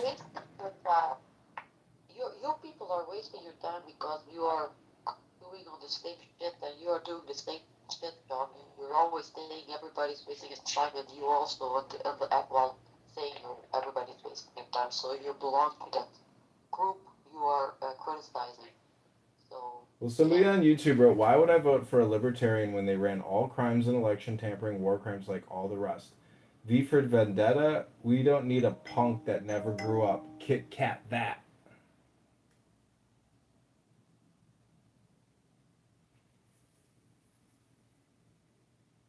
Hello? Wait, what? I missed the last part. What? Kit Kat? Kit Kat that. I have no idea what you're talking about. What's up, Phoenix? What's the deal? Alhamdulillah. Alhamdulillah. God or who have like thoughts about like. So do you think that Obama married a man? The ones who don't who have thoughts, they're not the problem. The ones who don't believe in God, like, and they wanna prove other people to prove them that there is a God, right? Mm-hmm. You know, they have this mentality on this app, right? If you go with this mentality and you want to believe it or you want to prove if something exists, but the mentality they have, they already go like with the mentality, I will do everything in my power to prove it doesn't exist. Mm-hmm. Instead of listening. The people on this app that don't believe in God, that want proof of God's existence, they don't. You see that they are not ready to listen to someone talking about the experience of God's existence. Well, it's know-it-all syndrome. It's narcissism, know-it-all like Cora here. If you talk to Cora about anything, she knows she has an answer for everything. And so how do you explain that? How do people on this app assume that they know everything and that they're subject matter experts and superior to other speakers? It blows my mind. The whole green bean thing is so stupid that people who live with it, like they're really like, I don't feel bad for them. I'm just like amazed at like the level of retardation. Yes, Fatima, go ahead, doctor. Can you guys keep this conversation less intellectual, please? It's not about knowing everything. It's not about knowing everything. You can have all the knowledge in the world. It's about understanding it. Phoenix, are you following this shit? It don't make no sense. Tina, you can barely speak English and you're talking about understanding stuff. We barely understand you half the time. That's not nice. No, but she wants to make all these comments about all the conversation, but when is conversation surrounded around you? You just make the N-word all the time. Without a doubt. She just comes in and says the N-word all the time, and then she wants us to be like super sympathetic to everything, every request that she wants. Like, it doesn't make any fucking sense. Why do you feel personally attacked by what I'm saying? Yeah, Fatima, I wasn't talking for about a few minutes because Listen, all you want to do is just come in and just make everyone feel uncomfortable with you saying the N-word, and it's like, who's going to be the first person to kick her out of the room? I'm not trying to do And then none of us do it because, you know, we care, but then at the same time, it's like, yeah, but then we have to put up with everyone in the room being insulted that you have, so we have to choose you, right? That's what you want us to do. Yes, eventually what's going to happen, I'm not going to choose you anymore. Why not? And you're just not going to be allowed to do it. Because it gets boring. But I didn't. You did it again today. Like, you do it every day, so it just gets boring. It just gets boring. I'm not your therapist. I don't care. Request to come up 100 fucking times. Just go say the N-word in another room. Just do it in another room. That's it. What don't you understand? It's just that simple.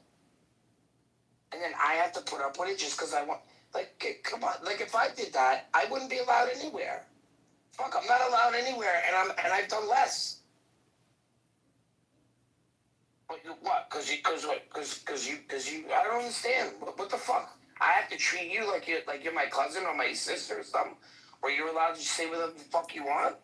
No. Go do that shit in another room. I don't give a fuck. That shit gets boring after a while, man. The same shit. It's like every day, man. Fucking let it go already. To the room. What up, Moshe? Sin. Who's this? It's Hawk. How you doing? I don't know who that is. Yeah, I know Sin. I know Moshe. Okay. What's the funny letters you got in your name? What's the funny letters you got in your name? Got to be great. Got to be very paleo here. Oh, paleo. Oh. Okay. What does it mean? Yeah, what does it mean? Yitzhak Hagadol. Yitzhak Hagadol. Yitzhak Hagadol?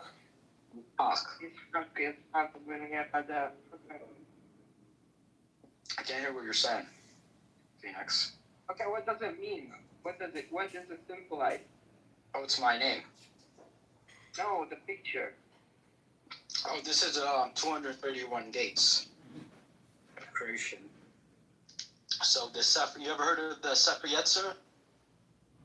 No. Yeah, it's Sefer Yetzirah. So basically, it means the book of formation.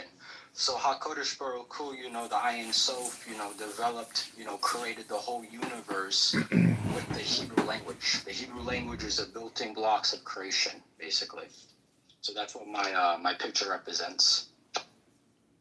Yeah, that's exactly right. And in fact, my last name is Kitover. And guess what? In the book of Genesis, after God, Hashem, created the universe and the earth, he said Kitov. He said that is good. So how is my last name Hebrew for that is good? And anyways, the aleph bet, in fact, Clubhouse is, I think that's aleph. I have books on Kabbalah and all this Hebrew, and see, this is the reason why Clubhouse is so fucking retarded. At least Megatron has spent some time digging into the Arcanon and all this weird Catholic stuff, which is basically all mysticism and part of Kabbalah. Well, they have the Miriam, right? The Miriam represents the Shekinah. It represents the divine Shekinah. Yeah, exactly. That's the feminine essence of God. Because that's why when I read, like, Brit Hadashah, when I look at that, Yeshua is an embodiment, right, of Israel. It's a Kabbalistic embodiment, right? So it's supposed to represent, like, in Christian Kabbalah, right? I'm not a Christian, but in Christian Kabbalah, Yeshua Natsari or Yeshua ibn Maryam, right? Yeshua ben Maryam, represents, the Gilgul, right, of Adam Harashon, right? Adam Kadman represents that. The second Adam. So I believe that, obviously, like the Brit Hadashah is based on some history, but I believe most of it's allegorical. It's actually deeply Kabbalistic writing that was created by Flavius Josephus. And it was Kabbalah? 100%, it's all Kabbalah. Okay, so Kabbalah is esotericism or mysticism? It's science. Yeah. Science. It's a yes, Phoenix. It's esoteric, it's exoteric, it's mystical. You have to read it though. If you want to look into what it was, if you go looking for Kabbalah, you're not going to find anything. But if you look for Merkabah, you will. No, Kabbalah. First letter of the Torah. Kabbalah, the base book of Kabbalah is the Zohar. That's considered the bulk of, but it goes on forever. I think that Kabbalah is mysticism. Yeah. But it was influenced by Native American. Native American? Yeah, when someone called Falcon Dog. Yeah, I mean, you could get close to that, but I'd say they're distinctly unique. I do have a book on Native American wisdom, and there's a very important saying in Native American philosophy, which is, if you can say it, it is not true. Yeah, but there is this part of Native American which is esoteric.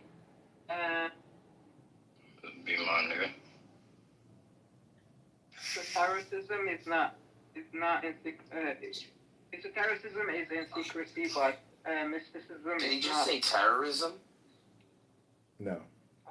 Something I wish we had more writings from, but we're probably never gonna get are the Greeks that went east and ended up, like in Afghanistan area, and they became Buddhists.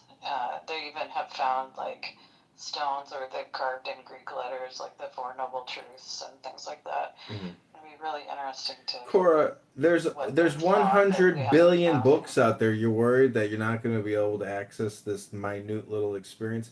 There is so many books out there and so much information that it's so shocking and it's so difficult to even get access to it or have the time to read. It takes a second a fucking word. We have to find out a way to do an upload into our brains. Bro, this guy, bro, it's like honestly, man. Hello? It's just every fucking room. It's like all you do is complain, bro. Like me saying that I had a desire for a particular type of lost knowledge, and you're just like, go read a book. And I'm like, this is stupid, John. It's stupid. Yeah, projection alert detection system activated. Book I want to read. I have this incredible book. I'm in the fucking library. It's called the Akathist Hymn. You've never heard of it, I'm sure, but it's called the Akathist Hymn. Have you ever heard of it? Doubt it. No one ever hears of the things that you hear of, John. It says that the Akathist Hymn is a profound devotional poem which sings the praises of the Holy Mother and the ever Virgin Mary. So the Greek Orthodox hold Mary to such a high regard that she is basically a goddess. What does that have to do Mother with of God. Greeks who practiced Buddhism before the advent of Christianity? Well, this is called a book. I can't transmit 50,000 words in just 1 to 2 sentences for you. I'd be happy to read to you the Akathist Hymn if you'd like to hear it. No, I'm good. Okay, well, that's why, when you complain about me, it's just projection. I wouldn't remember it if you read it to me. I'll remember it if I read it myself. So just put the link in the chat. Sorry, it's a hard book I have in my hand. There's no link. It's called a book. There's a Wikipedia to every book in this world. Look, it should be. They actually actually did a study that showed that some people retain information much better by listening to books on tape. Yeah, so I have to read it in order to remember it. Yeah, it's different for some people. Yeah. Yeah. there are still No, it like does help sometimes. Like I do remember it. I mean, I think everyone does, you know, like songs and shit like that. But when it comes to actually retaining the information, for me, I have to read it. yeah, there is a hidden library in the Vatican, right? What would it say if it was hidden? What do you think it would say? Then it is esoteric. No, I'm just saying, why would they keep it in the library and not share it with the world? Because it is an esoteric. I think that Catholic Church is a bit esoteric and a bit mystical. But there is also a hidden library in Iran, right? I think the only stuff that they keep, I mean, because they do have esoteric stuff there. I would think more of like the stuff about the exorcisms. There's said to be some books that were written in the medieval period about exorcisms, and there's probably books like that, you know, hymns, things that are not made public. Possibly. I've read some of these, you know, exorcism books. They're not that impressive. These just really long prayers. Like, have you been there inside the library? Sorry, I was just adding that there is indeed a whole library which is there in the Vatican, which is it's only accessed by some of the people who are in the Vatican, including the Pope, and it's otherwise the public has not been privy to it for some time. I have the whole library online, bro. You can look and see what they have online. There's a secret, not a secret library, but it's a library only for the Pope and a few other people. They have all the books posted online. Those books are not posted online. Those books are just within the Pope's library. There's no other copies of those books. You know more than me.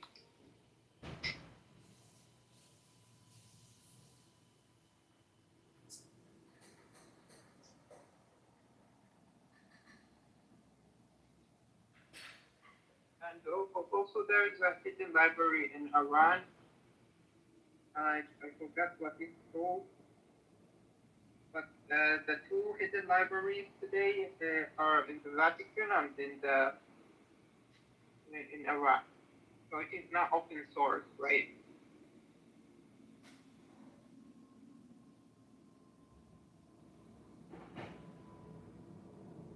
What's that? Not open source. It means that not everyone can access them.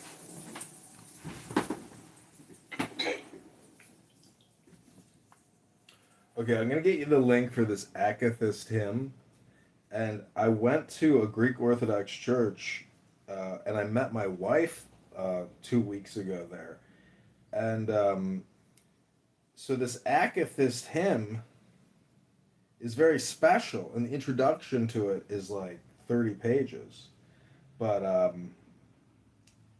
if you'll give me just 60 seconds of your time to hear just a brief first page, I think it'll be very beneficial for you mentally, psychologically, spiritually, holistically. Link is in the chat.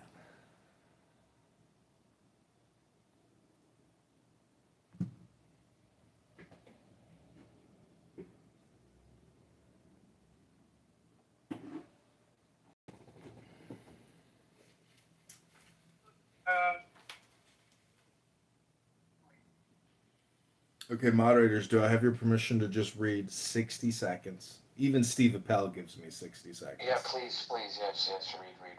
Okay, the Akathist hymn, the faithful stand, the doxology. Glory to God in the highest, and on earth peace, goodwill to men. We praise you, we bless you, we worship you, we thank you for your great glory. O Lord, King, God in heaven, the Father Almighty, O Lord, only begotten Son, Jesus Christ, and Holy Spirit. O Lord God, Lamb of God, the Son of Father, who takes away the sin of the world, have mercy on us. You, who takes away the sins of the world, receive our prayers. You, who are seated at the right hand of the Father, and have mercy on us. For you alone are holy, you alone are Lord, Jesus Christ, to the glory of God the Father. Amen. Every evening I will bless you and praise your name forever and ever, and unto the ages of ages. O Lord, you have been our refuge from generation to generation. Okay, that's the first page of the Akathist hymn. And it's all in Greek, translated into English, just for you.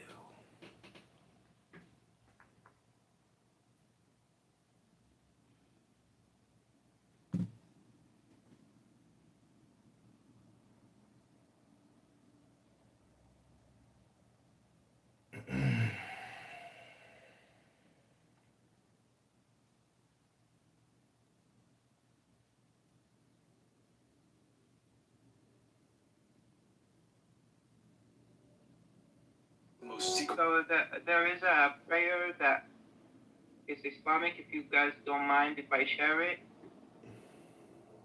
And the thing it says that if anyone actually prayed with it and followed it with something else, the prayer is going to be answered, which is to be used carefully.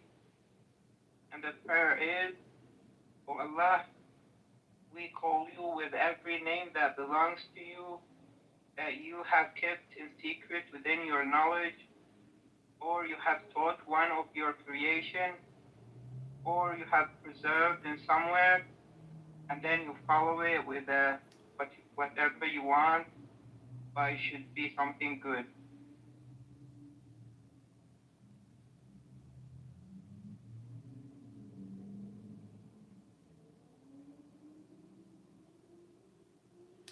Well, I was reading Ayn Rand's Virtue of Selfishness, and she claims that no matter what happens, the future economy will always be laissez-faire capitalism. What do you think about that?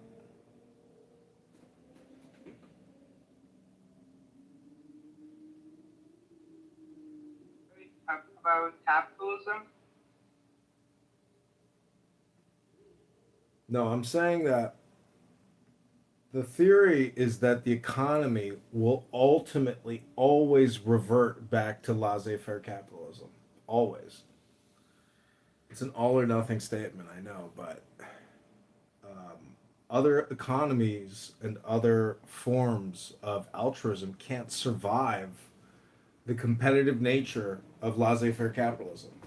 And laissez-faire capitalism really just operates in the background. So it's international. Like laissez-faire capitalism has escaped. The genie is out of the bottle, and it just operates in tax havens all around the world. And the game is, how many billions can the billionaires pull out of, let's say, surveillance and control or possible seizure of those assets? Because like a lot of these narco-terrorist organizations have like 300 billion, sitting in international bank accounts. Some of it probably is just dead money. Like there's nobody to actually retrieve it anymore. There's probably a lot of dead money sitting in banks.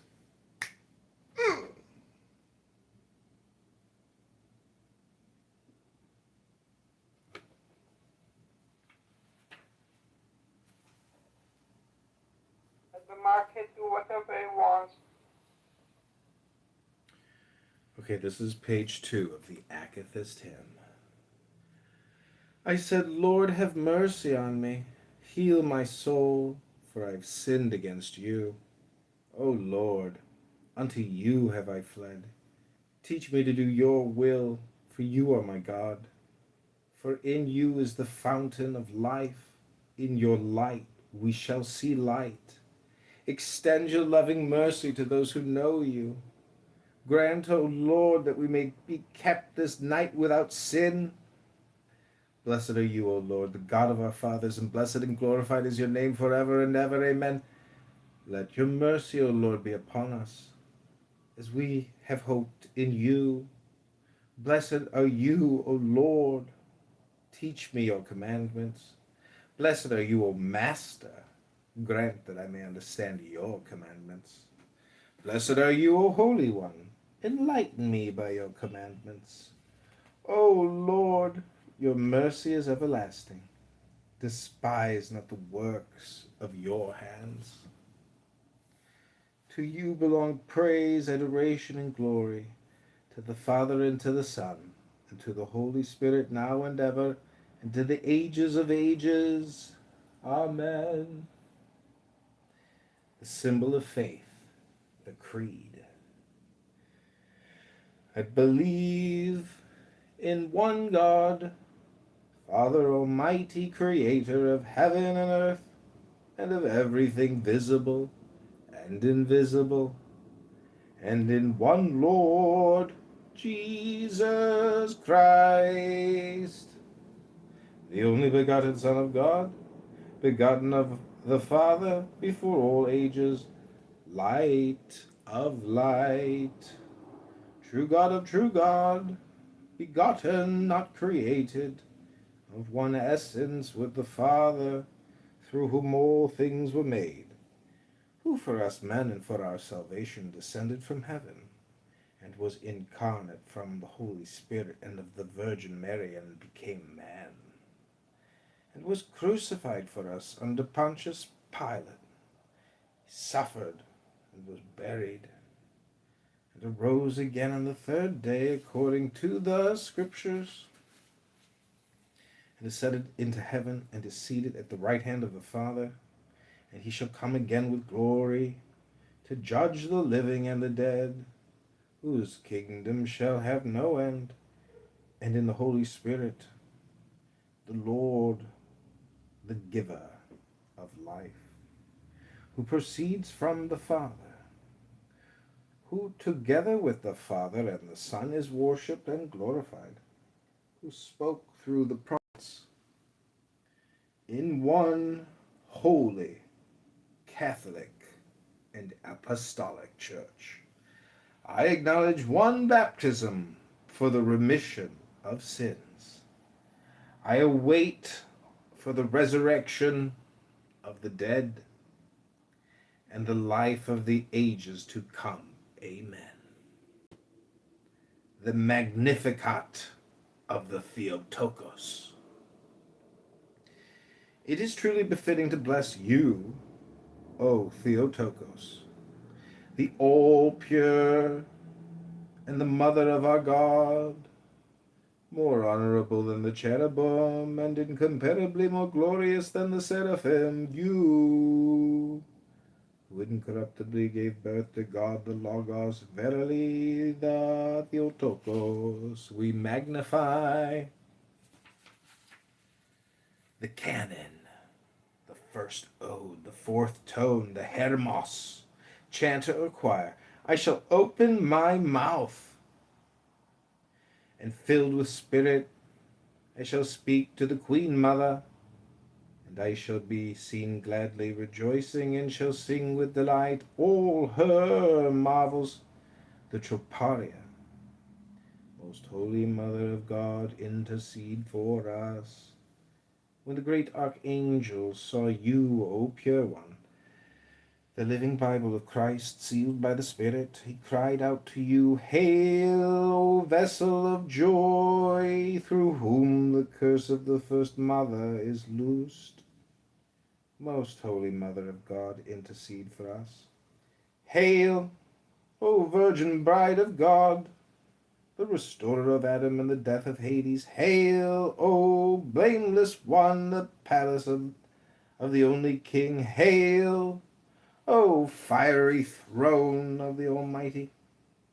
Subnote, usually in Greek, before each troparion, we hear or read the verse, Most Holy Mother of God, save us. This presupposes the Holy Mother's intercessions on our behalf to her Son, the only Savior, our Lord Jesus. I chose to use Most Holy Mother of God, intercede for us. Glory to the Father, and to the Son, and to the Holy Spirit. Hail to you, who alone blossomed the unwilting rose. Hail to you, who did bear the fragrant apple so pleasing to the King of all. Hail, O unwedded maid and the preserver of the world, now and ever into the ages of ages. Amen. Hail, O treasure of purity, through whom we rose from the fall. Hail, Lady, sweet-scented lily, so pleasing to all the faithful. Hail, O fragrant incense and priceless myrrh. The third O, the Hermos. O Theotokos, living in an inexhaustible fountain, strengthen those who sing your praises into a spiritual fellowship, and in your divine glory deem them worthy for crowns of glory. The Troparia, most holy Mother of God, intercede for us. As a clear and untilled field, you sprouted the divine stalk of wheat. Hail, O living table holding the bread of life. Hail, O inexhaustible fountain of the living water. Most holy Mother of God, intercede for us. Hail, O heifer, who bore the blameless calf for the faithful. Hail, O ewe, who gave birth to the Lamb of God, who takes away the sins of the world. Hail, O fervent intercessor. Glory to the Father, and to the Son, and to the Holy Spirit. Hail, O brilliant morn, who alone did bear Christ the Son. Hail, O dwelling place of light. Hail to you, who dispelled the darkness, and who annihilated the gloomy demons, now and ever, and to the ages of ages. Amen. Hail to you, who are the hope, the only gate through which only the Logos had passed, and who shattered the bars and gates of Hades with your birth-giving. Hail, O praised, who are the divine entrance of the saved. The fourth ode, the Hermos. He who sits in glory on the throne of divinity, Jesus, the Most High God, came in a light cloud and saved with his holy hands those calling aloud, glory to your power, O Christ. The Troparia. Okay, I'm going to leave it there. Hope you enjoyed that reading from the Akathist hymn.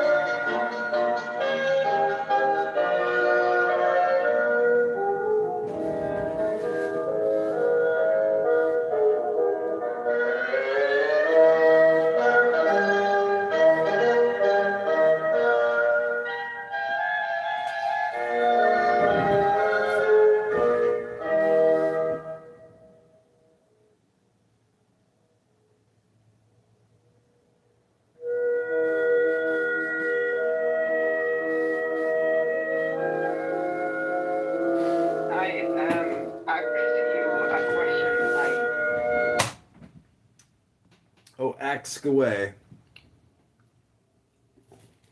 Yeah, what is the clown thing? That's the Fool in the tarot deck. I think that's the Aleph. That's the beginning. So with enough time, the fool becomes wise. But you got to keep being foolish. It's a little bit like being a child. You know, if you want to get into heaven, you got to be like a child. So it just means be playful, have more fun, more joy. it's creativity really, because the comic is a good comic is infinitely universal. Like Jim Carrey, he's someone who can take on any role and be funny. That's his magnetism. The Fool has so there's this trickster entity, right? So people experience it not in a pleasant way.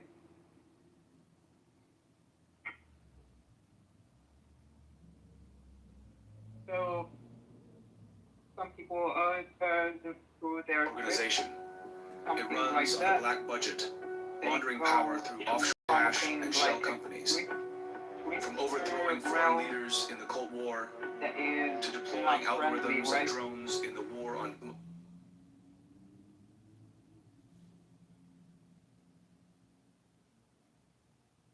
Invocation of Satan, hail, O mighty one, ruler of the unseen, bearer of light in shadows serene. Grant me power, wisdom, and might. Guide my path through the endless night. Keeper of secrets. That's the most thing about He starts saying it.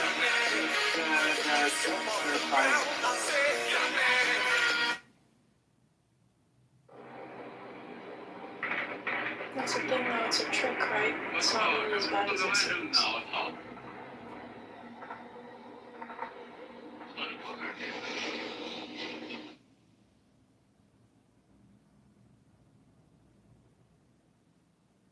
Not bad.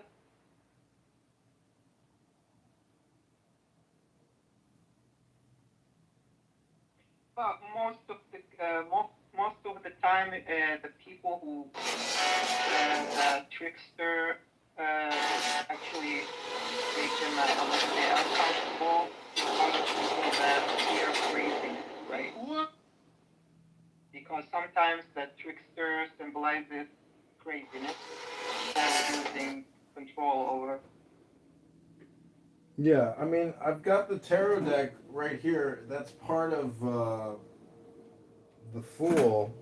I have a really cool tarot deck because it gives you the positives, the negatives, and then like a little quotation. And yeah, the Fool. Spread your wings and fly. Anticipation, wonder, curiosity, awe, new journey, care is needed, and potential. The reverse is naivete, recklessness, apathy, inexperience, hesitation, unwise, decisions, and indecision. That's the Fool, Air, or Uranus. I know you like Uranus. Beginnings, endings, and innocence.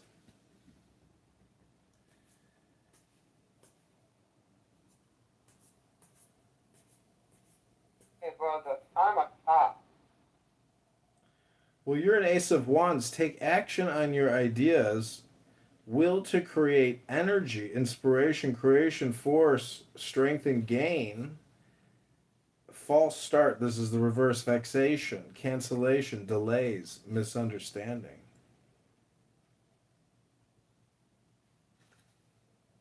But since you're at top, you're like a Six of Wands. It says you've earned every one of your successes.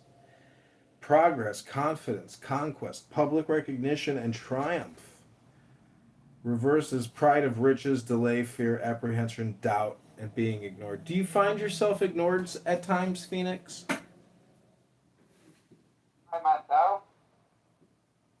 Well, usually if you feel ignored, that's because other people are ignoring you. But since you're, looking at it that way, I'm just saying, what kind of Messiah is Isa ben Mariam? Because, obviously Mother Mary, as we just read in the Theotokos, very special. What did Muhammad think of Mother Mary and Jesus, baby Jesus? What did he think about them as he wrote that charter and said, pay up or I'm going to fuck you up?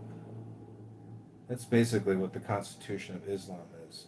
Pay up or I'm going to fuck you up.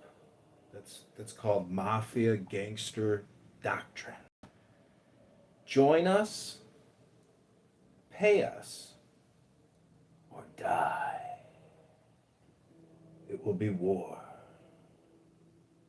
And if you question Muhammad, just question him you're a non-believer. And when you get stigmatized, you get doxxed with a non-believer status, oh, to the believers, oh no. They're going to come for you.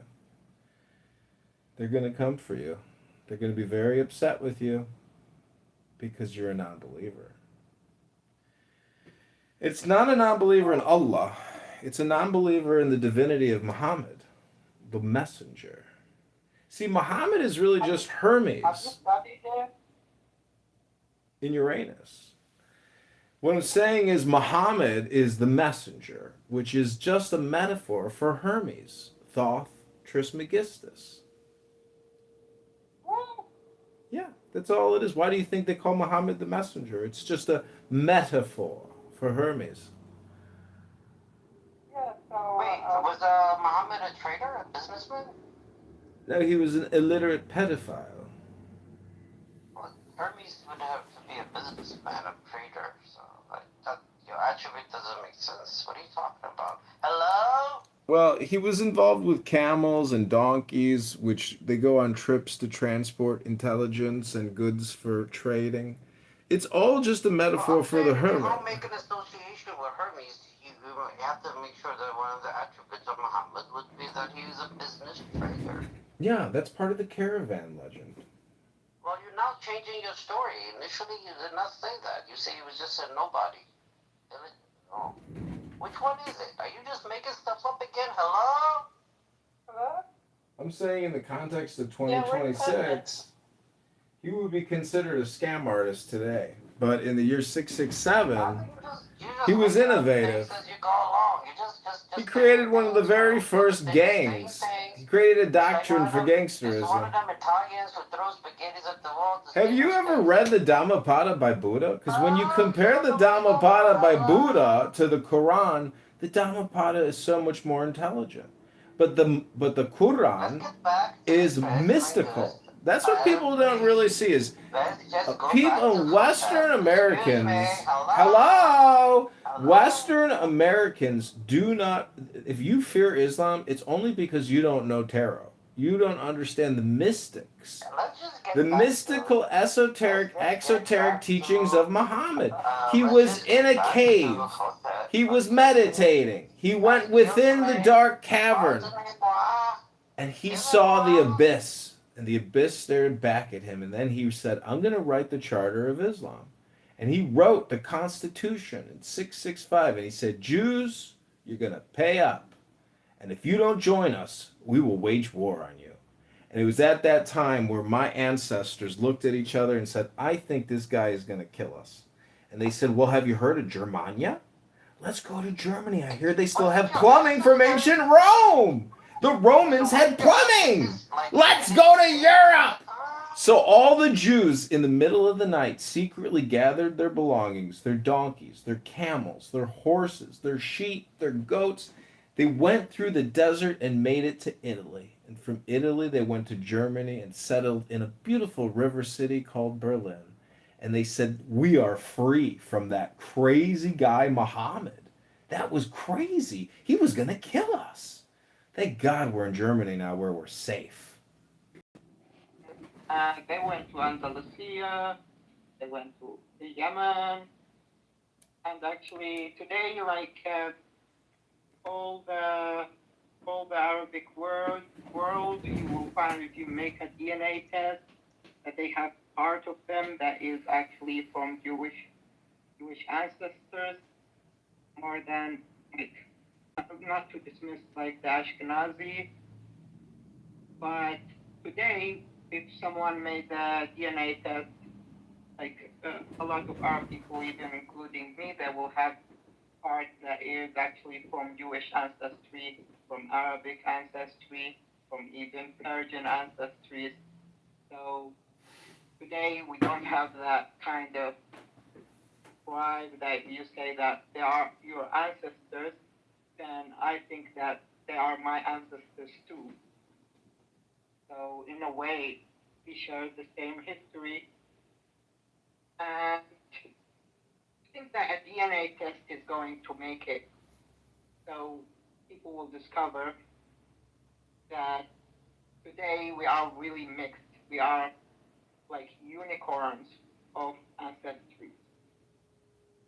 And you don't forget that Muslims in the past can actually marry Jews. And when they marry Jews and the mother of the person is Jewish and the father is Muslim, what he is going to be? He's going to be a Jewish Muslim. So in a way, today if you see it, we are all mixed. We are all unicorns. Yes, some people will have this, we don't marry from other people. But even today, that Christians marry from Jewish, Muslims marry from Jewish marry from other kinds of religions. And today we are one.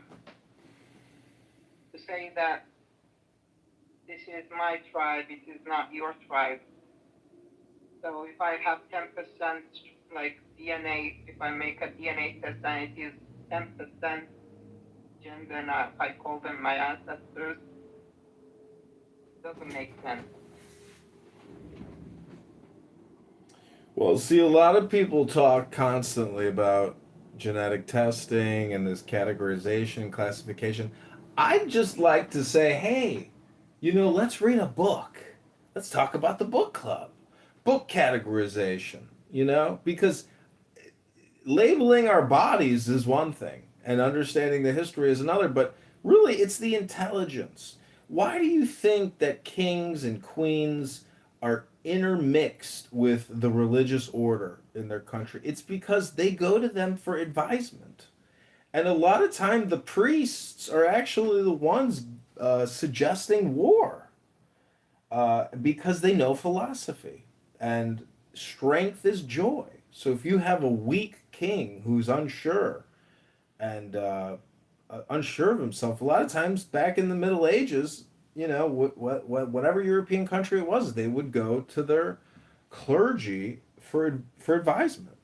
That's why I think that television show Game of Thrones is just so amazing because you get to see like a full type of like medieval society with its cult, with its royalty. It's a fun show. I think I watched every episode. Yeah, but it's revealed that there is these generational curses in every kind of elite kind of classes. It's not a fun game to be an elite in the Dark Ages. It can actually, one day it can be really beautiful and the other day it can be really ugly.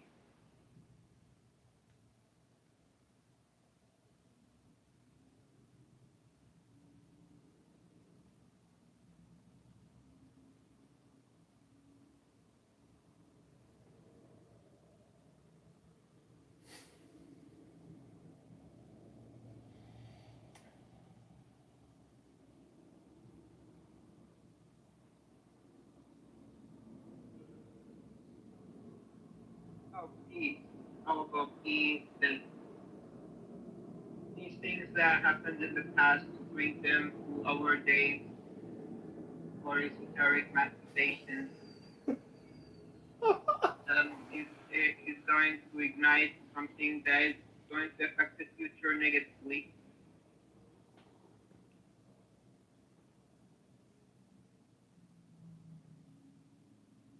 Especially Gen Z. Gen Z today, they are not into these things. They are into computers, they are into technology, they are into Bitcoin, they are into other stuff for the future. We want something from the past. Why we don't bring the good things and we leave the bad things?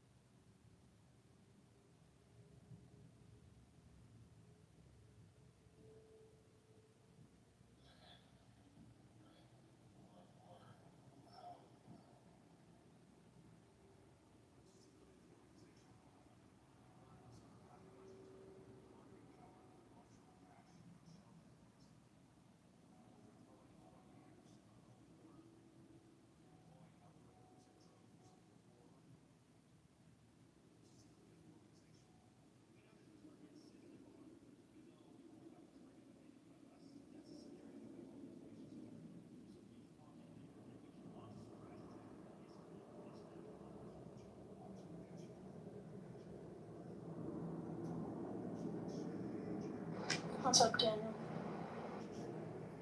What's going on, Skinny? How are you? I heard some trouble things. About me? Yeah. Like What's what? up? Like your husband, man. Did you spit on him? Oh, yeah, that was a long time ago. That was, Can you give me what happened? well, it was like a long time ago. Oh, well, And they don't let me up.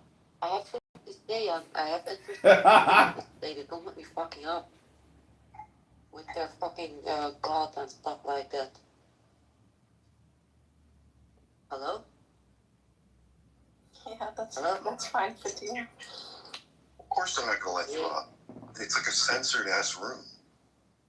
It's so censored. Like, Yeah, so they are debating about whether there is a God or not, and which dimension, or if he lives outside of dimension, this, that, blah, blah. They don't even know they cannot even visualize what dimensions are. That's the problem. People know, but they don't understand. If you visualize dimensions, right? So there are 4 dimensions that we can factually state exist, right? We exist in a 4-dimensional space, right? Time and space, but time is something special. We exist in a 4-dimensional space 100%, but how does time come into existence? Let me tell you. So we exist in a 4-dimensional space, and we observe it through the physical body in a 3rd-dimensional view, right? In a 3-dimensional view. We observe the 4-dimensional space. Destroyed the economy, killed millions by war vaccines. Our awareness, our observer is in the dimension.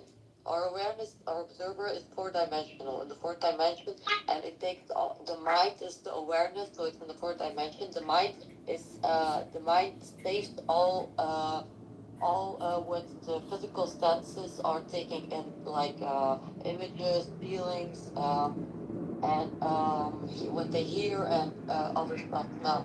So that all gets stored in the mind. So listen, so we create time. We create time in the physical space that God gave us. You know how?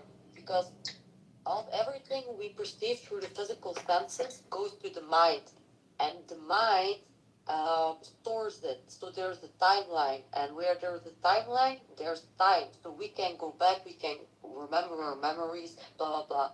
Right. But there's something else. So people think we only live inside a 4-dimensional space, right? And with time that we create through our brain, our mind, that saves everything we see and other senses that perceive. So we can also control and observe our mind. So the observer cannot be at the same place as the observed at the same time, right? So if we can observe, control, and program our own mind from what we see, right? That means there is something doing it from another place, another space. That means another dimension, a 5th dimension that lives outside time and space. Because we can. It lives out. It lives outside. It lives outside time and space because it can control our minds, and therefore the timeline it created. So it can control it. So it's outside that dimension, 5th dimension. And here comes something crazy. Humans can create and destroy, create beyond what they see, right? So our mind cannot create new things that our senses have not perceived. So where does our inspiration come from, our creativity? Where do we get these visuals that we try to recreate in this world? So think about it. So there is another dimension that our soul dimension or awareness dimension, taking inspiration from mixing it with what the mind has saved with the physical senses. And that is the spiritual dimension, I think. I'm not sure, I think. It's the dimension of wisdom. So the mind is a dimension of knowledge, and then there is that's the 4th dimension, then you have the 5th dimension. Our awareness, our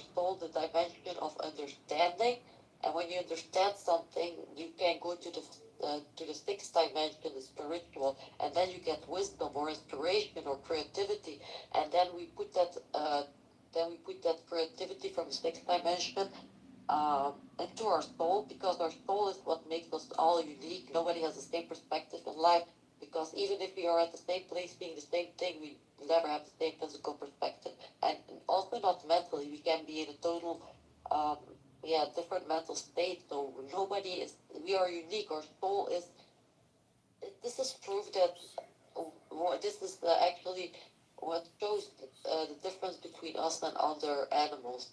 The soul.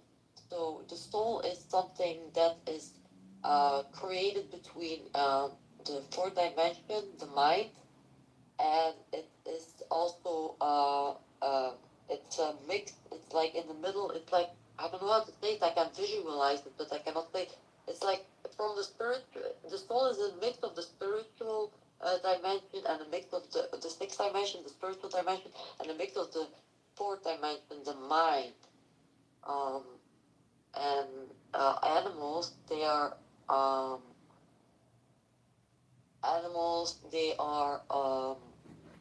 they only, so the animals are only like they do have like some kind of soul that goes to the spiritual realm, but it's not like us. We are different. Like, they don't have it like us, the mind and the soul and the mix of the spirit, and they cannot create beyond what their physical senses perceive. Animals, they can't do that. They don't create beyond what they see. They don't do that. That's us. So, and the mind cannot create new thoughts, right? The mind cannot create new thoughts. That's a fact. So where does these visualizations or inspirations for sound come from? It comes from another dimension, and it's a higher dimension because it's something that is not coming from beneath the lower dimension. So sixth dimension already, and I think the seventh dimension is the dimension of God. I think what makes us different from angels and why the angels might have been jealous at the humans is the soul, because the angels are just spirit, and we have the ability to enter a physical body and, create a mind of our own, and memories we can go back into in time, and we can go in time when we want to, if we are out of the space and out of this dimension of space and time, we can, with the things our mind gave to our soul, we can do greater things than angels. That's why they're jealous of the human. We're jealous of the humans and rebels. I get it now why they're jealous. I really get it. Yeah. God gave us a mind of our own. He made us.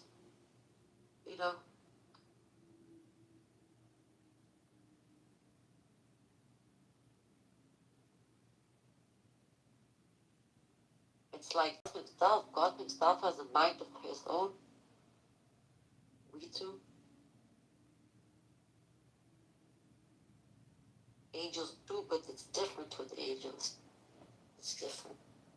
Angels are made with knowledge. We are born to discover it and understand it.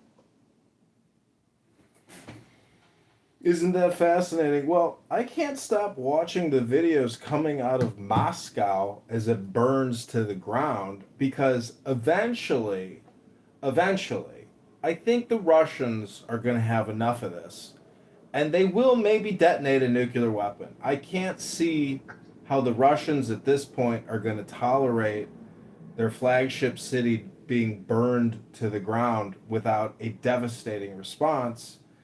And now that Obama has inaugurated Mordor, the Tower of Lies and Propaganda, And we know how big the CIA is at $100 billion a year, running military operations all around the world, funding Zelensky's military-industrial complex in the billions. I mean, how much is enough? How much war, lies, deception, and Bruce Springsteen are we going to have to listen to until we finally figure out that all is not well in Denmark? You know, there are two Americas. There is the Democrat industrial spam complex, and then there is the military industrial complex engaging in a $100 billion covert war annually, blowing up Russia, a nuclearly armed country. This isn't Iran we're talking about here. We're talking about nuclear Russia that can launch an intercontinental ballistic missile and take out Manhattan. And I don't know how long Russia's going to play around, because if Russia implodes, if there's a coup d'etat in Russia, which there's people are speculating that's already happening, will the regime in Russia just go into their bunkers and engage in nuclear war? Because if Israel is prepared to drop a nuclear bomb on Iran, well, Russia might be prepared to drop a nuclear weapon on Ukraine. So, anyways, I'm sorry to share such disturbing news about World War III, but somebody should say something as Obama and Bruce Springsteen and Tom Hanks are dancing in downtown Chicago overlooking the lake and Moscow is burning. Well, you know, Putin is worth $1 trillion. He's the head of one of the largest military organizations on the planet. And as the Democrat industrial complex dances and parties at the Obama Tower of Lies and Propaganda, Moscow is completely engulfed in flames. And I'm just wondering, is Russia going to escalate? Because I'm just worried. I think that as Chicago dances and celebrates Obama's presidential library, the world could be moving and preparing for something unexpected. And it's because of unrestrained warfare and attacking civilian areas full of oil with highly explosive drones. I don't know. Maybe it's just me and there's nothing to worry about. I mean, that's supposed to be their post-war rules-based order that was created when they was actually behind Russia and China not being our allies no more, because they, the communism that went into Russia via the Bolsheviks and Mao, all that shit came from Britain and everything, and that post-world order, literally, they control all the finances. They don't produce. Karl Marx was German. They run the markets and whatever. And America's supposed to be their security arm. So I think that's why all those Gulf nations was investing so much money for this shit to go on in Iran or whatever, for Lloyd's to pull out and all the other financial backing, insurance and everything to pull out.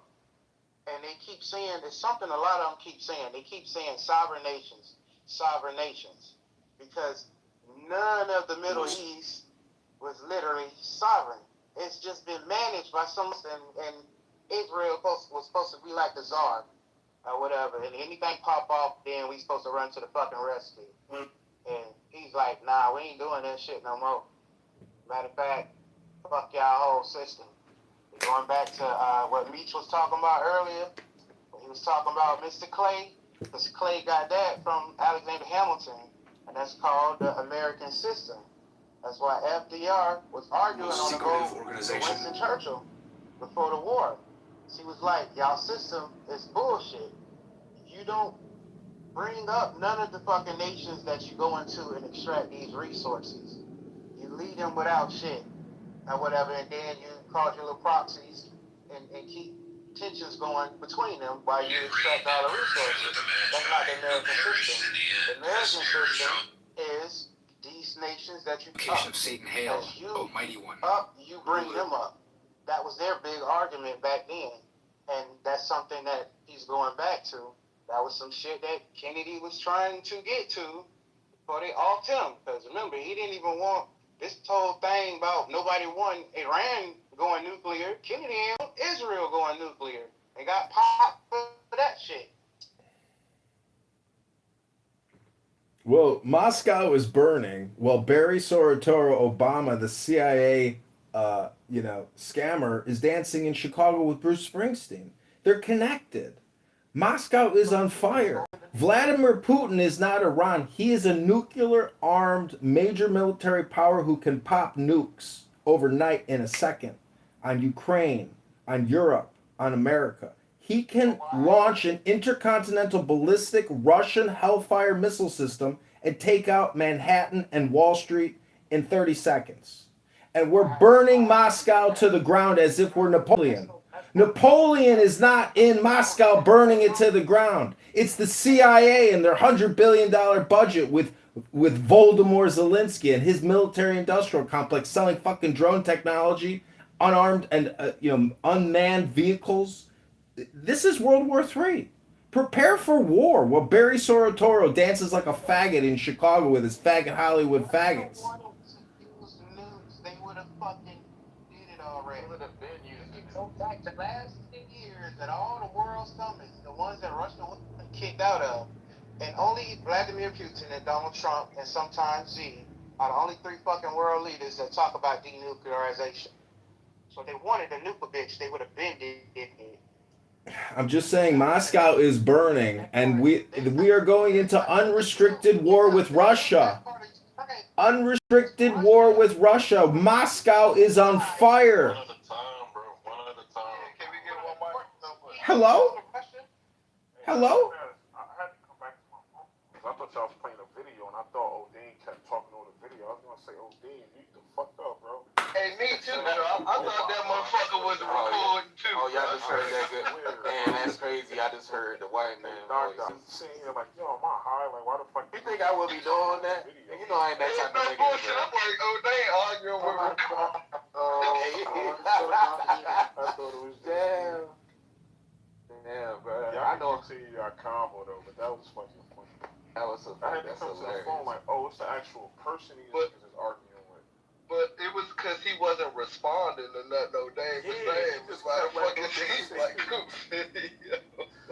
Hey, yo, I thought it was just me, bro. That's funny as fuck. Well, I'm not a comedian. Unfortunately, I'm giving you the truth of the earth from your birth to your death. Barry Soetoro is a CIA faggot. His mother was a honeypot, and he's the birth of a honeypot. He is George Bush's installation to keep the war in the Middle East going, and he did. He expanded the debt $7 trillion, and now he's got $1 billion Tower of Mordor, lies and propaganda in Hyde Park, to continue with his lies. This is the master deceiver, the master deception. Michelle is a man. Those are not his children. He is an actor and a dick suck from Schaumburg doing meth sucking dick.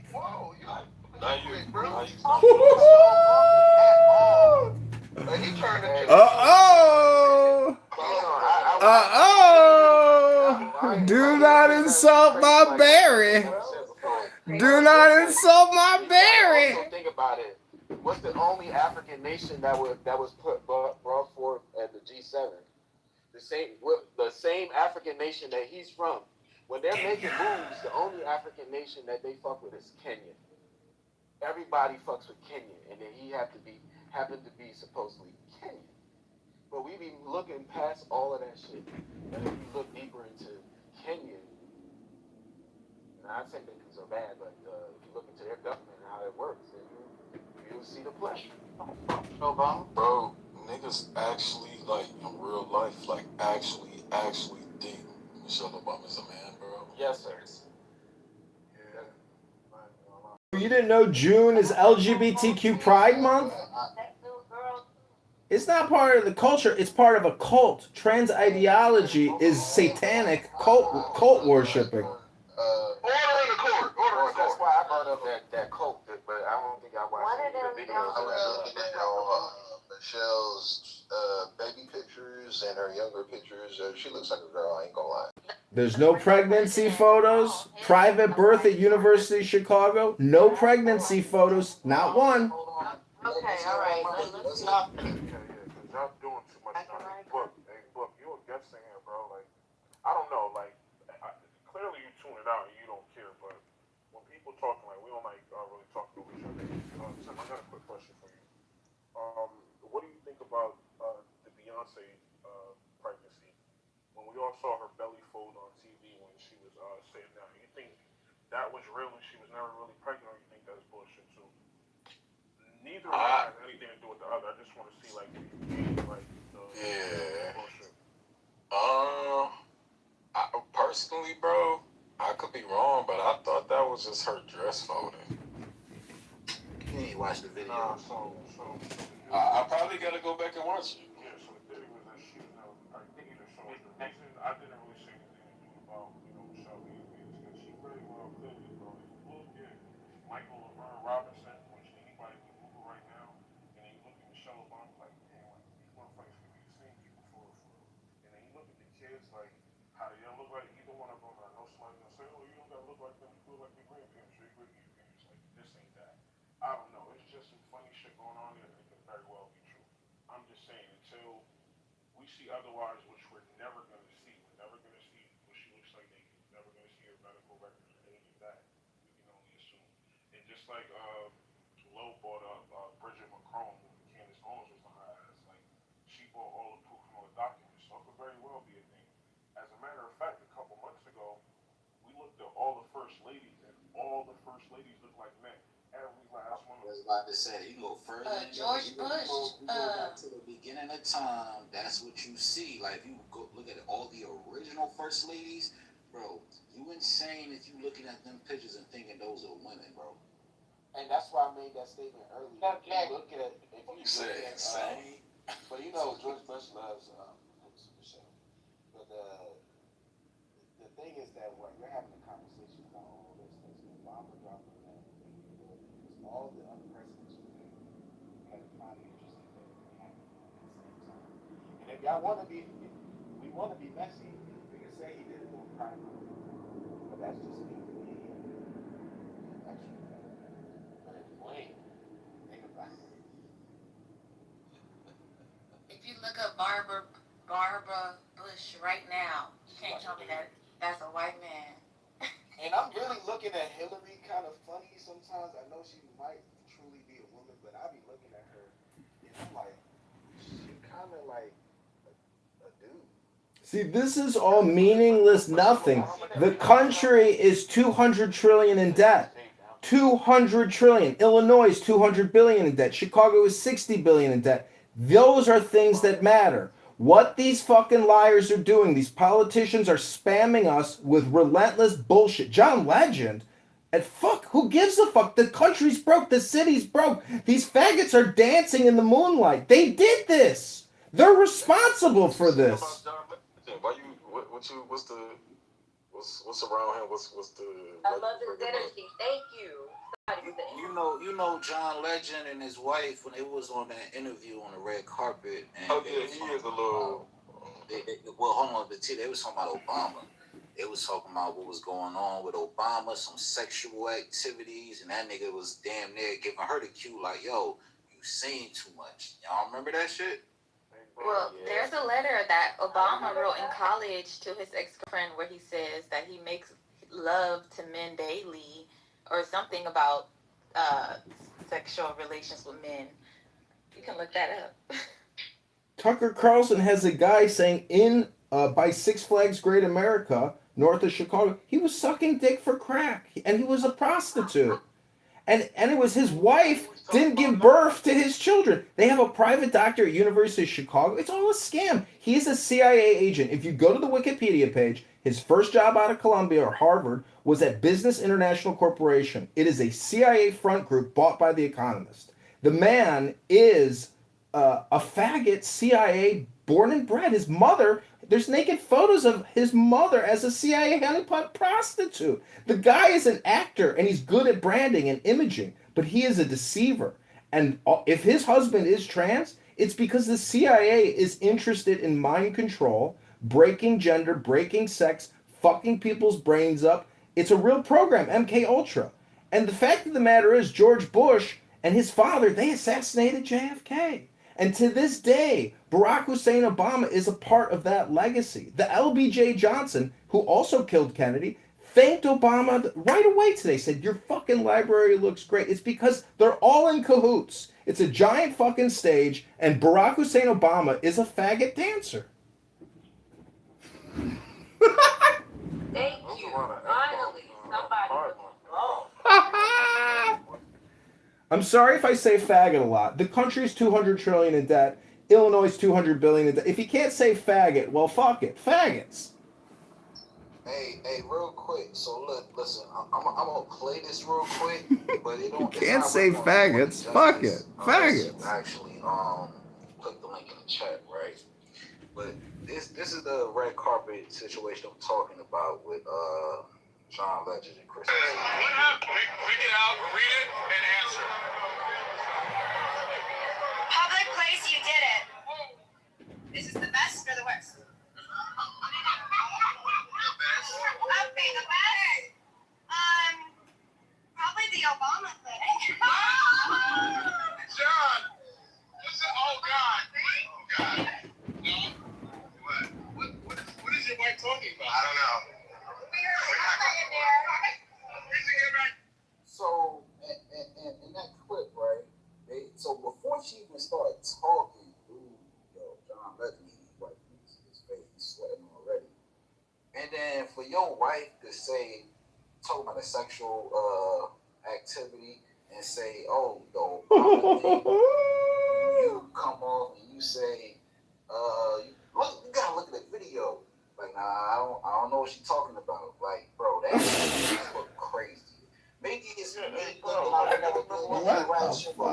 What you say, John? Nah, you don't remember when that video came out and then all the tweets came out about how she like to eat babies and all of that shit, and they put the tweets in the video and all of that shit? Yeah. It's like niggas want to say niggas be making some shit up, but it's like if we don't. Because it sounds crazy, and that's the thing with these. Well, I don't even call them conspiracies because it's facts, but that's the thing with these facts. Like, it sounds so fucking outlandish. It sounds like some shit that we filmed in Hollywood that it's hard to believe this kind of shit, bro. Like, a lot of this shit we talk, like, average person is like, yo, all y'all niggas is crazy. The fact is, Barack Hussein Obama has killed millions of people through war and vaccines. Yo, mind your business. You heard me talking, homie? Yeah, thank you, sir. I'll land here. But yeah, a lot of this shit we talk about is kind of crazy, and I can see why niggas look at us like, we crazy. Now you go ahead, sir. I'm just saying that Barack Hussein Obama, Bill Clinton, George Bush, they have killed millions through war and vaccines. They have caused this country's economy to disappear. We're $200 trillion in debt. They have destroyed this country. They are liars, frauds, criminals, and traitors. I agree with all that. And what you said, doctor? I said you called his ass sir. And I'm gonna call him sir too. Hey sir, you know they always been there ever since they stole this country and started, right? Well, I think it started with JFK's assassination to 9/11 to COVID-19. Man, fuck now. Man, fuck now. Ever since they came stealing little Indian princesses off the goddamn shoreline. Fuck no. Yeah, but as soon as African Americans joined the Union Army, they became conspirators themselves. 600,000 people died during the Civil War, dying to liberate African Americans. It's your country now. But Barry Soetoro Obama is not with you. He ain't even ADOS. His mother is a CIA prostitute. What the fuck is that interdiction about 600,000 black people? Hey, look, hold on real quick. Let's do this real quick. Hey, I just rolled up, so it's probably one of them nights, man. Yeah, me too. I'm rolling up. don't know what the fuck that interjection was. It's good. That's why I want to keep it on, like, you know, kind of like how we going with the conversation, the topic. All right, so doctor, you here now, right? All right, so based off the topic, what's going on right now? J.D. Vance talking greasy to Israel and Netanyahu. Trump been talking greasy to these motherfuckers for the past couple of weeks, going back to a couple of months, right? All right, so I've been saying this two scenarios. Even they moving the way they want to move, and they really saying, look, I don't give a fuck what any administration did before us. We ain't rocking with this shit. Y'all on some bullshit. And they really doing something that nobody had the balls to do. Or two, because it's only two options with this, right? Or this shit is all a show. But if you feel like, I'm trying to bring it back to the you know. So even if you feel like it's a show, right? What do you feel like the play is? If you feel like the first option ain't what it is, what do you feel like the play is when it comes to the second option?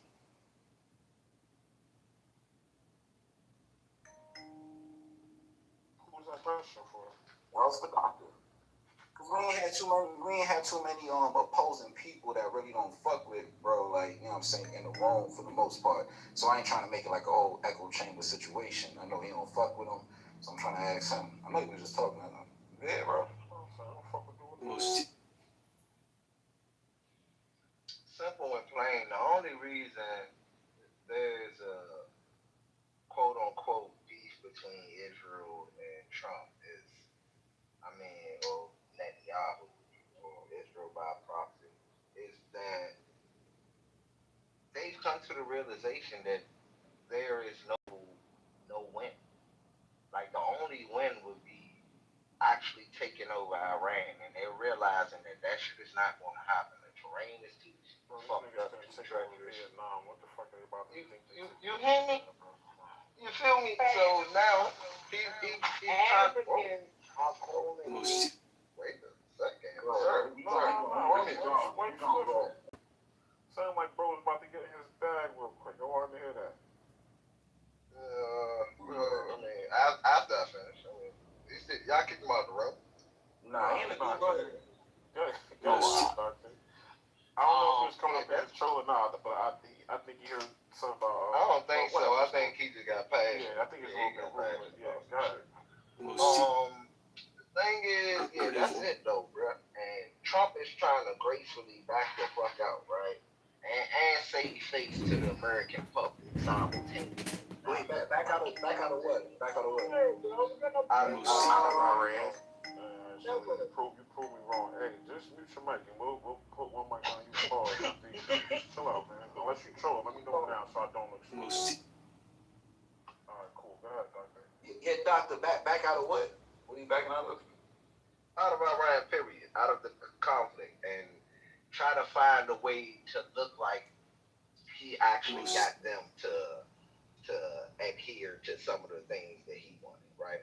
And simple and plain, Netanyahu just wanted them to continue to let full forces, throughout Iran, the Strait. I believe he probably wanted them to bomb the island, like all that shit. And Trump realized that that's not smart, because that's going to totally devastate all oil production in that area. Like, that shit is going to cease, because Iran is going to make sure that the UAE not sending no war or nothing if that shit get bombed like that. So look, let me ask you this real quick. So you can tell the nigga trolling or not. Most secretive organ. Can I add my opinion next? Hey, African man. Go ahead, woman. Yeah, what is a woman? Man, kick that Bible. Let the soft voice go. Go ahead, Lord. Back to your state. No, just to answer, I guess, whatever's going on between Trump and Netanyahu, we know that Israel plays a big part in AIPAC. We know that they put a lot of money into not just Republicans, but also Democrats, with Trump especially. So I think, Trump did have his back to a certain point, but, I don't want to be, let me put my tinfoil hat on. But, so if you look into Israel and, they're still waiting for their Messiah to come, right? So there's a video, it's on Twitter, I'll post it in the chat, but it was a long time ago, and they're pretty much, these rabbis are trying to speed up the events of their Messiah coming, but that would consist of them rebuilding their temple. And if you know where their temple is located, it's also located where there's a holy site for the Muslim community as well. It's called Mosque Al Dome of the Rock. They want to destroy that and then build on there. Yeah, you're right. Exactly, and Israel knows if they, so with this escalation between, you know, they're highlighting, oh, we're fighting terrorists, we're fighting Islam. That's how, you know, the regime or whatever the case may be. So, but they know that this main regime, Islamic regime, would have the major problem if they were to mess with that site. That it will cause, you know, proxy. It's also in the Quran, they will never destroy it because Allah protects us all the time. So it will never happen. But that's what they're aiming for. They're digging underneath. Yeah, so why does so many Muslims I'm not Muslim, so but I do understand your perspective. We're getting away from the. Yeah, but Muslims bomb the shit out of We're on it. We're talking about this. About Muslim or Christian is from every. I know, but you just mentioned the Quran, which is Muslim. Anyway, look, go ahead, finish it. Well, I understand you felt the need to, you know, hold on to that holy site, and I'm not. You know, I'm not for either side, so I'm just going to put that out there. But long story short, with this escalation that's happening in the Middle East, we know that Israel has been doing what they want to do regardless. And we can see that Vance said in the video, like, America is one of the only the greatest nation, I guess, you know, supporting them. A lot of people want, like, they're calling for the arrest of Netanyahu. So with him going against Trump and escalating things with Iran, I definitely see them as, you know, trying to definitely start something, and I'll just lay it right there. Thank you. But I also think they have something on Donald Trump because there's no limit. They can push him. Listen, J.D. Vance and Donald Trump are distancing themselves from Israel. They're going to get tens of thousands of more voters for Congress people at the midterms. And then the Israelis are going to attack Lebanon, and they don't give a fuck, because if the fucking Hezbollah people are attacking them, they're going to attack them back 10x. You can't stop it. I suddenly think Trump really cares. Like, Trump will bomb the shit out of Palestine and all those Middle Eastern countries still.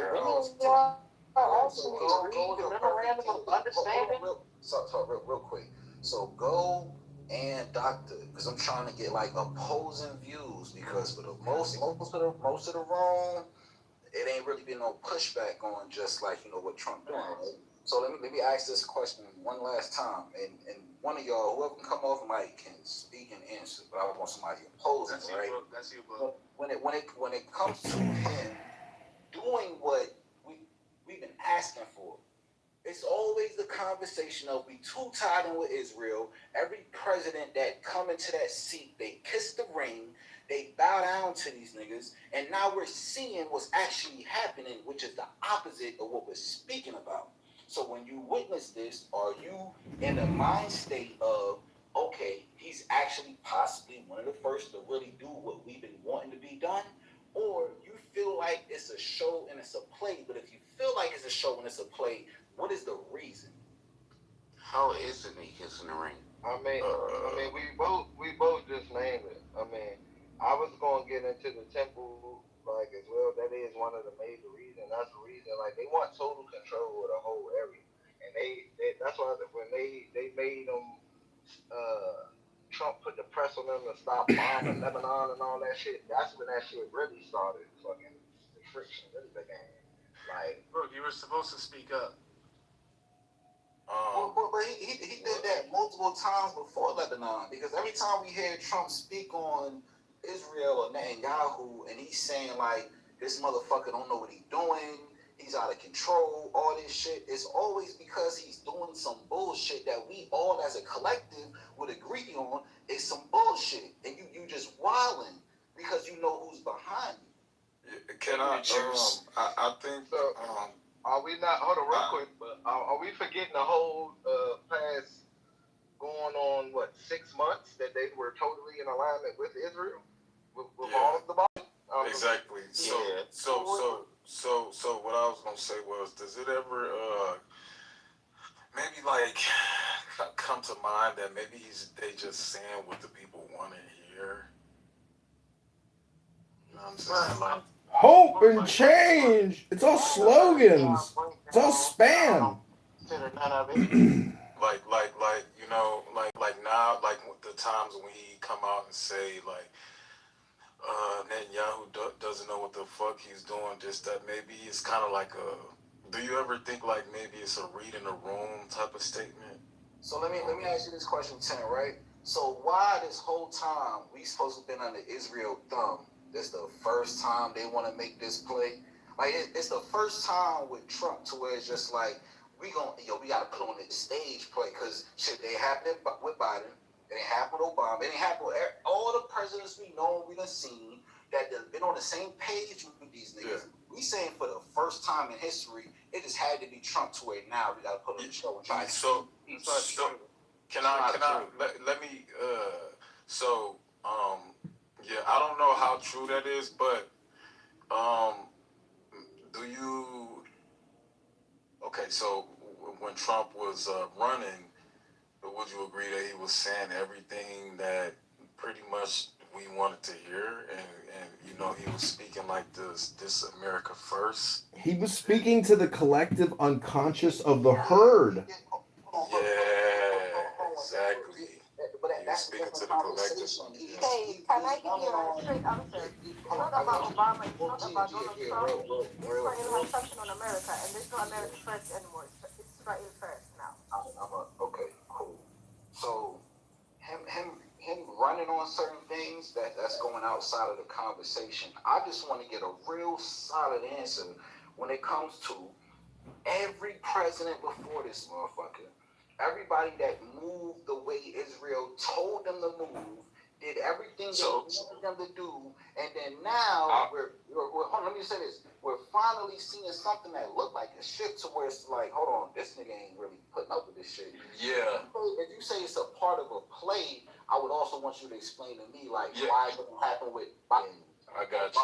Trump has moved further with Israel than against them. So what I guess what I said that to say that we've seen what's happened before, and now people are becoming more conscious and catching on, and so he said the things that we wanted to hear, but now we're starting to see that it's actually it's the same. You know, like Israel is controlling all this shit. But when he was running, he said all the things that we wanted to hear. You know, we saw the shit that happened in the, previous administrations and things like that. But everybody's starting to like really catch on more. We have the internet, we have AI, we have more access to information, and people are becoming more aware. Maybe, I don't know. I could be wrong though. Okay, so pretty much you really don't got a way to explain it. It's just kind of like the way you're thinking about it, right? You don't really got a way to explain it. That's what I'm trying to figure out. And I feel like this should be an easy question to answer, being that this nigga is supposedly a part of the program. He gonna be ride or die with Israel regardless. But there's no explanation I'm hearing that can like explain the way shit is moving right now. Not only with Trump, but we got Hillary Clinton coming out saying the same shit, doubling down, even though we know how they was rocking with them. So I'm trying to find an explanation why now everybody. Hold on. But saying it and doing it is different. And here's another thing, though. No, you can go all the way. You can go all the. You can go. Hold on, Glenn. Let Exo go real quick. There's a lot of niggas talking right now, including me. Go ahead, Exo. My bad. I didn't mean to interrupt. Go ahead. I'm just saying, he got all the information that he needed. It's like the algorithm been working on that whole program for a long time with these people. Plus, they know the jig is up. So it's just like all of them, everybody is having their own issues. You gotta think. I mean, down to the artists, they're all having a lot of issues because the jig is up. Everything. I'm saying? Like, they're in danger. They know that these people basically know everything about America. It's really not that complicated. Like, simply, they're on the same program, but different actors. Whether it's Hillary Clinton, Obama, Trump, they're on the same program. Okay, so this is where we get to the basis of the conversation. I'm glad like people are actually saying things, right? So Gia just said it's the same program, right? So Gia, what program is it and who's running it? Israel is running it. America first thing is a whole bullshit. That's it. It's Israel first. That's it. They're taking lives, they're killing people, and nobody can say anything. Period. Okay, what do you think? What do you think? I agree with that, and let me just have this one last discourse with it real quick, right? So, all right, so they're running everything. So, are they running everything because they infiltrated the United States? Or are they running everything because they have military power around the world? Why would you say? Because me personally, I believe they're not running everything, and I believe if you believe in manifestation, they're not really doing shit in the fact that we believe they're doing it and we keep saying it, we manifesting that shit more for them. That's just my opinion. But what's yours? There's a lot of things that what's yours and why people say they run? There's a lot of things that we do not know. Epstein files is one of them. They have a lot of things or videos. They have something on America where America became the bitch of Israel right now. So I think we know some stuff, but we don't know everything. Did you see what happened in the United States when the Epstein files was released? Did you see what happened? They didn't release everything. They released some. Well, okay, so when the files were released and they said like, you know, because these are in the files, that they're eating babies and all this weird shit. About how people moved on. So Gia, hold on real quick. So Gia, what happened in the United States when they released those files? And then suddenly it was like, we're gonna attack Iran. No, what happened when they released the files was nothing.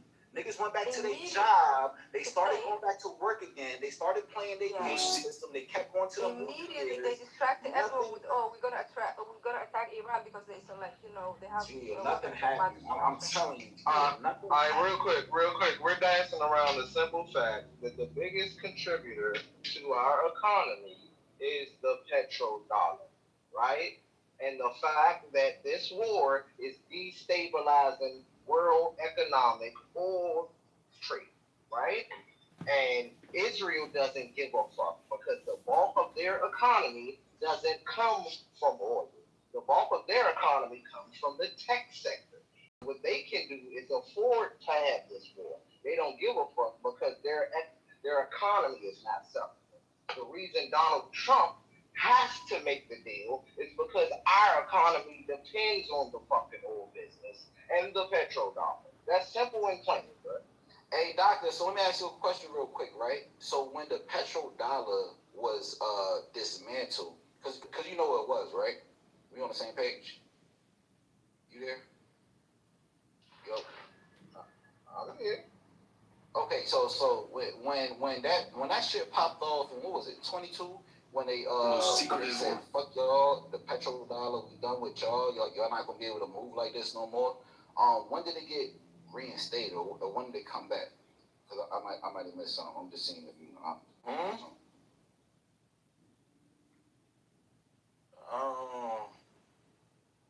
Well, I'm asking doctor because he brought the petrodollar. All right, well, he probably looking it up or something. Go ahead. And also, quick question: that's the question. If you didn't know, all major Gulf exports are still through the petrodollar, including Saudi Arabia, the UAE, Kuwait, Iraq, and Qatar. What are you talking about again? How much weight does it? I know it. So here's the thing, because before you came in, I lay out the whole situation when it came to that, when it came to the Prince of Saudi, all that, right? So what's the weight? What's the level scale if you're talking about the petrodollar that has when it comes to the way we're able to move and do what we want to do, or can stop us from moving how we move? Like, what's the weight of that? If you could put it on a graph or scale, how would you weigh that? How would you weigh that? You're going to have to rephrase the question. Yeah, because Okay. I think, Doctor, I think you should say that whole thing you said about the petrol. I think you should say all that shit one more time. What happened, bro? They under the force that countries don't operate through the petrodollar anymore. That shit was only for like a brief second. I think maybe a year. After that, they went right back to that shit. What are you talking about? All those countries. Hey, why they stop though? What was the cause of that? What was the cause? Because they wanted independence and they wanted to get from up out of that shit. And then after certain proxy wars was waged and certain heads of states were eliminated, then they were right back on it. What are we talking about? Okay, so that's what I'm saying. That's why I be bringing up Saudi Arabia, right? And I'm just gonna say, do y'all research on the Saudi prince? Do y'all research on the Vegas shooting? And do y'all research on when the Saudi prince left Vegas and went back to Saudi Arabia, why did 7 families die? So I get the surface level explanation for certain things, but I be trying to see who really be going into what's really going on when it come behind that. Go into it then. Well, I did. This would be like the 4th or 5th time I did it tonight, so I don't want to keep on repeating it. But I'll just say, Doctor, even to you, listen to what I'm saying and looking at it. You can say like, fuck it, whatever. You ain't saying shit. But I feel like unless you go into that, you would have to come and have a different view. Or maybe you won't have a different view, but most likely you would on what that shit was really about. And then now, even with separating from Israel, it plays even a major part because now we talking about the whole Saudi Arabia connection is $600 billion from them to the United States, the $250 million in arms and weapons to the United States. Like that, now it's a different conversation. You see, like what's happening today.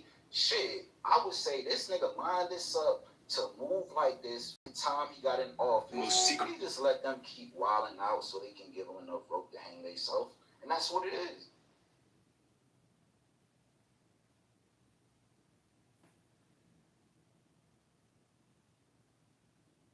I still think it's multiple agendas going on. We got that John, that a cult. That's what I'm saying. I don't know. Maybe I don't know if you ever watched any of the videos I sent put in the chat. Still. Yeah, my bad. I was trying to. No, you good. I'm just saying, like, Sure what's going on over there and everything. Yeah, Compartmentalized, man. Yeah, these niggas is fighting. It's like how we watching the World Cup.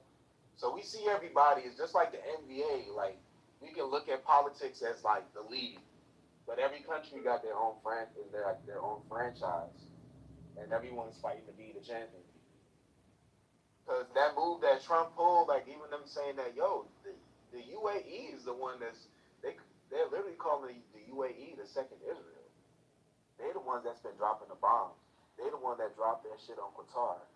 So they're the ones that's bombing Iran. They're bombing Lebanon. Wait, dang, so Israel said that or who said that? Trump said that about, I'm about to take this call, but Trump said that about the UAE. It was in one of the links that I dropped. He said it in the G7. I'll be right back. Yeah, we left from that when he was talking about the dialogue.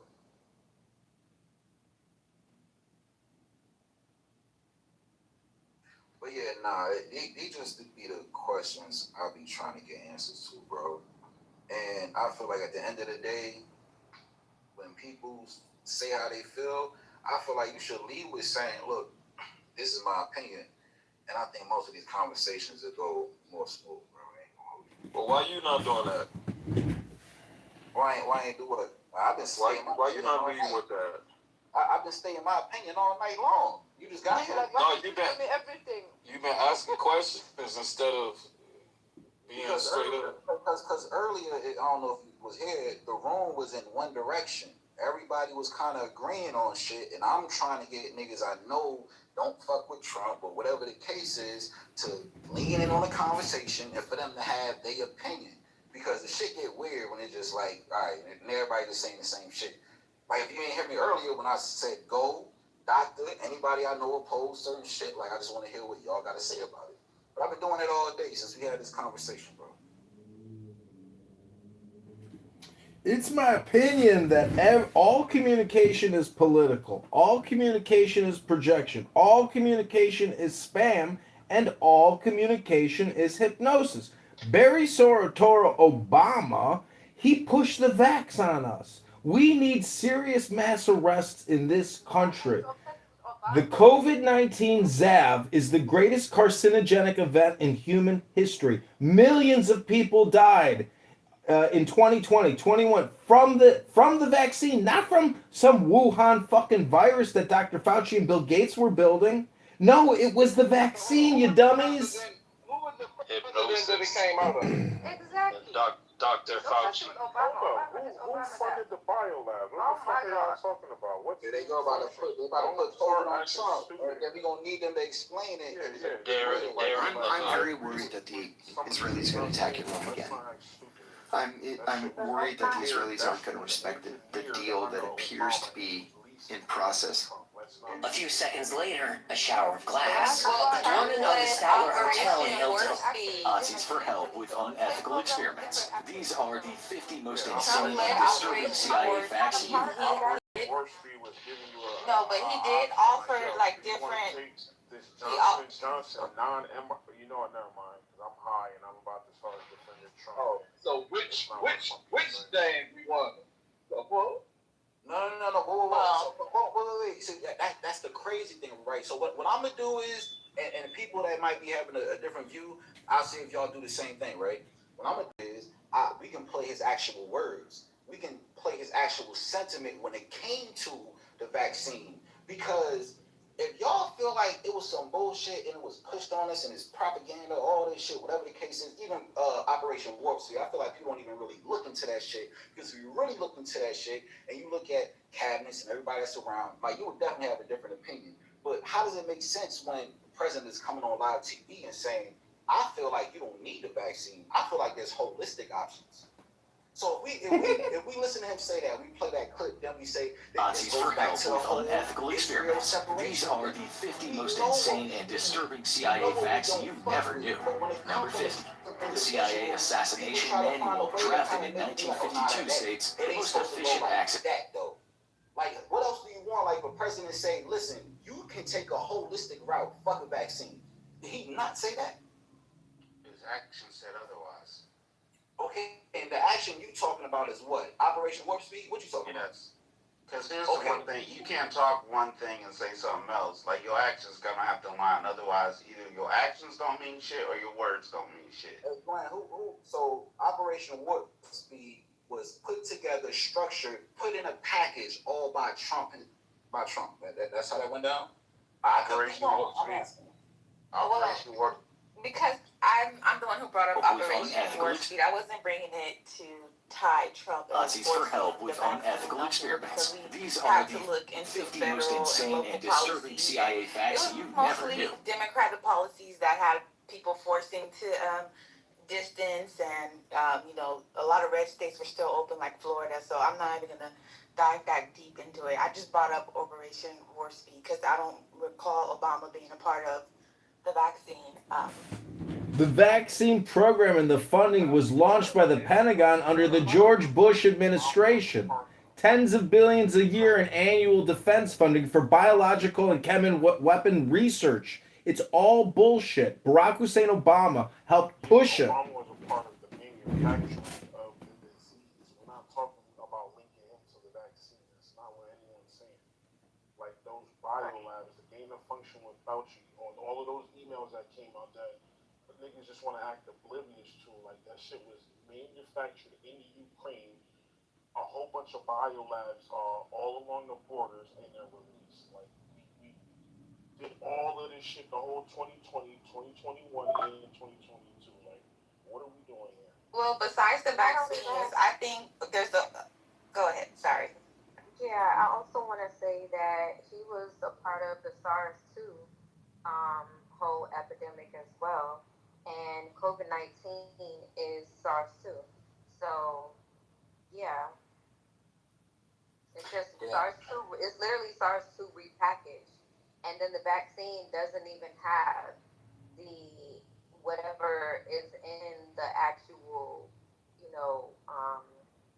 strand of the what is it called?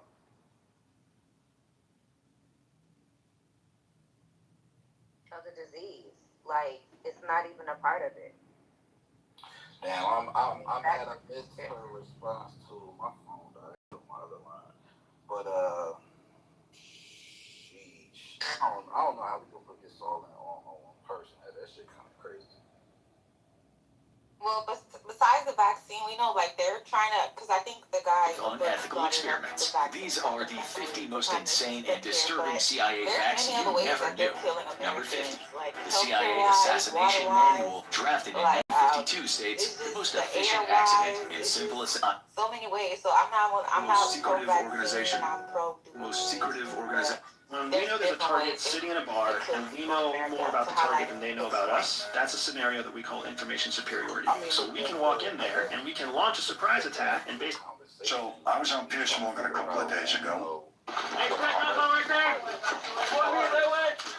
Invocation of Satan Hail, Almighty One. That's what I'm trying to Ruler. Look, I'm not pushing no narrative. I just be asking these questions because it be like, yo, shit, I could miss some shit. I might have missed some shit. But I'm still not seeing how he want to come to that. Like, he's the full force behind it. Like, yo, this nigga pushed the vax on all of America. I'm not seeing that. Yeah, he started Operation Warp Speed under them. Who developed it? There's a video of Obama, Clinton, and George Bush pushing the vaccines on all of America. They put out public broadcasting messages of the three presidents saying, get vaxxed. It'll save you. It'll save your community. It'll protect your grandma. It's all a fucking scam. And it's to depopulate and sterilize our population. Well, I agree with that point. They definitely had celebrities coming out and trying to tell the masses. I mean, they was giving out free cheeseburgers for vaccines. So they was pulling out all the... They had lotteries, multi-million-dollar lotteries. Go get vaxxed, you get a lottery ticket, you can become a millionaire. Cities and towns were doing that. It is the biggest mass carcinogenic event in human history. They did it to the whole planet. Pfizer, Moderna, J&J, 100 other manufacturers, Indian manufacturers. It's all proprietary, all patented. It was plandemic, scamdemic. It cost us $10 trillion. We need mass arrests, and we need them now. But Kash Patel and J.D. Vance, they're faggots. They're never going to do it. And the Dragon Pharma. Look, are you gay?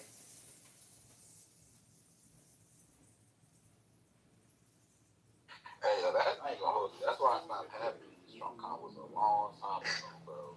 Hey, bro, that's why I just stayed on mute. I'm like, man, look, I'm not about to start. Yeah, John, they did that in California. They did a raffle for the lottery for the vaccines.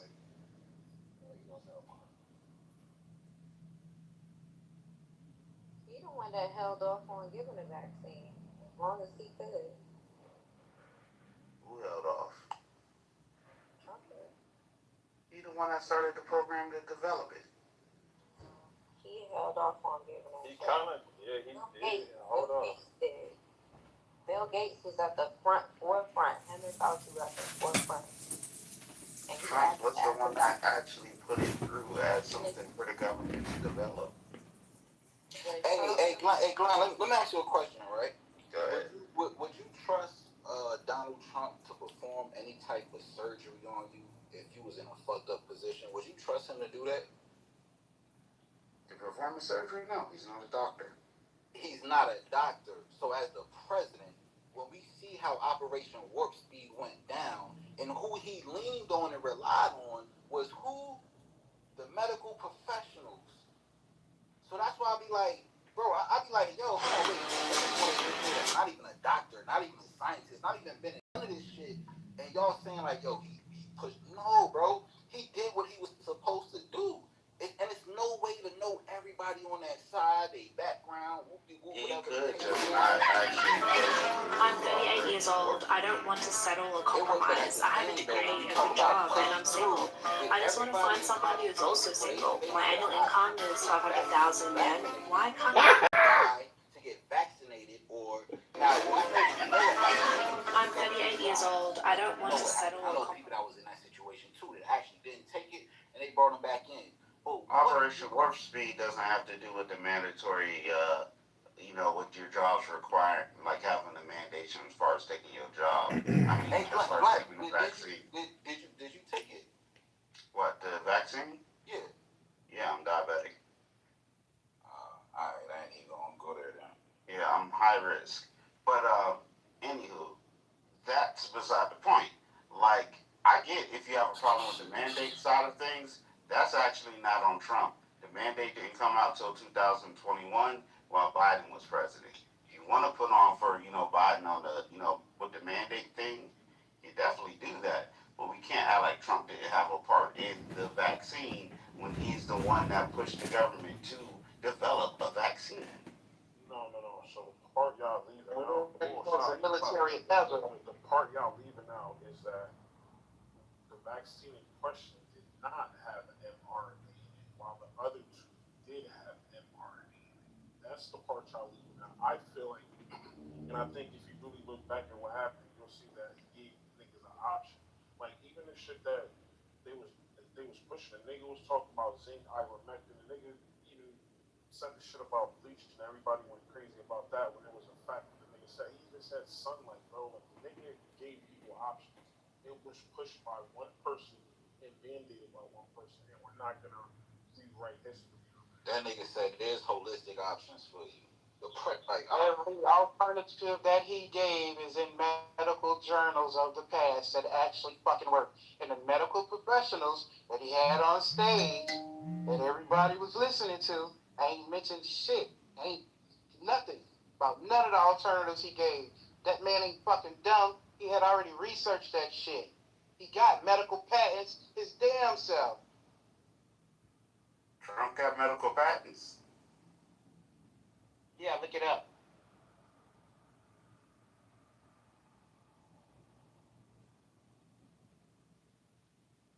Remember when he was talking about putting a tube with the light down your throat, into your lungs, and all that other shit? That came from Tesla. It was used way back in the days. What patent Trump got? Now everybody got. It's not about the Trump patent. It's Pfizer, Moderna, J&J. The Indian manufacturers. With the Indian pharma. I talked to my mother. I said, "You got vaccinated?" She said, "Yeah, I went to the firehouse. They vaccinated me at the community center." I said, "What? A fireman and vaccinate? You didn't even go to a doctor?" A firefighter vaccine. So, as people are saying what they saying, you should be coming off mic. The vaccine gave Russians, but not the good bull. Okay, facts. But that's how these conversations go, right? When people are saying what they saying, when they land, you come off mic and you say you're wrong. This is not correct because of A, B, and C. Clown world. And the conversations always get weird when niggas just say, "Oh, you just this, you booty clapping, you A, B, and C." Like, cool. Like, I ain't mad at your opinion on how you feel about certain shit. But as it's going, and when these points again ran through, it needs to be stopped by where that person mutes up, gets off mic, and you should say, "Bro, this is why you're wrong." Like, is that not how these conversations should go on my trip? Yeah, that's green bean fascism censorship world where green beaners think they know everything. What was that?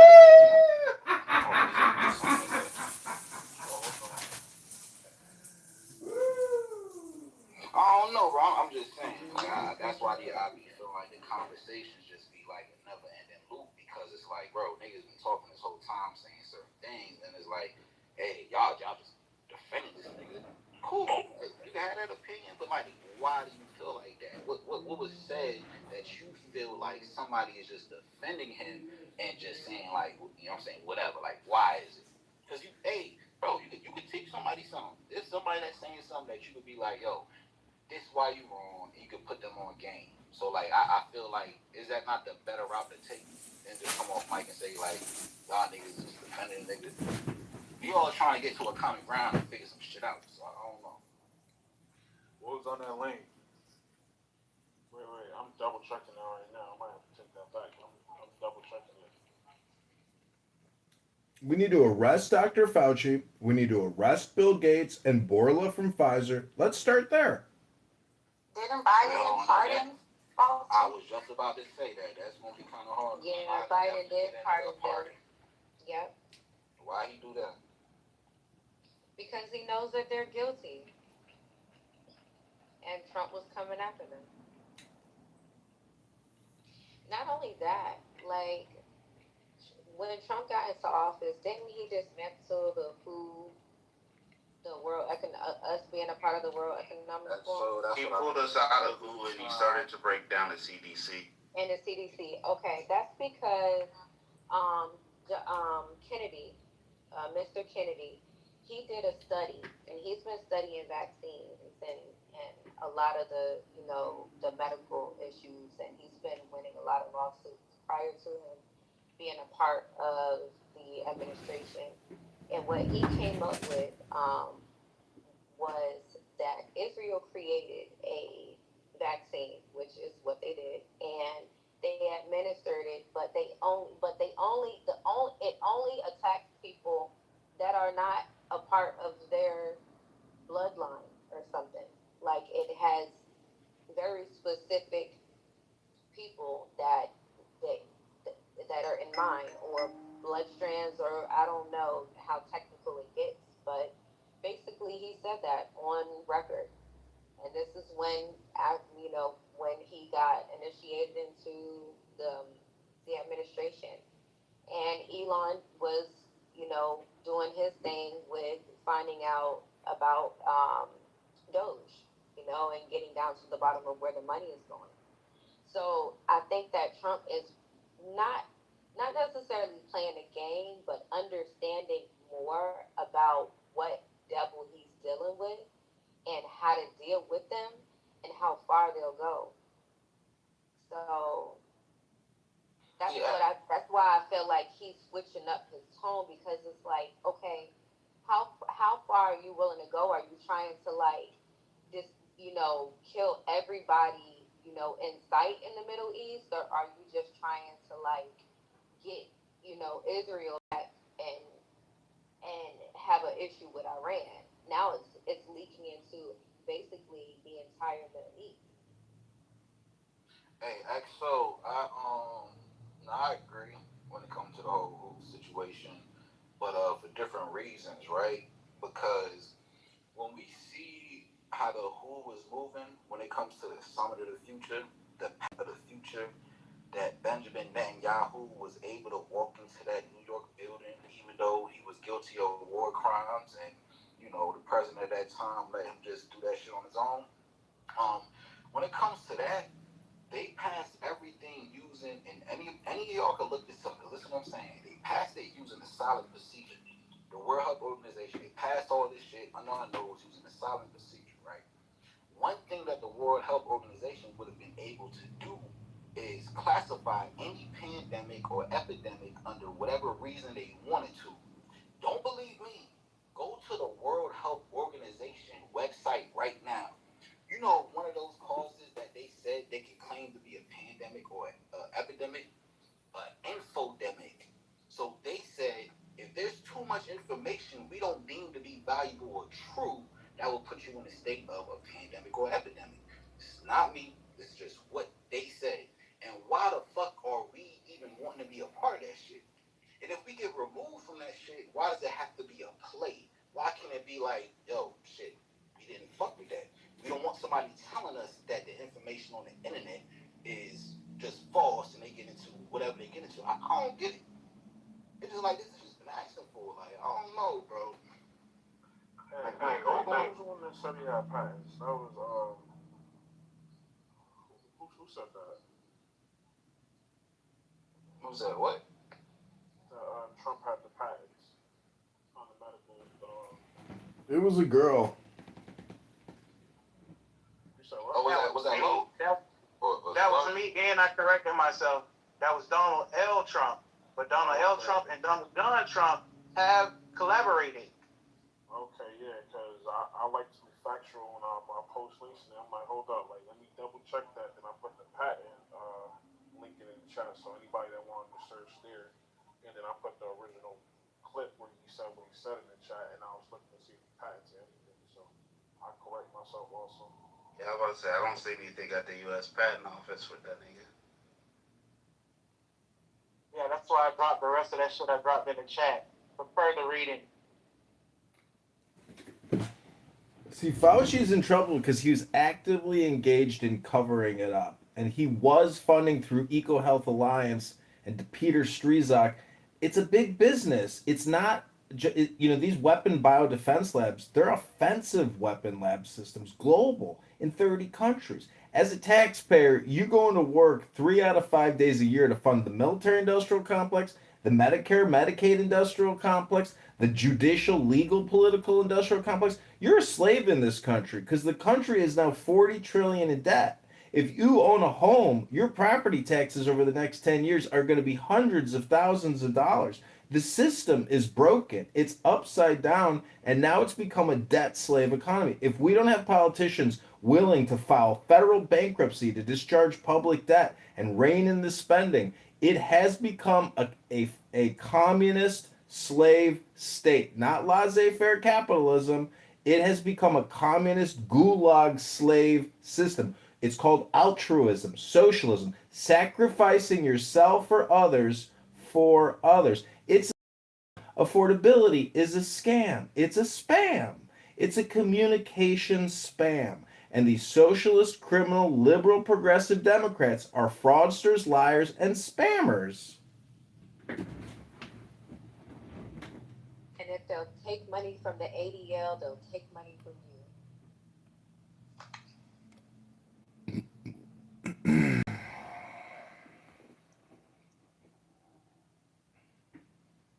APEC. Those two organizations. You're worried about 10 million Jews trying to defend themselves from hardcore Muslim terrorist jihadists? Your Democrat industrial complex in this country is modern day terrorism. They are domestic enemies. Defend themselves. They do overdo it. You can't lie. Well, it's force multipliers. The U.S. government has the same policy. If we lose 10,000, our enemies are going to lose 100,000. It's not that. They're expanding outward. And that's not defense. It's proactive defense. When a rocket comes into your backyard and kills 30 school children, well, there's going to be some Jews that got the weapons, the technology, and the will to go kill, to stop that from happening, to create a security buffer. Sound like you a Zionist, honestly.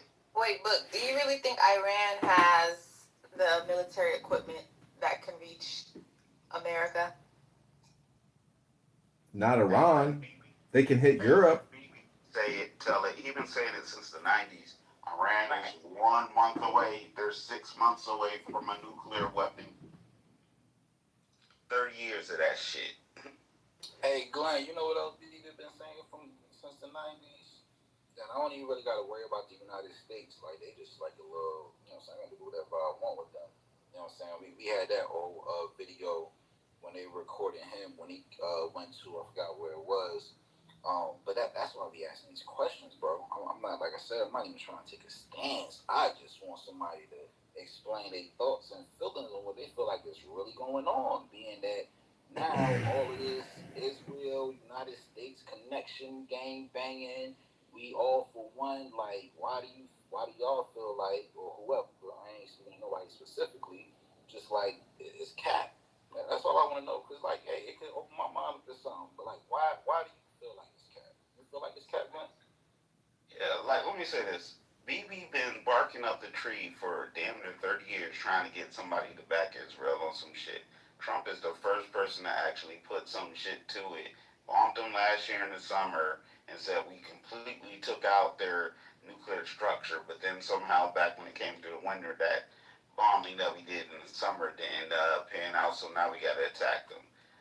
Trump is the first person to actually go as far as BB wanted him to go. So I can't say he's standing up against the man. He's gone further than anybody else did. But now you got what happened to Gaza when Biden was in office? What happened in Gaza? Yeah. You talking about October 7th. Just Gaza in general. What happened to Gaza when Biden was in office? When you say go as far as you wanted him to, with Iran. Like Trump, you feel like Trump went further than the last administration did? And look, I ain't gangbanging, I ain't picking a side. I'm just trying to ask questions. You feel like this current administration went further than the last administration did when it came to Gaza? I didn't say Gaza. Well, I'm asking about it. I was talking about Iran. Like, that's an entirely different thing. Yeah, but it's still on topic, though. Because, all right, so let me ask you this. What do you feel like was more of a genocide, Gaza or Iran? Gaza. Okay. So if you feel like Gaza was more of a genocide, Iran isn't a genocide. That's just an attack. That's a war. I agree with you. But if you feel like Gaza was more of a genocide, who did that go down under? Because you said them taking as far as they wanted it to. So I would think if we can agree with on that. Iran. What was that? With Iran. I said Trump went as far as Bibi wanted it to with Iran. I didn't mention Gaza. Well, well, the way I'm taking it, correct me if I'm wrong, when you say Trump went as far as he wanted to, you're saying there's no other previous president that went as far as Netanyahu wanted them to go. With Iran. Okay, if you're saying specifically with Iran, okay. Yes. Conversation. I gotta repeat that shit. Yeah, you good, bro. We just having a conversation, right? But when I heard you say as far as they wanted him to, I'm just thinking about everything in general. I'm not thinking about just Iran. I'm thinking about how far Israel was willing to take it with whoever and whatever previous president was in a line with that. Hey guys, can I get in the combo? Sure. Yeah, go ahead, bro. Iran was not Israel's plan. They have shared interests. Israel. That's what I was kind of like thinking, but I ain't want to. Okay, right. look, Go ahead, Randy. in the combo. Why you talking about people not being with their opinions, but you not? So I'll try. Yeah, hold on. Hold on. Let Randy go. Okay. So yes, last year the U.S. and Israel dealt a major blow to Iran's nuclear program. This year's war is about a new topic. Iran's ballistic missile program, which is separate from its nuclear program. Iran has been ramping up its ballistic missile production and targeting them against Israel. And so that's the difference between last year's war and this one. Plus, Iran. Damn, who moved him to the group?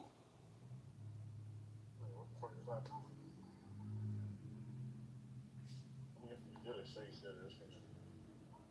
Hey, Randy, I'm bringing you back up. I don't know who moved you.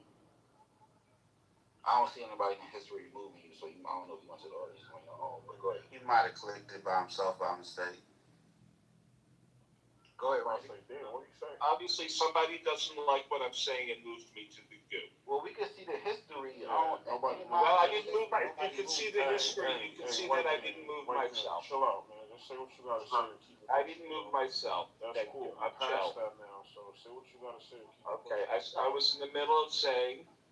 Okay, a couple of mistruths have been spoken here. Number one, this year's war is about the ballistic missile program. Number two, Israel is not expanding its territory. They're clearing out Hezbollah strongholds. There's a difference. As far as, Iran having a nuclear weapon is not just a threat to Israel. Iran is a jihadist country. They are not rational players in the way that other countries are. The normal theories in other words, they are willing to sacrifice half their population if necessary, if it furthers their agenda. They're not just another country trying to get nuclear weapons. They are a jihadist, Islamist, extremist country. And if the world is safer with them not having a nuclear program. The Trump deal that he just signed with them, the capitulation deal, makes the world less safe. Okay? The world is not safer with Iran having a nuclear program. The world is safer with Iran not having a nuclear program. And this is where my balance of not being biased or just looking at one side comes into play, because I'm a completely Like, that's why I be saying, like, I just want people to prove, like, what they talking about, right?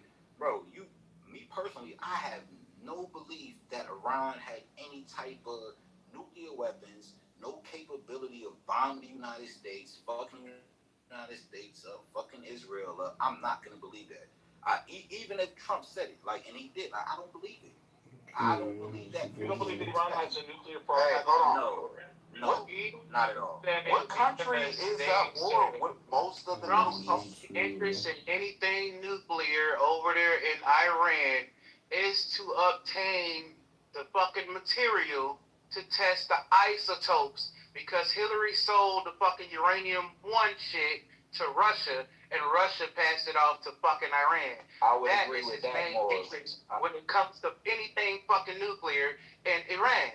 I would agree with that more versus than we just sitting here saying like, yo, Iran got all this nuclear equipment, they about to fuck America up, all that shit. No, I'm not agreeing with that because there's no evidence, there's no proof of that. I don't care who said it. Trump, current administration, there's no proof of that shit. Here's the thing about it. Israel does all the attacking that it accuses that Iran of wanting to do too.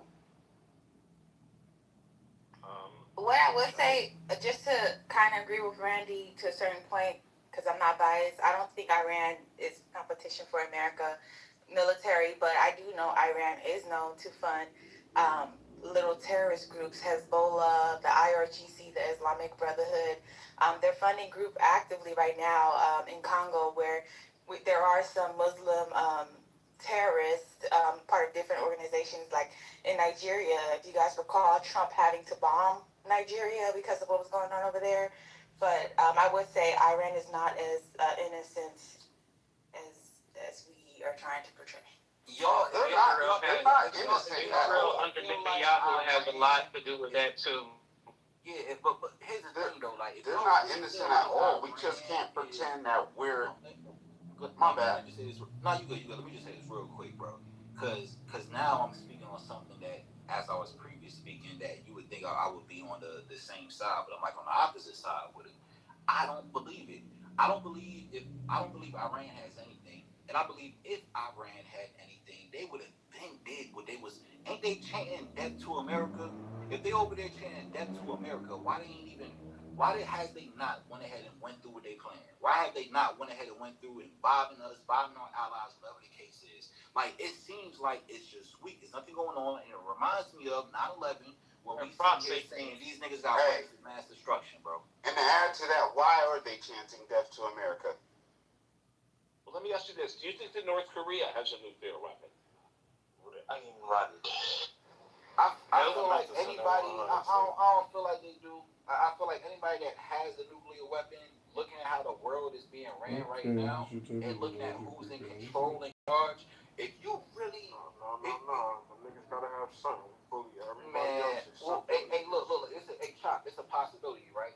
But I'm just saying, like, looking at how things are moving, why nobody busting a move? What they waiting for? So somebody tell me what That's like how people in Atlanta are. Everybody got guns, so you think twice about pulling guns. Everywhere else, it's like you the bully, and you the only nigga with a gun, you bully everybody. But when niggas got the same artillery you got, you think twice about that shit. They may not have a destruction. They got something though. They got something that'll level this motherfucker. Hey, to me that sounds like they really ain't got shit, because if you feel like everybody got what you got, and you feel like somebody might have a little bit more than you, you already feeling like shit. I really can't even do nothing. This is my last resort. Like, okay, if it really do pop off, alright, I'm gonna go ahead and push the button. But it's not a scenario of shit. I can just shut this shit down if I want to. This is short mutual destruction, is what Chop is describing. You say what? It's called a short mutual destruction. Yeah, exactly. Where it's pretty much like, it's like if one person press off with it, the other person press off, and they're both gonna die. It's like a short. It's 100%, and nobody about to survive. So don't nobody actually want to do it, but they also don't want to get rid of it because they don't want the other person to be able to take them off. That still sound like a last resort to me, though. That still sound like a managed proxy nation is not to make a move until they're instructed to make a move.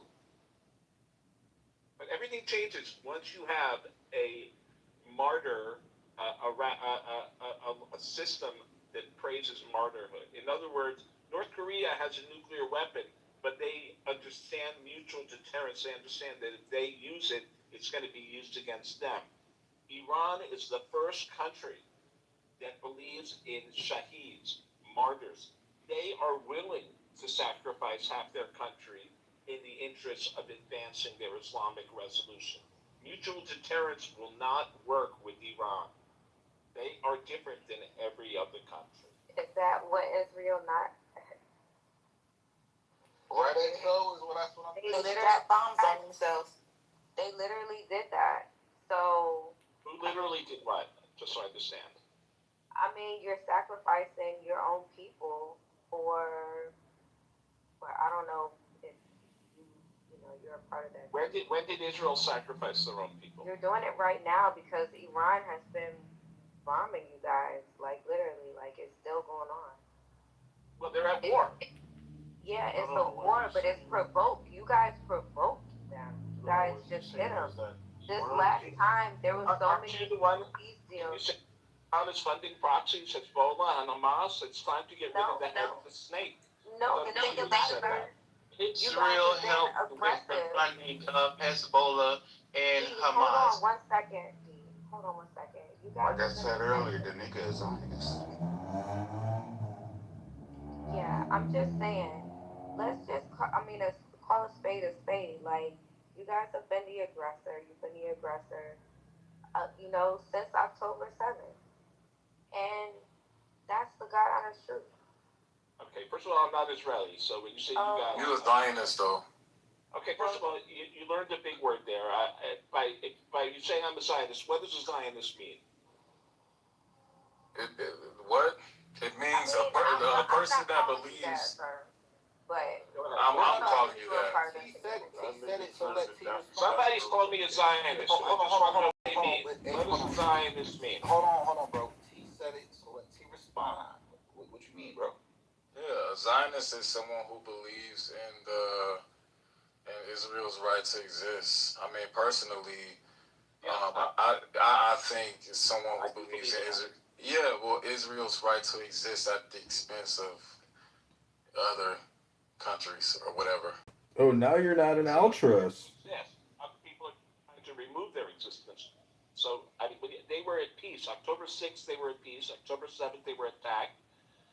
At any time, Hamas could have released the hostages and ended the war, but Hamas held on to the hostages and killed them and raped them and did a lot of shit. So, yeah, Israel...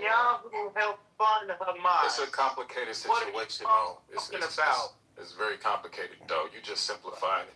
But you a Zionist. Does it matter if he's from Mars or Uranus? If he's got an accurate opinion, it doesn't matter if he is from Uranus. Listen, October 6th, there was a ceasefire. Okay?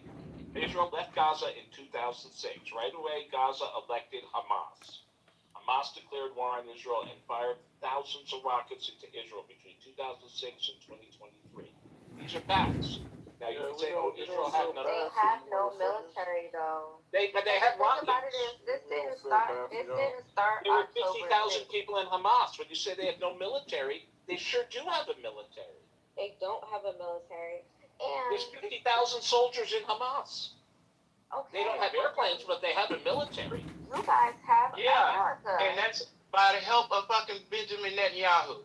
The Prince of Qatar already exposed his ass by Operation Black Raven. Okay, but you guys have America. Right, so and Hamas has Iran. So then it's equal. It matches up. You can't just be like. So we've come a long way. Yeah, we've come a long way. I mean, hey, listen. If this is how if I live in America, so look, however y'all get it done, right? I'm just stating the obvious and the facts. The facts, I learned the facts from you guys or from that group. You know, the rabbis, they do have YouTube pages now. So if you guys don't want people to know this information, don't share it. It's easy to find it. There's nothing else. I'm trying to understand. What What should they be sharing? Randy, I'm gonna give you the mic because the mic is gonna be solely on you when I ask this question, right? When you make this statement about that 50,000, I want to know where did you get it from? What news source you got it from? Yeah, yo, Chop Chip. What news source you got it from? I just want you to put in the chat when you say 50,000. I want to know where you got it from. Are you able to put that in the chat for us to see and view? To be on the same page with you. You there? Yup. The fact of the matter is that this didn't start October 7th. It was provoked October 7th by whichever side. It's happened since the Geneva Convention. You guys, they went over there and they took them people houses. That's just like what's happening in New York right now. It's not even being televised. They're taking them people houses in New York too. They're trying to. Well, what area of history are you going to focus on explicitly? Do you want to go back 3,000 years, 10,000 years? What part of human history and suffering do you specifically want to focus on?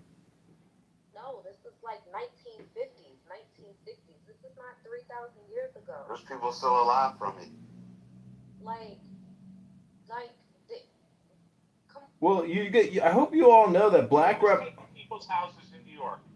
No, you can't talk to answer that question. Oh, I tried to. She interrupted me. You can't speak. She started talking about people's houses in New York. Where you got 50,000. Okay, I'm gonna. Because you heard me talking. I know, and then I tried to answer, and she cut me off. She started talking about people taking houses in New York. Okay, but before we proceed, can you drop in the chat before you? Okay, I'm gonna answer you now. Here's the deal. No. Don't. No, I'm not your intern. I'm not your intern, bro. Okay, so drop in the chat your evidence of that 50K. You can come back on stage. Like, why we gotta do this? Like, we know how these conversations go, bro. Like, what? Nah, my nigga, the chat mine. So y'all ain't gonna let them say shit on the stage. The chat mine. Yo, why y'all be so emo, bro? What's wrong with y'all? Nah. Now, how you gonna say ain't nobody let you speak, bro? Your mic is overpowering, and you can let you speak the whole night. What are you talking about? That shit crazy. It ain't. Only when you speak, then you shut the fuck up. Man, Randy, you gotta chill too, man. I don't know what the fuck that was about, but this ain't that.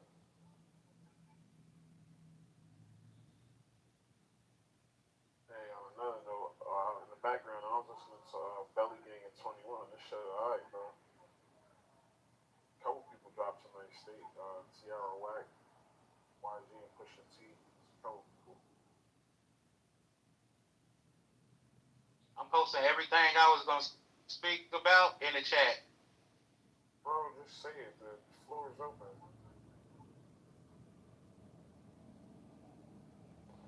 Shit, I'm almost done now. You see how much I put in there already? I'm not even paying attention, bro, honestly. I'd rather you just say it, to be for real. Bruh, everybody looking at this shit all fucking wrong, just like I was telling their ass. They keep trying to make a distinction between Iran and Israel when they share a common fucking interest. Neither one of them want an independent state of Palestine. So you move Hamas and the motherfucking Palestine to Gaza. When you fight them, you call yourself fighting them, but you're destroying everything and the people there. Then you move the other motherfuckers over there in Lebanon, because Lebanon, Yemen, and other Middle Eastern nations all agree on the independent state of Palestine or whatever. So y'all motherfuckers is literally causing a fight between each other to destroy the people and the lands and shit over there. They working together, but making it look like they're not. And Netanyahu behind the funding of both Hamas and Hezbollah. They do that shit via the IRGC and the Muslim Brotherhood. The motherfucker that's over the Treasury has already tracked they fucking accounts. That's why he seized the crypto. $1 billion in crypto. He used to work for the London banks. So he know how to find all the shit in a shadow banking network. That's why I'm going to say, that's why that bank went down over there in Switzerland or whatever. And the MI6 involvement with the Muslim Brotherhood, helping build their mosque in Egypt, Yemen, and again, Lebanon. All the same nations that agree on the independent state of Palestine. This is where you put your brotherhoods and shit, and the MI6 calls all three locations strategic assets. This shit is bigger than Israel, bigger than Iran, and all of it goes right back to fucking Britain, City of London, and all that other shit.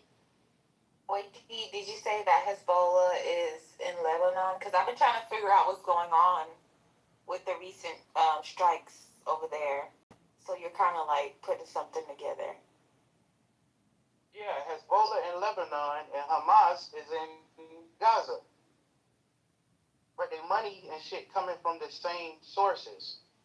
And Netanyahu, he came out his mouth himself to prevent a Palestinian military. He was going to fund Hamas because he does not want an independent Palestine. Iran doesn't want an independent Palestine either. So thus, the enemy of my enemy becomes my friend. And we keep this shit destabilized, and who's making all the fucking money, and who controlling the global shipping routes and setting the price of oil and everything? The British motherfuckers. That's why Trump breaking away from their asses too. He literally just took the whole global economy.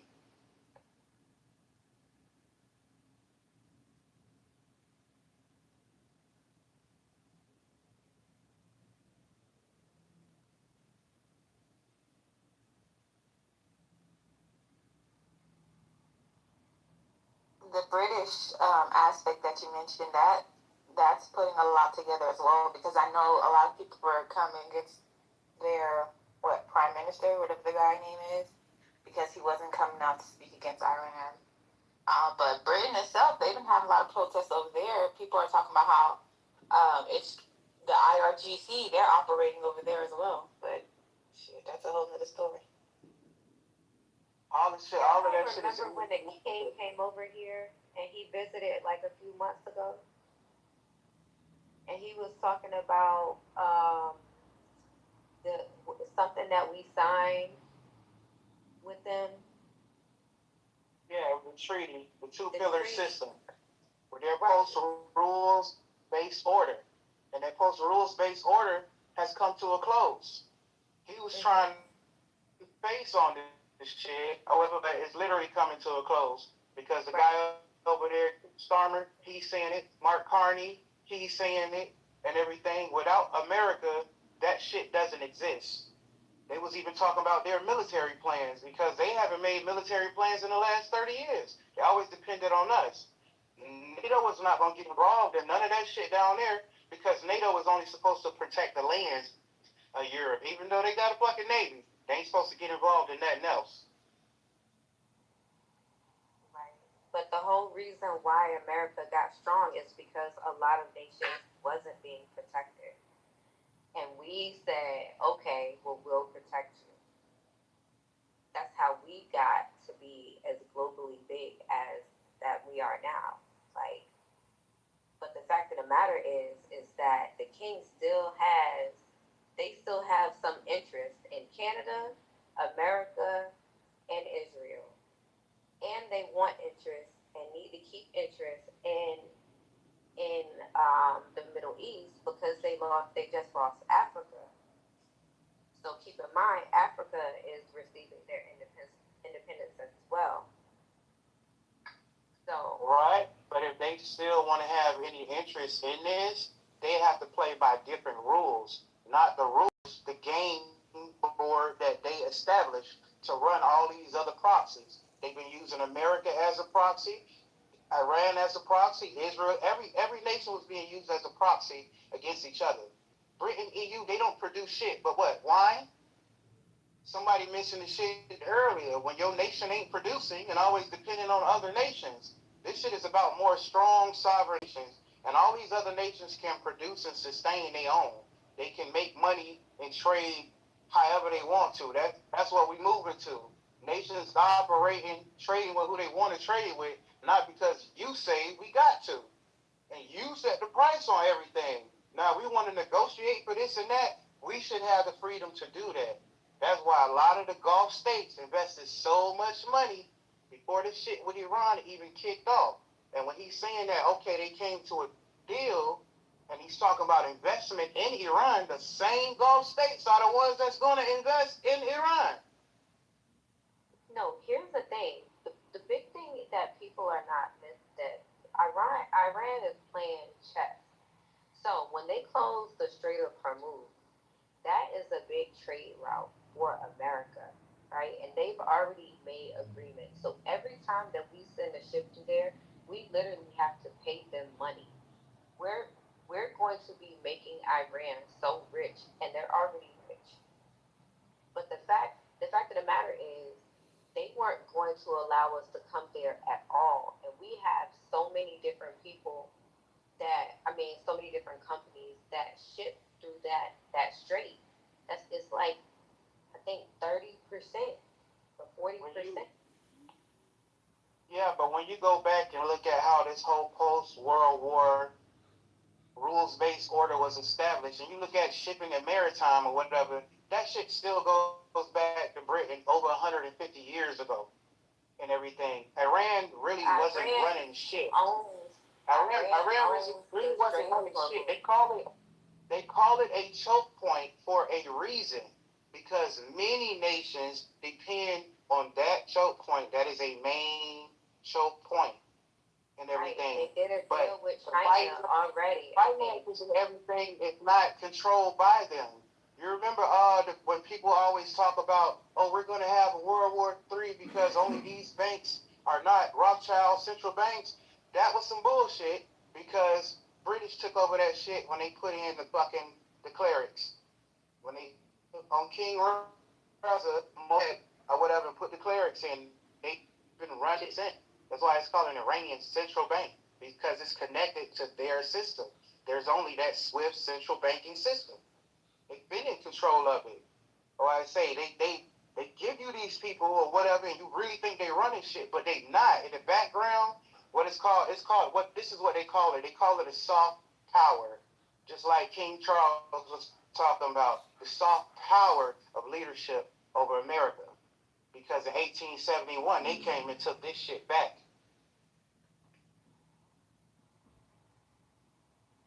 What I'm saying is, regardless of all of that, Israel got a problem with them. Israel's been making their life a little fucking hell, alongside a few other countries.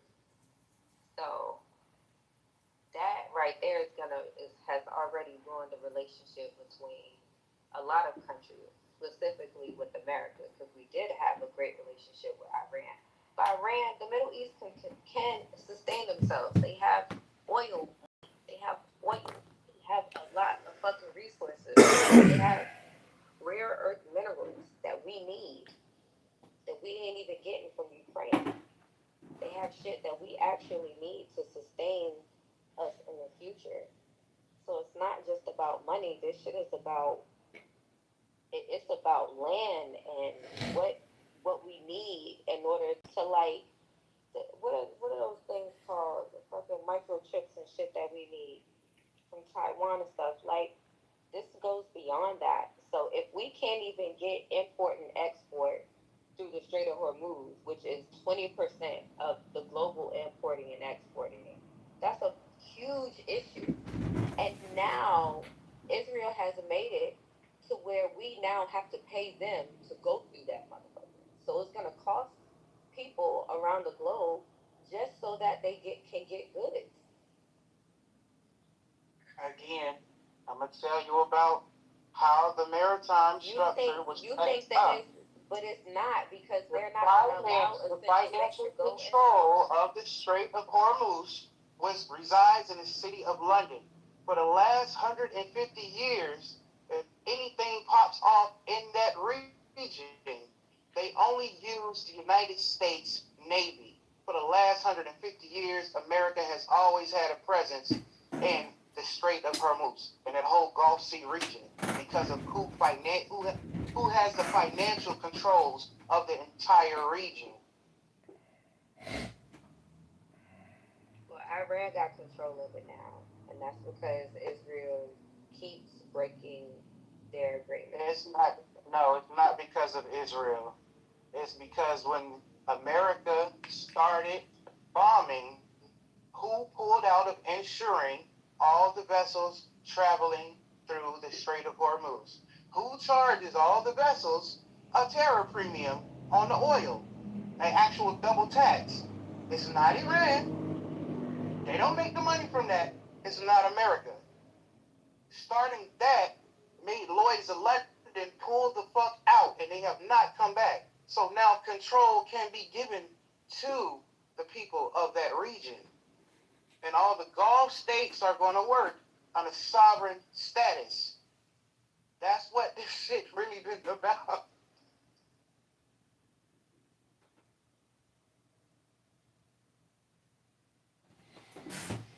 Well, one way to look at life is to come to the conclusion that there's not a speck of dust out of place in the whole universe, that everything is as the way it is, and there's nothing new under the sun. And there never will be anything new under the sun because everything has already been.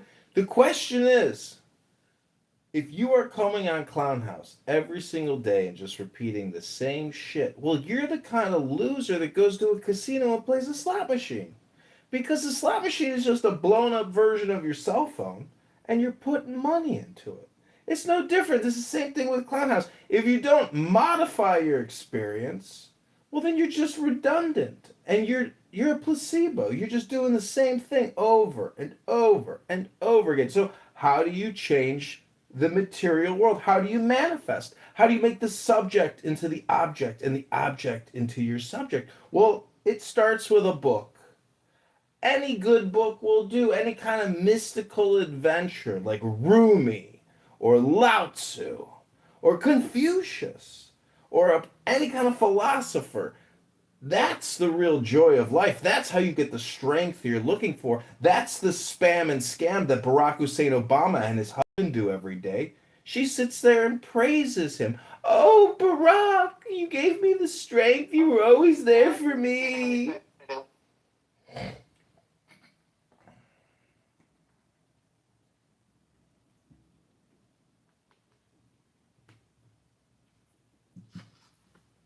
What do you think Judaism is all about? The alphabet. The alphabet. They create with words. And the subjects take the suggestions and the conditions and they say, oh, is it true? Is that the truth? Or is that a lie? I can't tell. Because when you lie so good, it sounds like a truth.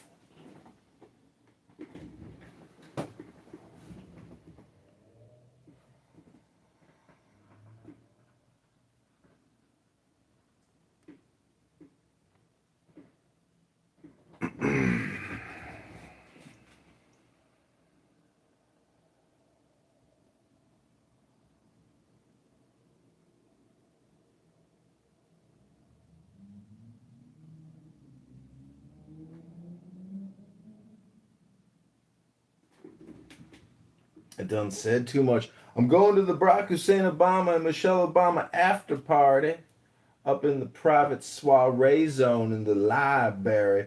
I'm with that race hustler, Reverend Al Sharpton. See you all at the soiree.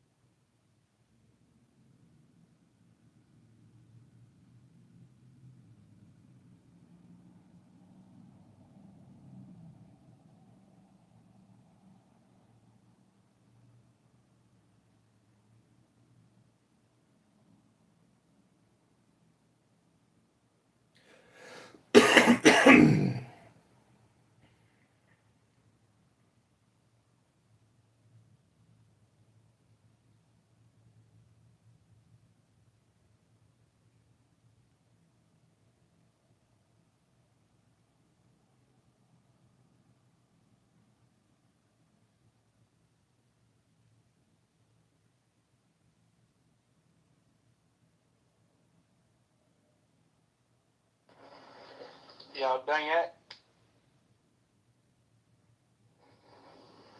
I'm listening. I've been stopping listening to you niggas. All right, so I got something here. I've been having some last couple of weeks. I just update the information that I be getting. Talking with AI, whatever, fact checking a lot of shit and everything. So what it's saying or whatever, what I got right here is a comprehensive timeline that organizes the centuries of intelligence history to strategic calculations that fit the illicit financial networks and explosive military collapse of the 2026 ceasefires into a chronological sequence. Now, the phase one, it take you back to the historical groundwork in the 1940s and 50s with the MI6 alliance and the post-World War II era. British intelligence, MI6, identifies the early Muslim Brotherhood in Egypt as strategic asset. They covertly funded some first mosques and regional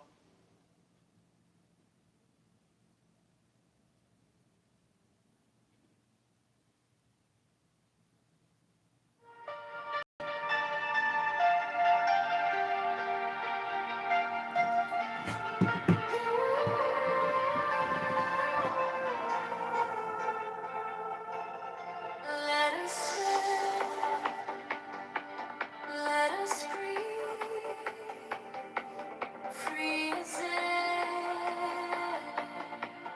No hate, no chains, no despair. Among the shadows,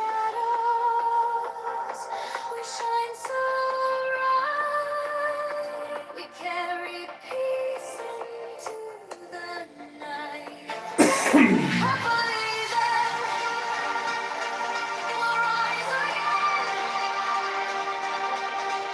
No hatred, no pain, no bitterness.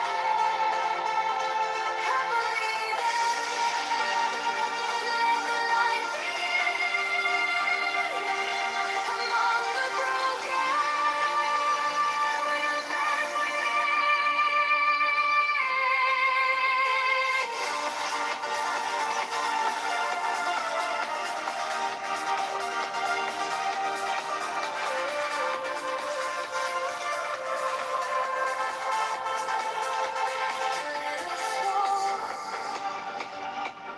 Let us heal, free from strife.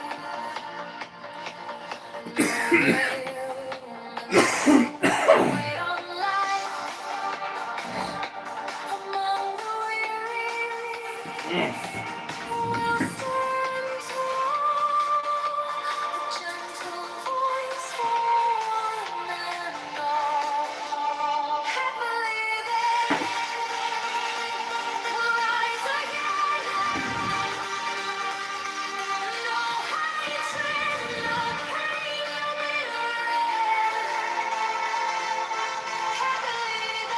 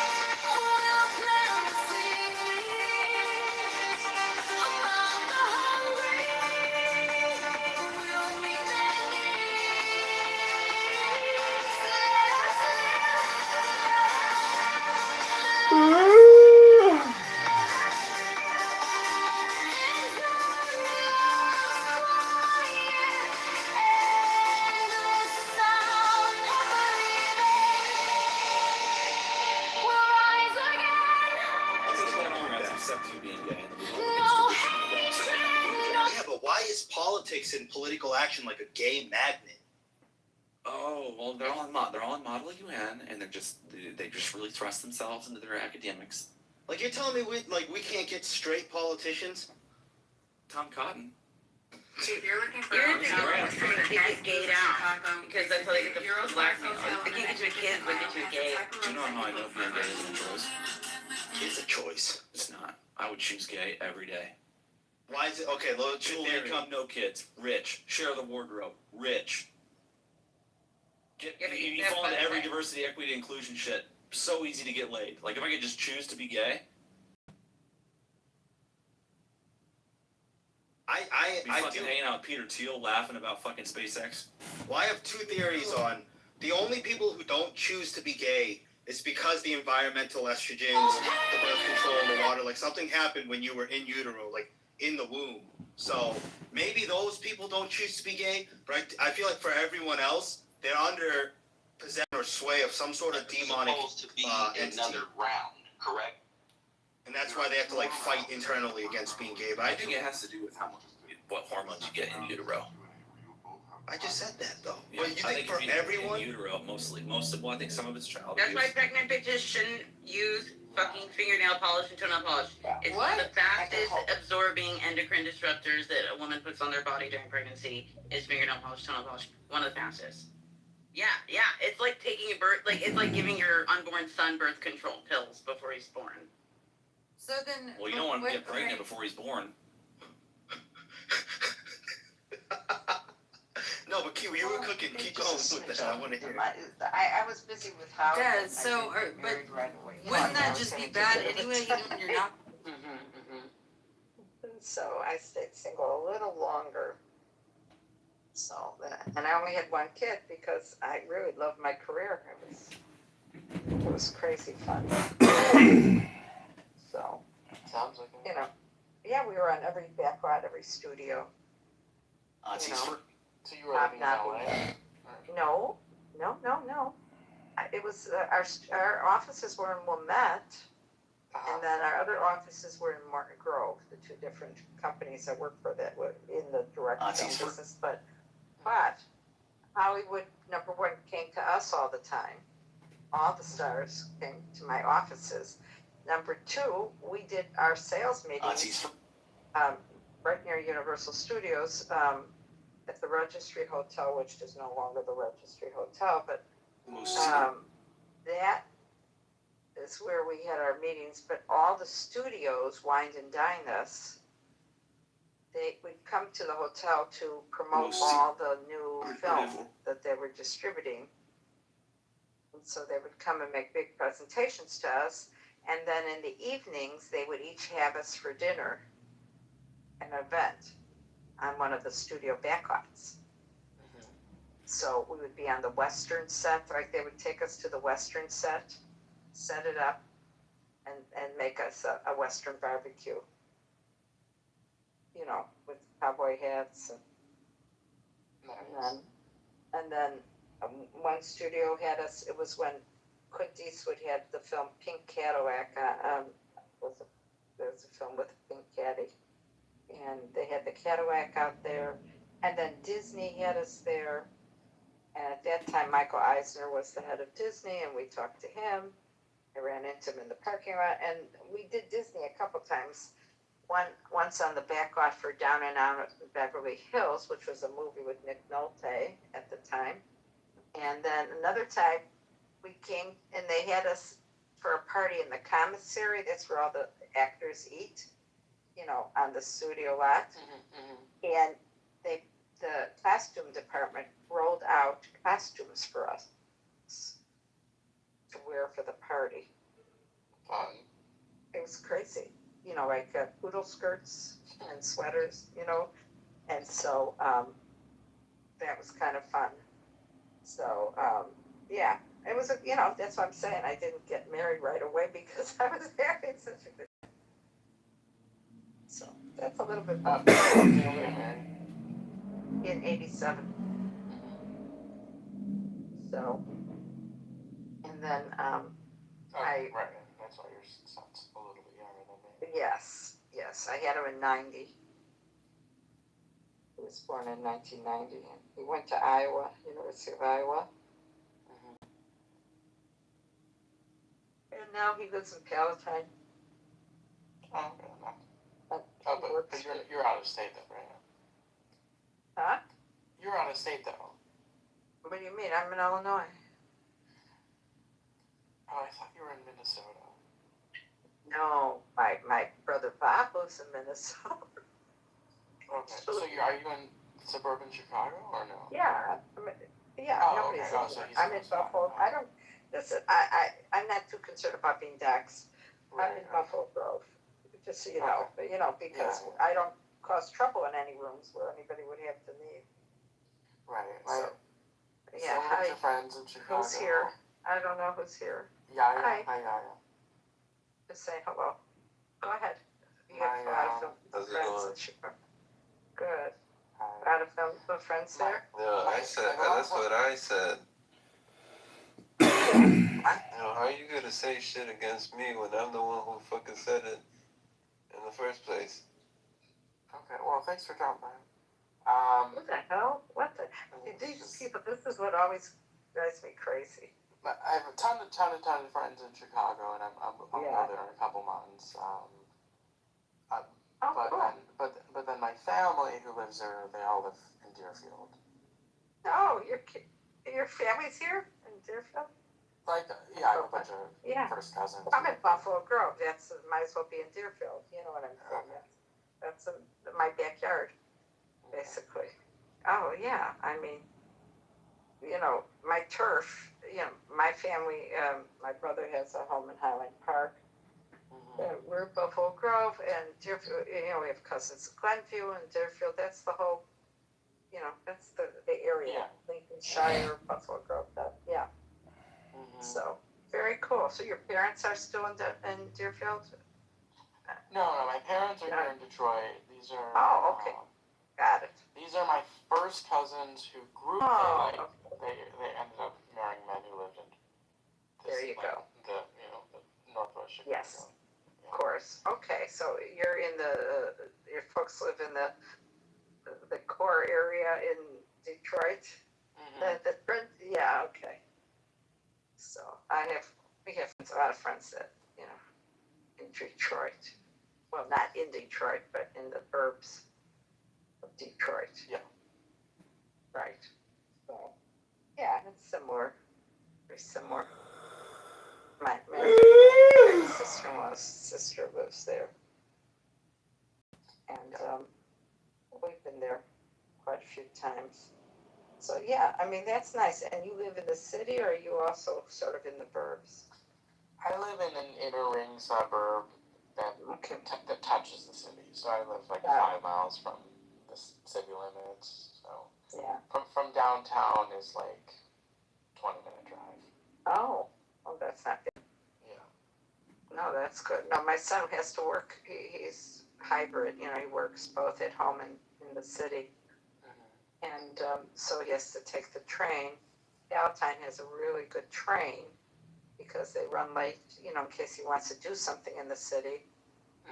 And he has a parking space in a garage by the train, right adjacent to the tracks, not one of the distant lots. So he's got a real cushy setup, for commuting.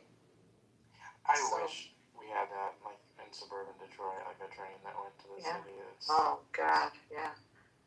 He didn't really want to live in the city. I did. I lived in the city, but it's a hassle because, you need a garage as part of your apartment. You don't want one of the old buildings where you don't have parking because it's a nightmare.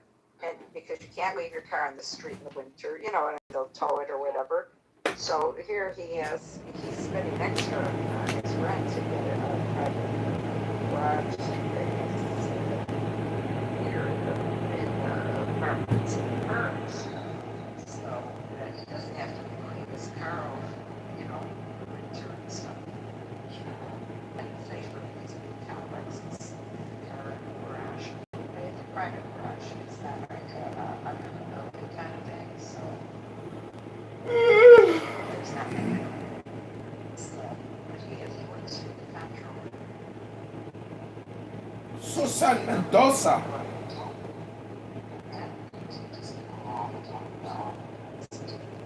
That's not Illinois words. No, it's very funny. It's not the state. No, not there's the fact that she's a bunch of money. Oh my God. It was a terrible situation she took over. she's really turned it around. Now she's running for mayor. His boss is running for mayor. Of which? Chicago. Oh. Chicago. Yeah. In Chicago. Oh, okay. Yes. God, they need a good mayor there. Yeah, she's Mexican. Susana Mendoza, she's really, oh, I love her. She's a doll, she's very sweet. And she's good friends with my brother. And so now, I donated to her for mayor. So she, even though I don't live in Chicago, I still think she'll make a good mayor. And they still have a new boss. So supposedly she's nice. We'll see. We will see. Yeah, we will see. But it's an interesting job to work for the state. Well, you know, there's a clubhouse person who's running for mayor of Chicago. Oh, please, do not go there with me. Our friendship ends here. I'm going to tell you. I know asshole Kitover very well. When he first got on this app, he came to the Jewish room with his shtick. Do you know it? Have you met him in real life? Never, and I will never meet him in real life. I'm going to tell you. The nutsiest, I mean, and here's the thing. I know all the major politicians in Illinois, okay? We happen to have, my brother is pretty well connected, you know, and so at my parents' funeral was Brad Schneider, who's our congressman, and Bob Dole, who's a good friend, and Mark Kirk, who was our senator, who were all at my parents' funeral. And so we know all the politicians, and so was Susana Mendoza. She, you know, the comptroller was at my father's funeral. So, you know, the inside track on him, you know, from like Darren LaHood and the other people, I mean, you know, he cheats. He's such a crook. He's such a little, nothing he does is good. You know what I'm saying? You can't trust him. So he was kicked off the ballot because he round-tabled his signatures. No, I did not. I don't know that term in particular, but I definitely read the news articles that came out. I was round-tabled against when I ran for committee person. I did it. They got the signatures overnight. I did a very snarky Sora AI on him. Being, you know, the round table, John Kitover in the round table with the knights, but it meant that he had a few friends sit around the table and fake signatures. That's what round table I got like one friend. That makes sense. You know how long it would have taken? A little inside track there. And so now he's saying he's running for Chicago, but I've also listened into so many of his live calls. He is, and I'm not talking him sitting on Clubhouse listening, I'm talking business calls. His boss, he had her on speaker. He had problems because he worked for, you know, the Internal Revenue, like maintenance, sort of overseeing stuff. He was a janitor at the IRS. And he lost that job, but even at that moment, there was a conflict with another employee, and he's surprised, even with John. And then he tried to get money, you know, for our next trial is June 25th. Whatever, and he did not get the money. Oh, I did. I will get the money. And I did get the money. That because he was on the phone. And then election judge, you know, the judge, when there was, he was also writing a complaint about the other candidate or something, and one of the judges called him on the phone, and they might have even been Zooming, okay? Do you know he streamed that? You know, that's against the law. He streamed. I mean, he just gets away with so much stuff.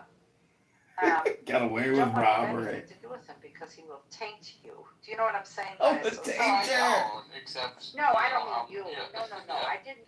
When I said you, I meant anyone on the app. Okay, you know, sure. you wouldn't want to have is what I meant. Any association with him, which boggles my mind because Max Rice and what's his face Rice. They just think he's the cat's meow, and they're just as creepy as he is running for office in Chicago. Mark Rice and Max Rice. They're on the app, or we're on the app. Oh. Oh yeah, yeah. And they just love him. And Norm gets a kick out of him now, which I don't get. You know what I'm saying? And I am on his site. I've saved the links of where he streamed me, but I don't allow it anymore. I'm very careful. But they come to me, like Jeff and everybody always comes to me to find all his new accounts, so they can block him out of rooms they don't want him in.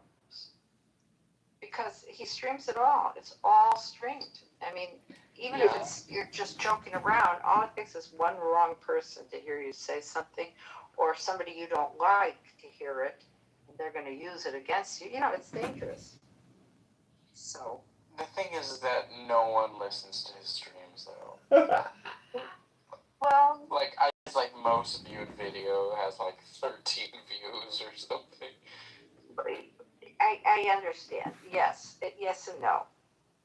But just the point that you're out there in the universe, you know what I'm saying? And in the Clubhouse element, when the other Clubhouse folk know he streams, and there's all this conflict going on, if they overhear you say something, you know, and they don't like you, sure, they could dox you or they could cause trouble, you know, and that has happened. So that was what made people very upset with him, because there's a lot of doxing and other things going on. But he's ended up doxing himself. He used the different names, Edmund, but that's the street he lived on. Oh, okay. Yeah, I know it all. You know, he's so idiotic. He was driving at night once, streaming live. Somebody told me, I went and looked. And I could see the street addresses as he's driving. And I said, oh, that's where his gym is. And he's in Jefferson Park. I knew right where he was living. Right. And he's used Jefferson Park or whatever. You know, he's used all the derivatives. And I know exactly the building he lives in. Yeah, those are cassettes in the Is book. it a nice building? It's an old, you know, flat. You know what I mean? It's a vintage building. So in Chicago, you know, one of the vintage buildings in Chicago. But, you know, he stacks himself, so now it's fair game. His name is all over the place now, because now all his websites now are pretty much his real name. All his YouTubes. Right, yeah, he's not a secret personality, right? Not anymore, no, but he has, and so his father died, and again, I know this on Facebook and everything, and he inherited something, and he might have bought that building or one of the buildings, or invested in his apartment, whatever. He might own a couple apartments, whatever. So that's all he has he's living off of, because he lost his job. So I don't quite understand what he does with himself at this point. I'm live streaming at you on YouTube right now. That's what I'm doing. He's a politician. No, he's not. And he doesn't feel he really is. He thinks he's an entertainer. He positions himself as an entertainer. But it's like a one-trick pony. It's the same. He says the same kind of lines and bits. You know what I'm saying? Of course. Right? So he does the shtick, and it's not even good shtick. Oh, he's the lowest. So that's probably the worst person on the app. I'll take Pepe over him. Pepe's pretty bad. Or Amir. It's pretty bad. I'll take Amir over John Kidover. Yeah, So. once in a great while he could hang out and be like somewhat normal, but that's a rare exception. But the problem is he's hanging out and streaming you. Right. So you have to be aware of that, yeah. Right, because, you know, and someone like Monica, who could say some things sometimes that trigger people, you know what I mean? She's very clever. And, you know, if I was her, I wouldn't want that to live on somewhere where later on somebody knowing that he does that will go and find something. You know what I mean? Because people you might think nobody watches, but I know in our crowd, many people have gone through a lot of them looking, you know, because a lot of them have the front page, right? This page on, you see this first, right? You see little PTRs. So they go searching through those to see if there's one with them in it or somebody they're looking for. I've heard some people do some nasty things with it. You know, not John, but people who used it, or wanted to see if they were talking about them. You know, it becomes weird. So I just won't go on I generally won't go on stage if he's on, because I don't want to be recorded. Yeah. So, you know, but yeah, he's the other character on this app. And how many times have people reported him to? 50, you know. 100. I think he said at one point he has 60 phones. Oh, I have taken screenshots of all the pictures of his phones. A bunch of us were doing some well, no, a bunch of us. It wasn't just me. We had a little, one night we were goofing around, you know, very clubhousey, and we pulled up all kinds of stuff to get screenshots of all these phones, and it's mind-boggling. He spent a lot of money on phones, let me tell you. Right, which is just, you know, goes to show his mental state. Yeah, and he even set it up in the second room in his house. So 4 rooms. I got 4 recording, 5 recording studios. Everywhere. But he wasn't just on Clubhouse. He was on Instagram. It's also on Facebook. It's everywhere. It's also on X. Well, because you remember for a while he was saying that he's making a deal with Netflix to do a documentary about Clubhouse. Oh my God. Oh my God. He's such a talker. Yeah, he's such a talker. Yeah, have him give me a call when it's done, okay? Yeah, well, you'll have to call his people. Yeah, I will call his people can call my people. That is so funny. Oh my God, Kitover.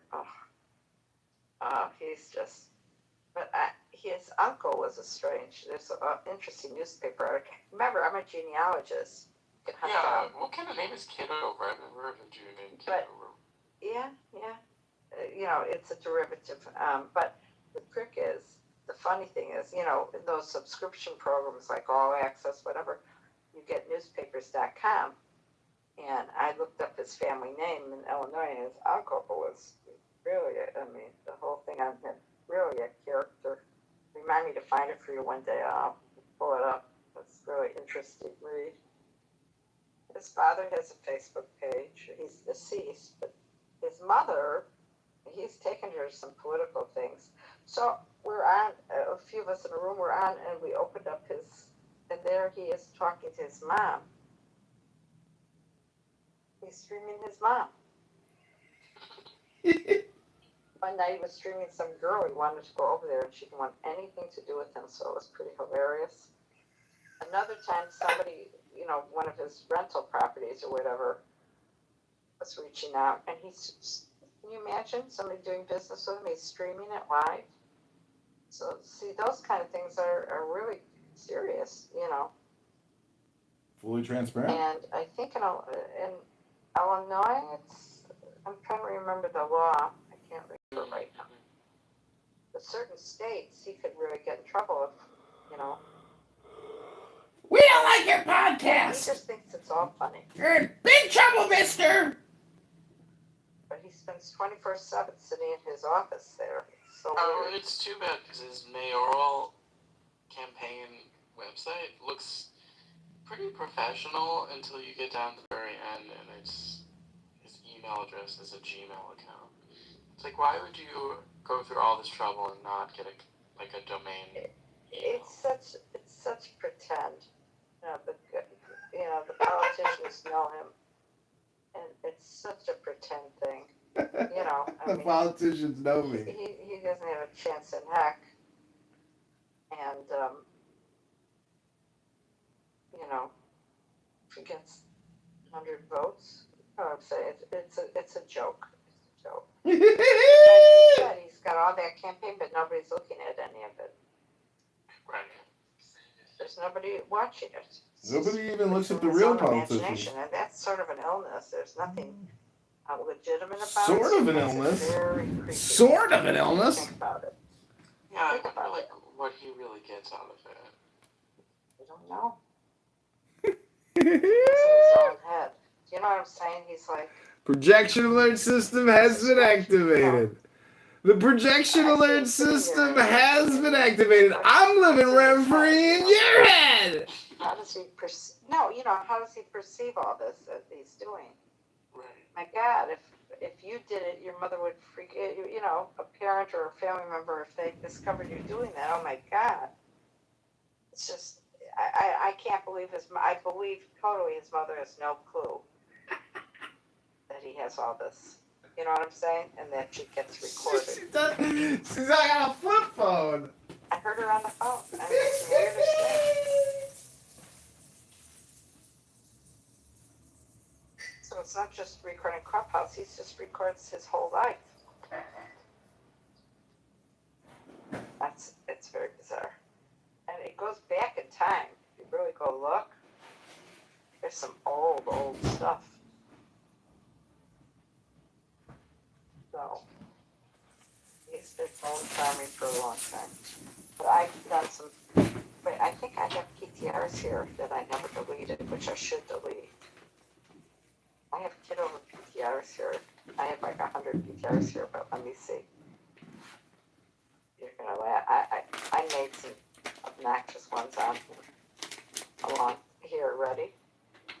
This is a PTR I made. Here. There you go.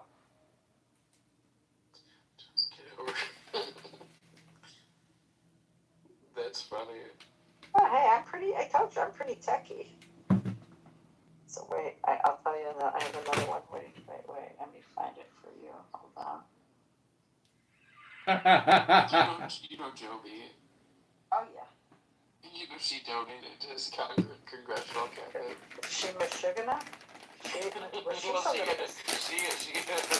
I was just going to say, I didn't mean is she. I think she is a little Michigana. Yeah. I noticed that. Okay, ready for this? This I created with AI. Ready? Look.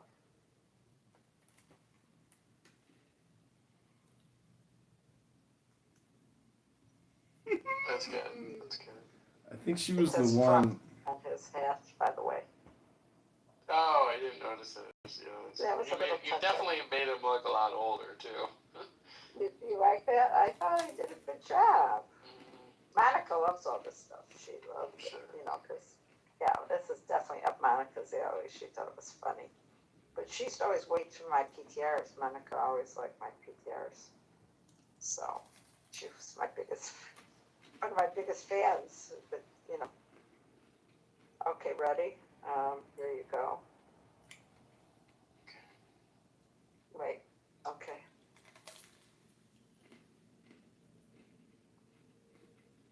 Now this Frankenstein's monster. That's Kitover doing his yoga. Oh. I had a little fun with it. Okay. Wait. I got a couple more for you. Here he is. This is one of my favorite.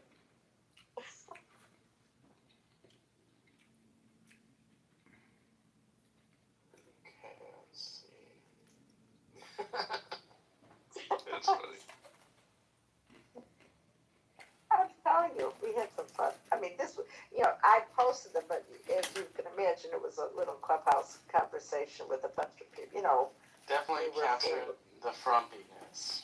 Yeah, and here's the original. I just want to show you a picture from the Frankenstein. There. Wait, why do his arms look like that? Huh?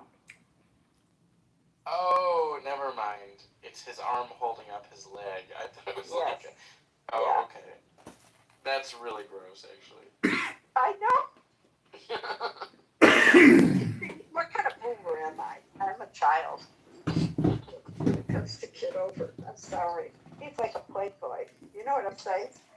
He's so easy to make fun of. He is so easy to make fun of. So now I've got to put I've got a PTR bunch of things just so that that's not showing. You know what I mean? I've got to change that's far away. I leave them there because If you're not my friend, you can't see, you can't see those, but I don't want them to be up front now. Now they're up front. So I've got to just go do 1,000 PTRs. So just ignore them. I got to bury it now. I have to bury him a bit. You gotta bury the evidence of John Kitover's I'm existence. burying him. He's almost buried. I thought you would get a kick out of that, though, because, I mean, he's so busy, recording everybody. He loves AI. He is like, did you see how many Sora videos and how many he's done? No. Oh my God. He's like the AI king. He's totally AI. Totally AI. Anyways, I'm sure you want to go to bed. I probably should go to bed. And we've got Anan here. Hi, Anan. Welcome. Anon, if you come on stage, we'll donate to John Kitover for mayor of Chicago. There you go.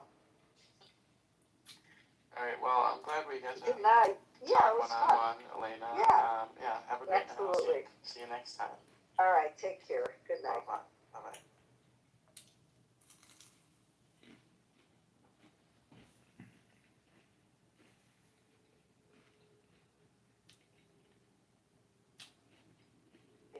We're all going to vote for him. That is not what Black people did. And so to think that you can just run up to us and just throw anything at us, that's to me disrespectful and anti-Black. But he's going to make an argument that that's exactly what Democrats do. Well, no, that's not even. I'll make the actual argument I would make, right? So when it comes to, all right, so Shaw, let me ask you a question, right? And I ain't really like trying to debate or go back and forth, just trying to have a convo, right? So do you feel like when Obama ran for president, that we were already in a racist, white supremacy type of America? You believe that to be true? Is that a real question? As a person who was a Muslim in 2001 and knew instinctively that when the Twin Towers got hit, that they would be automatically hunting us down if it were anybody who was identified as a Muslim involved? Absolutely. But as a person who grew up in the South, absolutely. Like, you don't get to run from the uncomfortable part of this country. There is no law that passed that made people change overnight. These people are passing their traditions down. We have traditions of cooking and, what we do as a family and this and that and the other. And we also pass down toxic behavior that is learned and passed on from generation to generation. And we're the ones that have to say, hey, and by we, I mean just a regular we, not a Black we, that we have to be the ones to say, well, my kids aren't going to have to, my kids are going to have to put up with this illogical behavior or this abusive behavior or this toxic thinking. And so some people have worked to do that, and there's a lot of work to do. And in the case of race, there is still a ton of work to do because we also have to contend with the root of this place. And that's just a fact. It can be uncomfortable for everybody, but when our kids are getting shot, and people are still making excuses as to why it's okay here and not okay here, and it's fine here when it happens to this one, but not okay when it happens to that one. Like,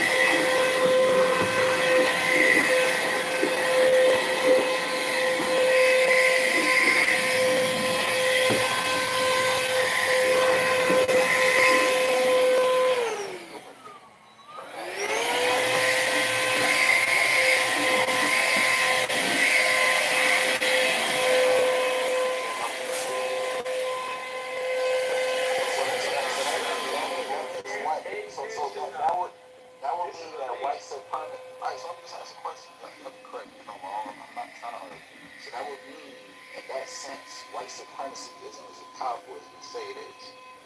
Not true. I mean, there were folks the same folks that came out and voted for Biden. The same folks voted for Barack Obama that voted for And I voted twice for Barack Obama, he still would have lost the election. This has nothing to do with black voter turnout. All right, white women voted in large numbers for Barack Obama. When Hillary ran against, oh my God, turnout. You stressed it out. Yo, Quinn. The brother asked you a direct question, and your direct answer had to do with black voter turnout. No, that's what you said. No, okay, man. You said nothing about white women. You said nothing about white women. Because you jumped in before I could finish. I jumped in before. The brother spoke. I'm speaking now. You gave a whole complete answer. You gave a whole complete answer. And the brother's asking you an excellent question.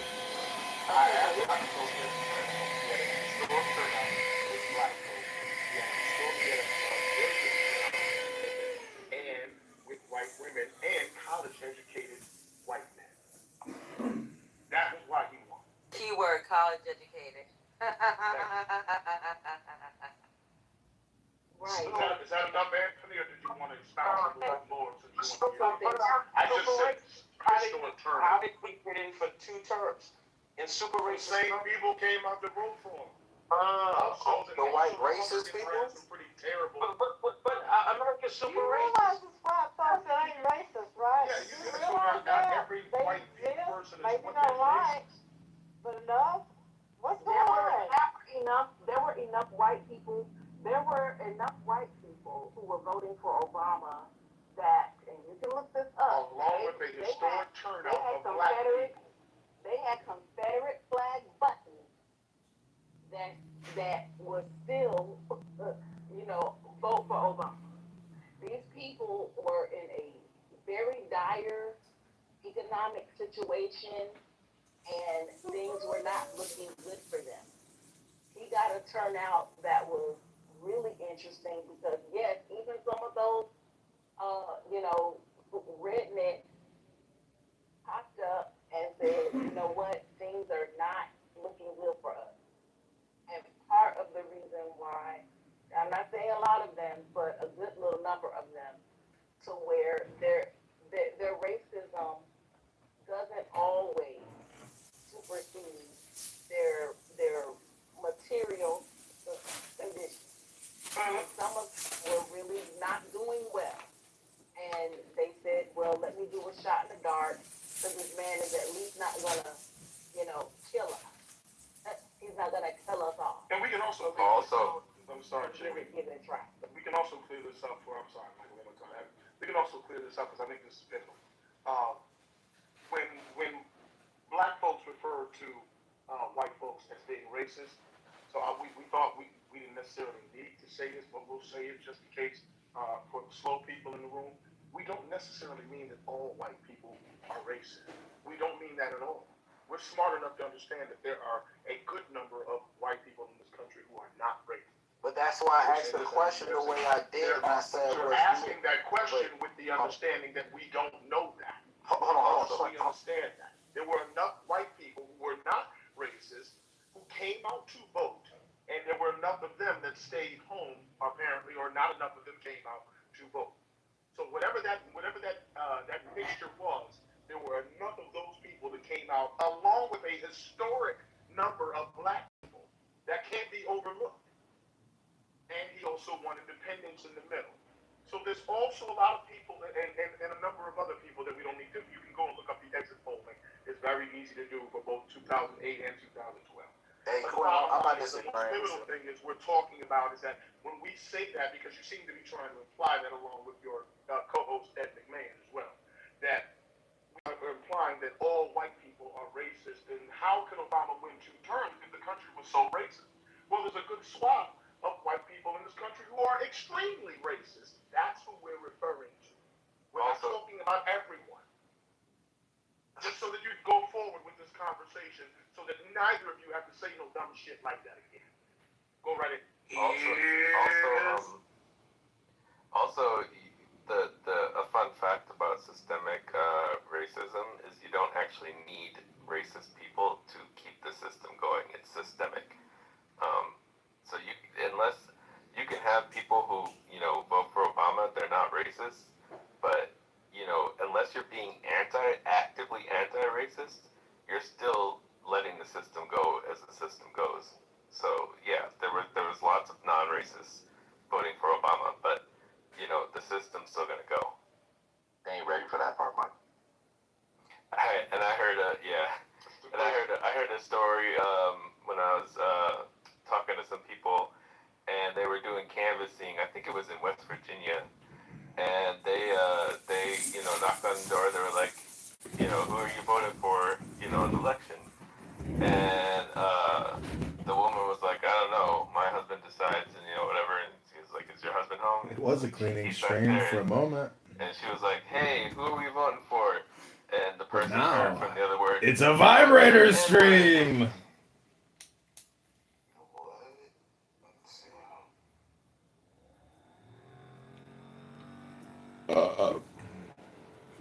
I just thought it was a good idea to lay that. In a level, what's a level? That's always Gotta level up. People keep telling me, Johnny, you need to level up the game. If it's ignorant, why did most people agree and say it's a true fact on stage just now as we're having this conversation? What agree to what? That America is racist. America is, but do you understand what people are saying? Did Michael just explain that to you? You understand what he meant when he said that? No, but what you just said, you said it as if people on this stage didn't agree and say that's facts. Literally, what you just said, you said as if people didn't agree.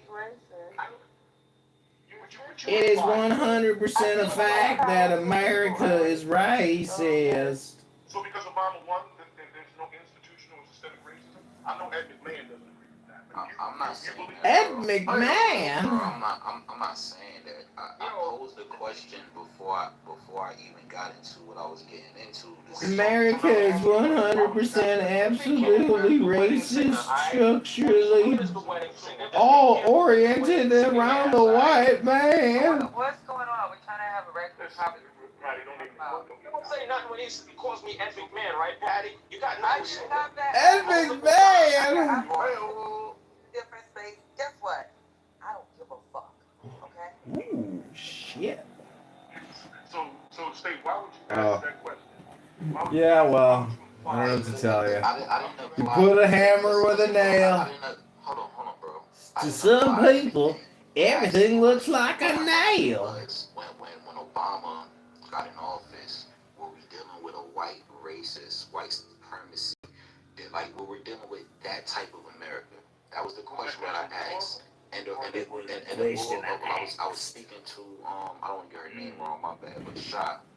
And when I asked that question, she said yes. So I just followed up and just was curious, and I wanted to ask. That's the state of the nation. How did Obama serve 2 terms? I didn't apply nothing on nobody. I was just trying to just get some understanding. I'm not saying I'm right, wrong, whatever the case is. I'm just listening to how the conversation is going, and I'm asking questions, trying to get understanding, and just doing my mind. You don't mind me asking how old are you? It's relevant to the question. I'm a grown adult. You can tell me relevant. I'm a grown adult. I got kids. I got a lot of. Are you over 30? He said 30, Yeah. so you're 20. Okay, I'm over 30. Yeah. Okay, so we're almost 20 years removed from that time. So there may be some things you genuinely didn't understand. So I'm telling, and listen, I apologize if you didn't. I'm an analog. The impression that most people understand. You voted me for the cassettes. I like it. I love it. I want some more of it. Mozart! So I may not have understood that you were talking about the 10, 12 years old. This is cool. I didn't project me knowing anything. That's all I'm saying. I just said I asked some questions, and then I was trying to get understanding. So I don't know if you felt projected.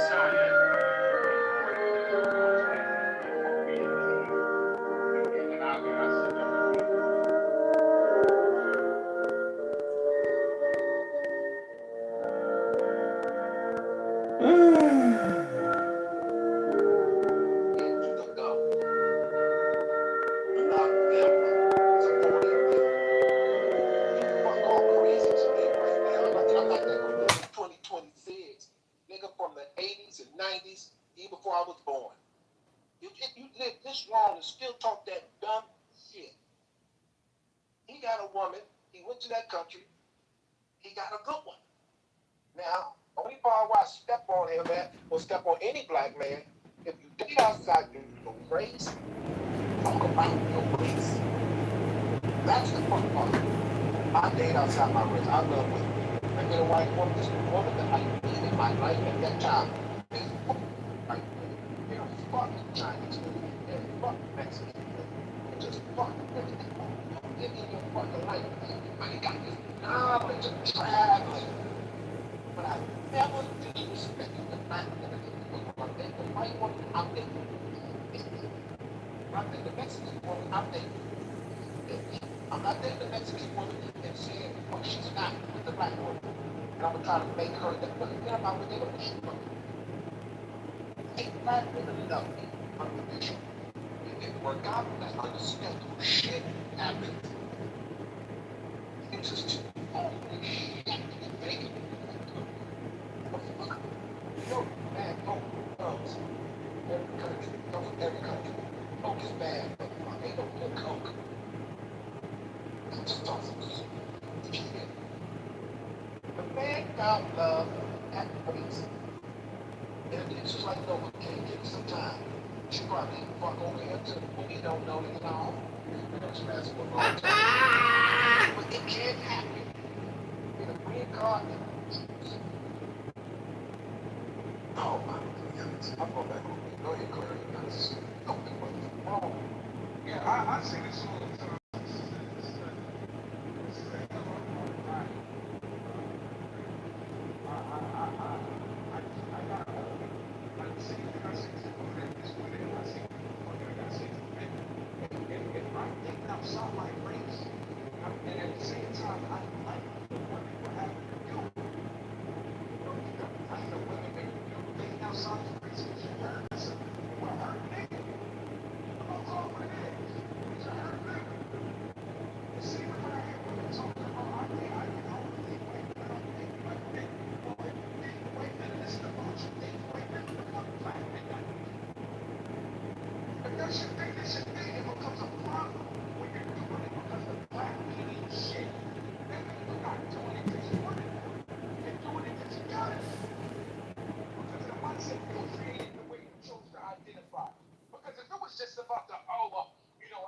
I just love this woman and she just so happened to be Chinese. Why the fuck is we comparing it to a black woman?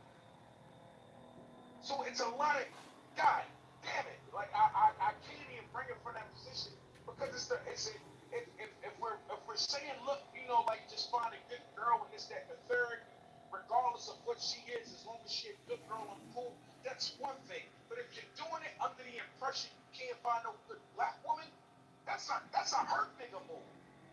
That's a soft nigga move. And the soft part is when you're willing to downplay the same black woman that give off this impression that that the woman you're dating from that other culture is better. But remember, when you do that, you're saying their cult better. And when you're saying their culture is better, when you knock your culture, you knock that culture too. You can't separate yourself. Nature told you that, regardless of how you feel. Nature told you can't separate yourself. So as bad as you hate your guns because they black, it doesn't erase you from being black. And that's the hard pill you gotta swallow at the end of the day. So I get it, and again, like I said, I tell a woman the same thing. If you dating out your race and at the end of the day, you don't see race and all that good shit, then stand on it. But the minute you start comparing, remember when you feel as though you shooting her in the head, you gotta turn around and put that gun in your mouth and pull the trigger, my man.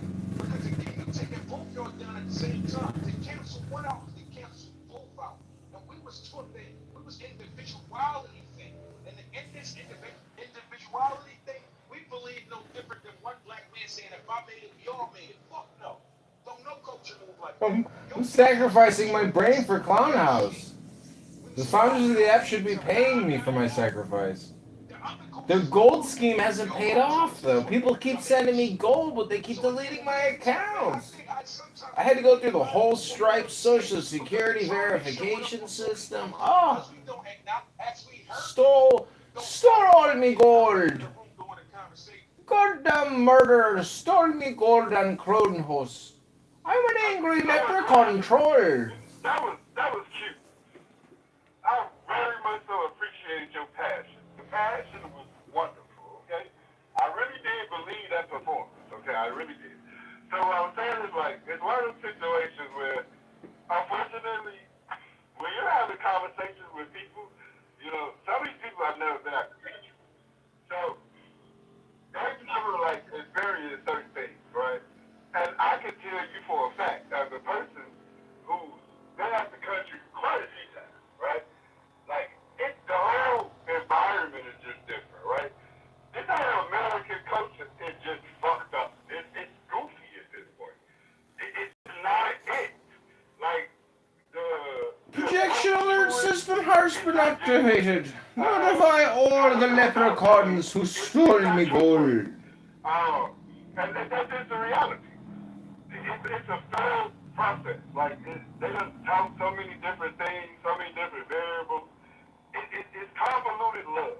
Like, it's not really the love that people actually want. For real. And like, actually trust. It's also convoluted. It's just love.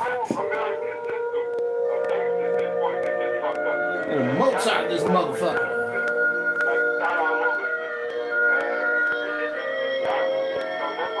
I got crepitus in my knee. It's called.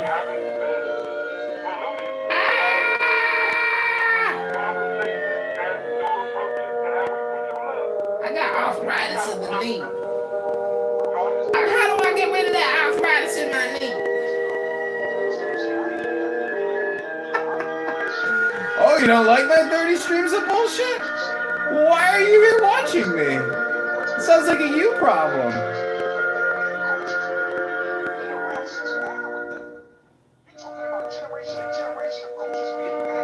Generational trauma? Wait, it's certain things you're speaking on that you're speaking on, but you don't want to own. Oh, shit. You meet these women and yeah, they embrace you, and that's because they come from a culture that was locked down, and they history of being groomed to understand what being feminine looks like. They're groomed from that position. That's why I literally said in my submission prior that we have to own that on average, when we talk about majority versus minority, on average, the average black woman today ain't groomed to be a wife, bro. That's why I said that. You're talking about if you're groomed to be a wife, the first thing you learn is the understanding of patience and operating with men and playing a part in your femininity.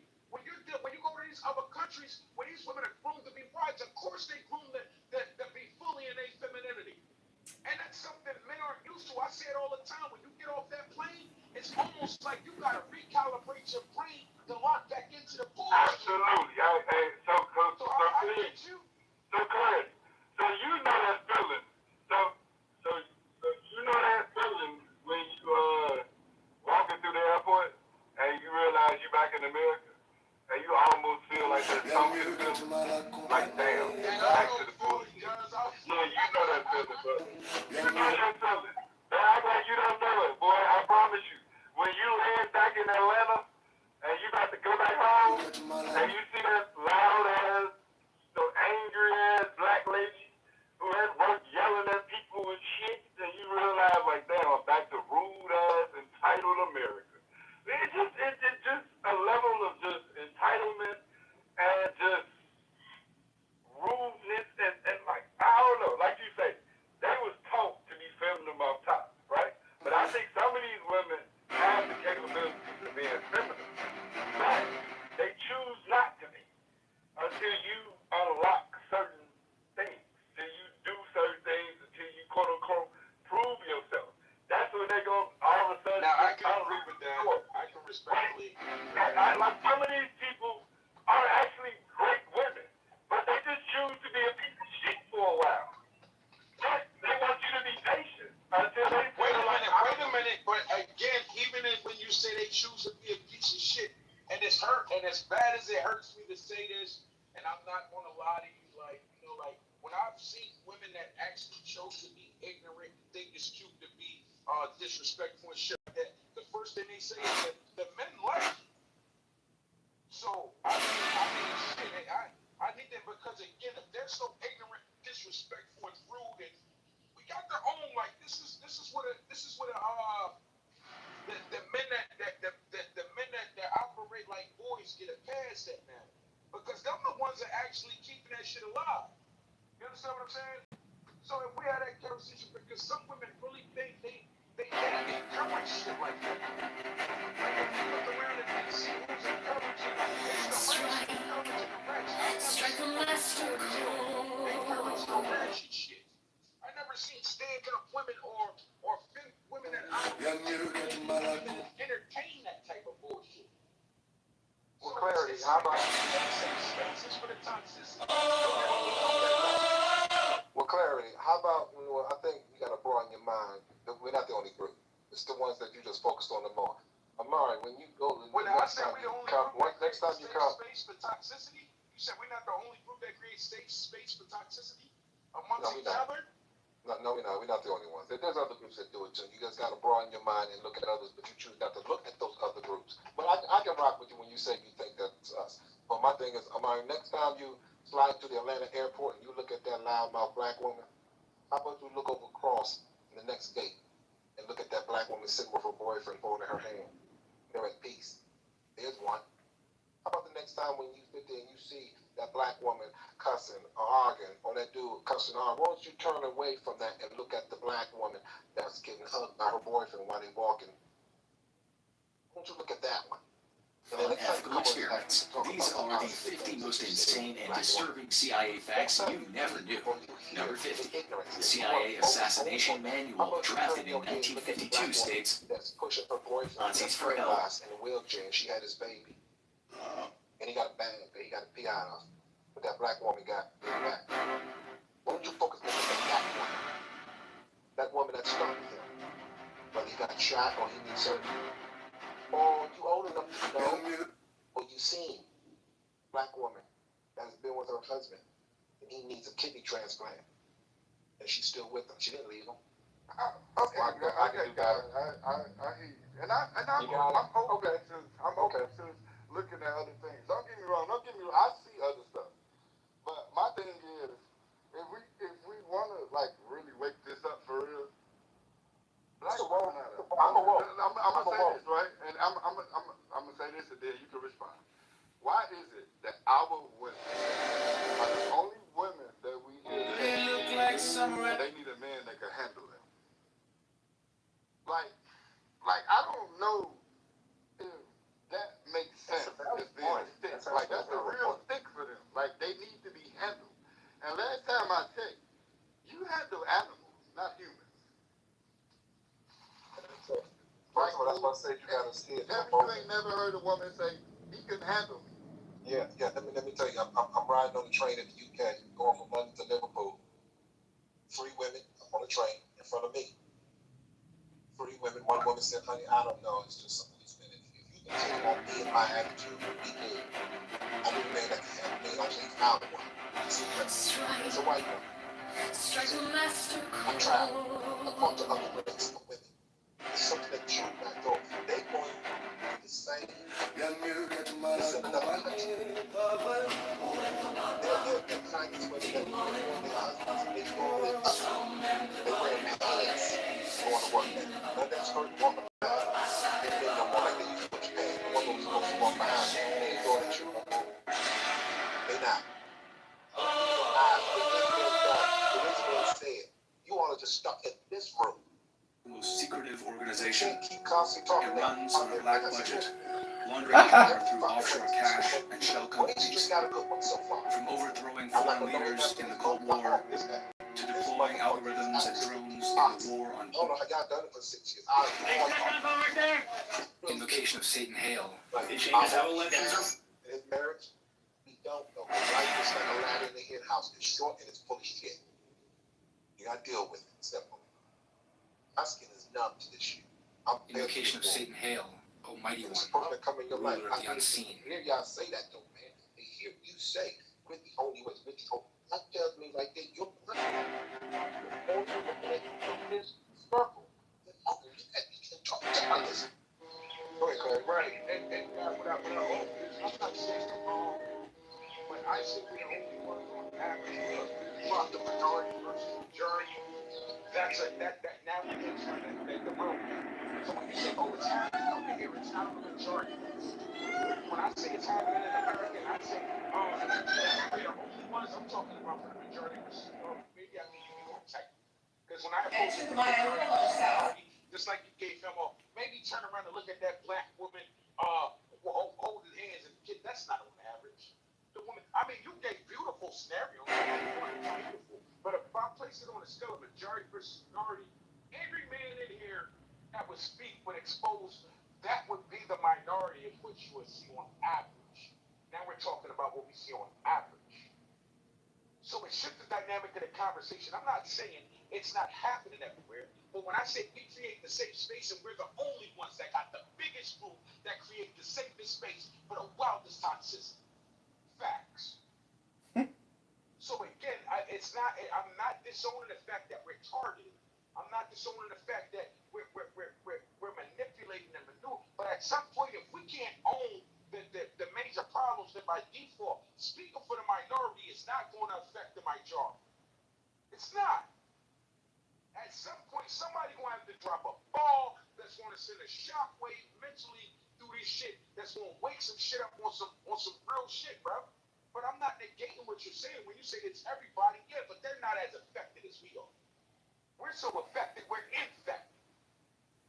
That's how real that shit get with us.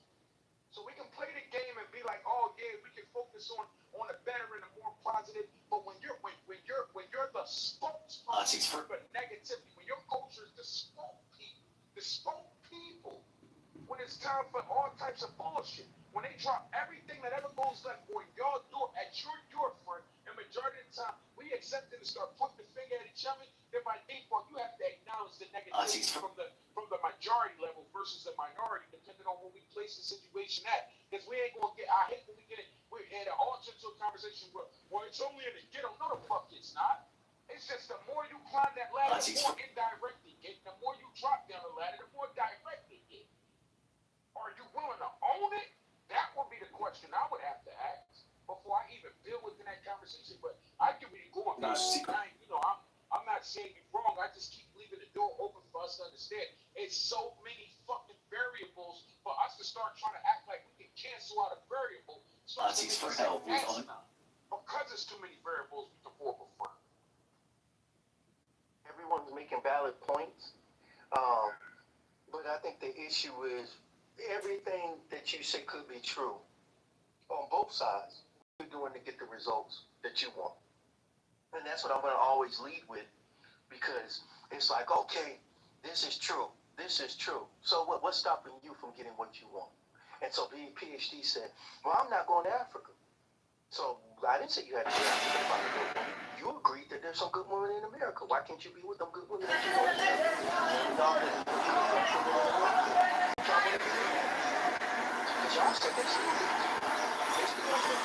So we're here in Chicago where a fight just broke out. Happens here all the time. People screaming at each other. They make it like a public show apparently over here, but I just pull my... I chose before I met my wife. I'm not new to traveling. I'm not new to this. I've been traveling. I was on Pierce Morgan a couple of days ago with a panel. We're all talking about there was an ex-CIA agent. When I first traveled out this country was to retire abroad. That came more of a reality as I've gotten older. And I've always wanted to live and relocate to Africa or Asia. I was planning on retiring in Asia, which I still may do, because I found a nice place. But obviously my family's back in Africa, so I have to live in both places. So I think, you guys can have all the points you want, but unless if you're not getting results that you want, if you want to be single and you're saying, I don't want to get married, I want to stay single, then you should be happy with being single. If you're saying, I want to get married, I want a wife, but if you're saying the reason why I can't get married is because of the women in America are this way, but you're not going anywhere else to find those women that are a certain way, then you still the problem. Now, if you're saying that I want to get married, there's good women in America, why can't you be with them? Back to back. It's still you. This is a stab. I have one in this arm. I have one in this. So I don't know what you want me to do about I have a gunshot wound right right here in the back of my head. I got fragmentations from a gunshot wound in my right eye. I thought Chicago was the rack in the field for the longest, and it took a team of surgeons to make me. So you, we're hearing clap. Friends, it's a little after 10 p.m. And I know what you're thinking. It's not about the Knicks, not the parade, not the ceremony, not first championship in 53 years. It's about the fact that tomorrow is the last Friday of the league. And I know you're thinking. Julian, when I was coming into the studio, What is Hampton and Well, why are you but going yeah, I feel like honestly, y'all don't like the good girls. Like y'all look over the good girls, and y'all look for the what you call them, PhD, the 7, the 8s, and the 10s, and y'all overlook the top 4, the 5, the 4s, the 3s, the 1s. And I feel like those are the wives, the ones that aren't really worried about how they look and worried about the inside, internal. That's y'all chase that y'all niggas who chase that. We are here with Ryan today. Tell us, what is your favorite? No, it's not less than. Look, Race, let me finish. Because some of them girls that y'all think 8, 10, I have about 88 they not clients really or so. that. It's the maintenance that they keep up with, like the hair, the nails, the makeup. But you gotta keep up yourself to remain that number. Like most of them females don't wake up like that, my nigga. Like what the fuck? You know what an 8, 9, or 10 is? I don't know. You don't know. So what I'm saying is like an 8, 9, or 10. That's that way. That's what makes it an 8, 9, or 10. Like, y'all got to know the real. Y'all must don't know what a real 8, 9, or 10 is. An 8, 9, or 10, the makeup is an asset to her life. That does not make her life. That is an add-on. But that's not a part of what makes her 8, 9, or 10. Do you believe 8, 9, 10 is naturally beautiful, naturally attractive, and you don't need no add-ons. That's the way she wake up every day of her life. She was born facially blessed. Okay? So you can't do that. Alive. Hold on. I want to say this with the attraction. It's not true. It has nothing to do with the 8, 9, and 10. The average dude does not marry a woman who's a quote unquote 8, 9, and 10. Average people marry average people. So it's not that. It's not just. Can you tell us what PhD that? Women are the average people, under people who are average or under average people get married every single day. Most people are average, and those are the people that is getting married the most because most people are average. And the second thing is, it's not just the attraction. It's not. She's got to be an 8. These dudes are like, that's what it is. It's not like, listen, the woman can be an 8. If she's not having sex with you in 48 hours.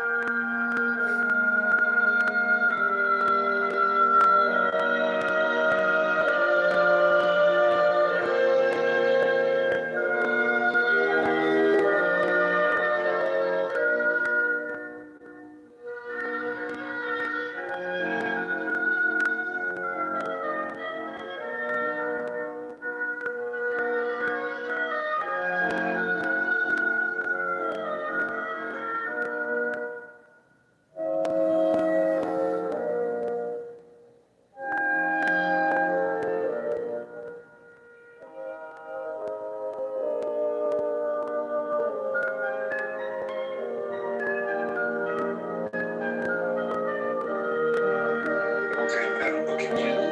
Take that same energy. I want you to take that same energy to women. I'm sure that for you. Y'all just sit up there and look for fucking Superman and walk right past Clark Kent. So you take that same, so you use that same energy with the women. You see? Now, as far as My this average intellectual shit, I've been rival? I don't hearing know. enough. I don't even want to use the word no more. Matter of fact, I haven't used it. You have to realize first of all, Grace, you're not average. Now that you got your wife, you are Superman. Naveen is actually really good. I don't know if you know Naveen, but Naveen is very good, very aggressive. It has a lot of alternative perspectives and facts, which are always interesting. So I don't know if that's intellectual, but it's more like political in terms of like spiritual. Unconditional. This is the one that I want. So that person sees them higher than average. I'm not like. They see them higher I than just have average. books, you know. It's like It's not like a you're higher than competition per average. se, You're but sitting on my face. there's a couple You're people more than that are average. very I'm using no intuitive on condom. here. You're more than average. Most intuitive people or boy, self-aware you're more people than average. I get want to off have your the app baby. because they I realize it's want like a to waste of live time. with you. I want to grow old It's, with you now. it's Man, true. it happens. It is like Life talking shit to happens. brain dead But language monkeys. you know, you're not average. You're seeing skinny with the fattest man. Not stupid people, but Tom people who Joyner. can't stop using language. Tom Joyner, you looked at It's him. like it's he English looked like a language wrinkled, addicts. light-skinned, It's a video game for these didn't people. work dick. His wife was not fucking. She was married to him. He's not average. He is something to her. She called him Superman, and his wife was bad. Went to the gym. If y'all follow Tom Joyner, his wife was beautiful. And people looked at him like, how would them be fucked? You get him. He had some money, bro. That's all. No, it wasn't. No, it wasn't because they've been way together before. I knew it, but he told his story. Tom Joyner was with his wife when he wasn't. Yeah, he was not Tom Joyner. He was Tom. Ah, got you. He was Tom before he was Tom Joyner. He told that story, and he said people looked at him like, man, how did you get that one? He said because she didn't want all that. She didn't pay attention to Superman. She caught Clark Kent, and look at him. You think Obama was average? He knew what direction he was going in. She knew what direction he was going. Michelle knew she had a winner. She knew he was not average before he got into politics because he had something that turned her on, a strong mindset in surviving and going to accomplish and get his goals. That turned her on and she rode with him. They had early pictures. Look at the clothes he was fucking wearing. Are you kidding me? I guess you consider that was average to her. Yeah, they were both CIA agents working for Business International Corporation. It's on their Wikipedia page. But make no difference. If a man turns a woman off mentally, yeah, you know you ain't average no more. She done with you. Yeah, but Michelle Obama is a man. All right, now I'm gonna get ready and close this room, and I'm gonna start a new one. So, madam, be looking for the thing and come get the link. You hear me, madam? Yeah, I was reading something. Yeah, I hear. Oh, you read? Not she read. Funny as hell. All women read. All black women read. No, they don't, because they be misusing words like hell. No, we gotta read because you niggas can't. That's not we true. gotta be able to read That's because not you true. niggas can't. That's an absolute lie. Yeah, You seen that TikTok video? Most of them couldn't even read. That was crazy. I was shocked. Hey, Race, they still misusing narcissists. Exactly. Exactly. You know, I'm just saying.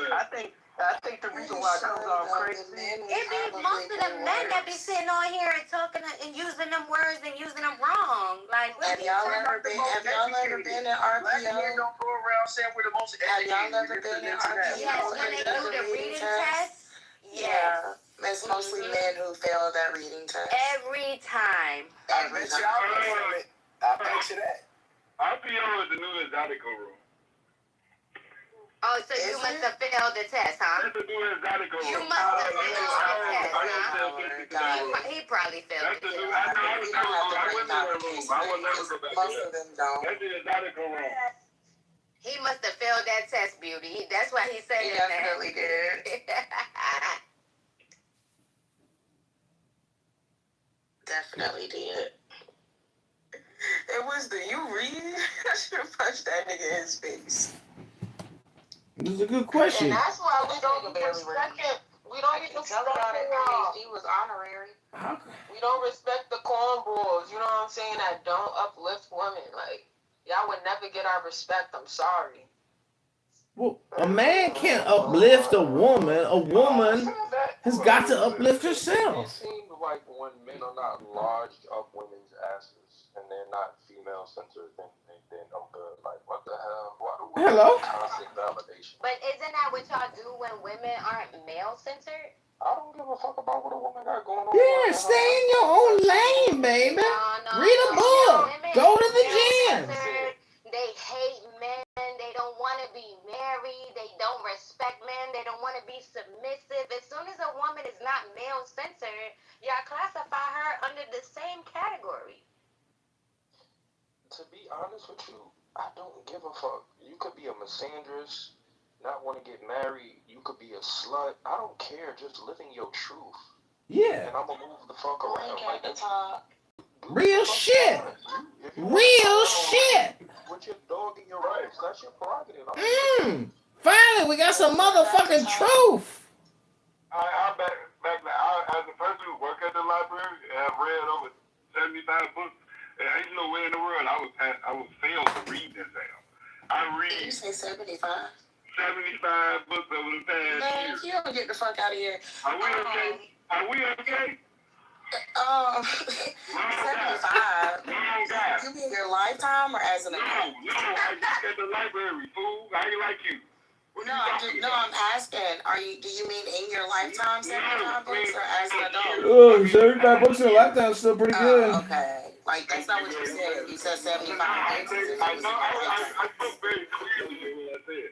No, you didn't say that. You didn't say within a year. You said as a person that works at the library. Baby, 75 books even in a year or in a lifetime. That's pretty good, baby. 5, 4, 3, 2, bye. Let's talk about the books.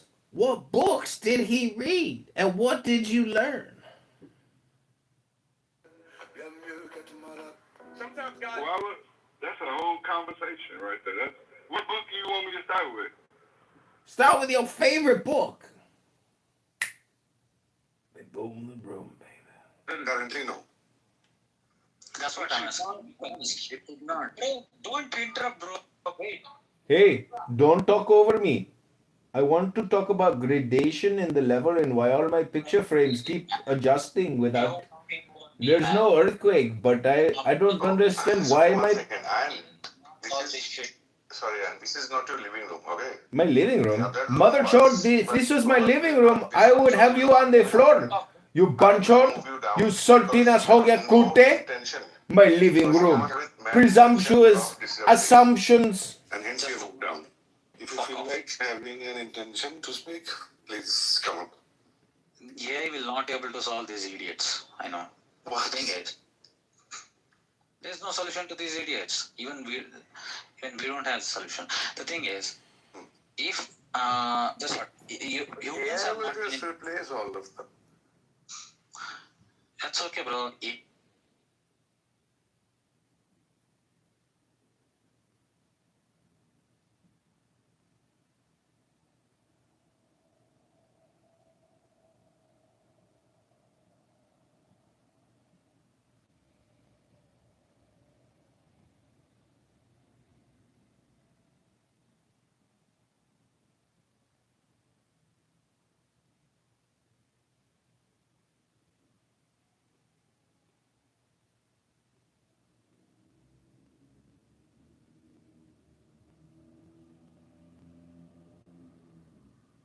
Same thing over and over again.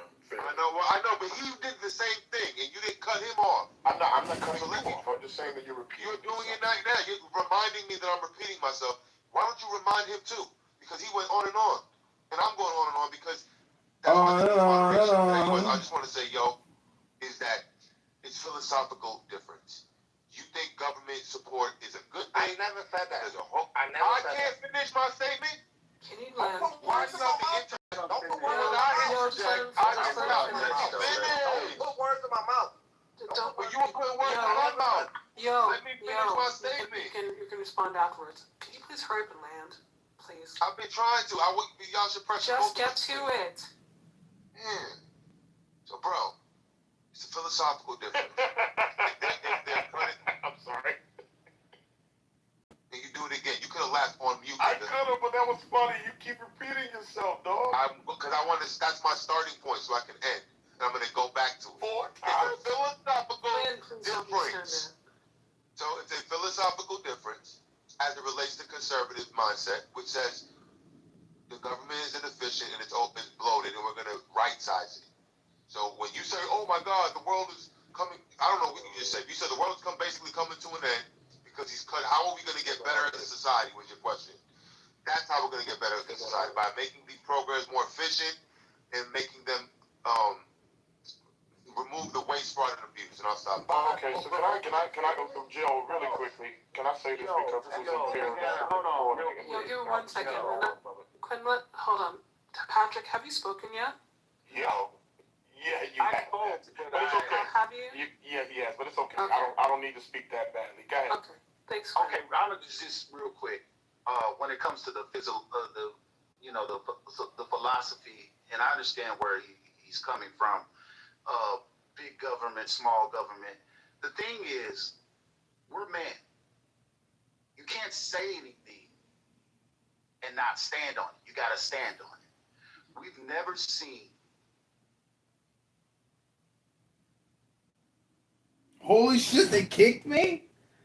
No way. How the hell did they know? Oh, it must have been my PTR. And do you agree or disagree that our life will end? Meaning we come to death. Okay, please answer my question.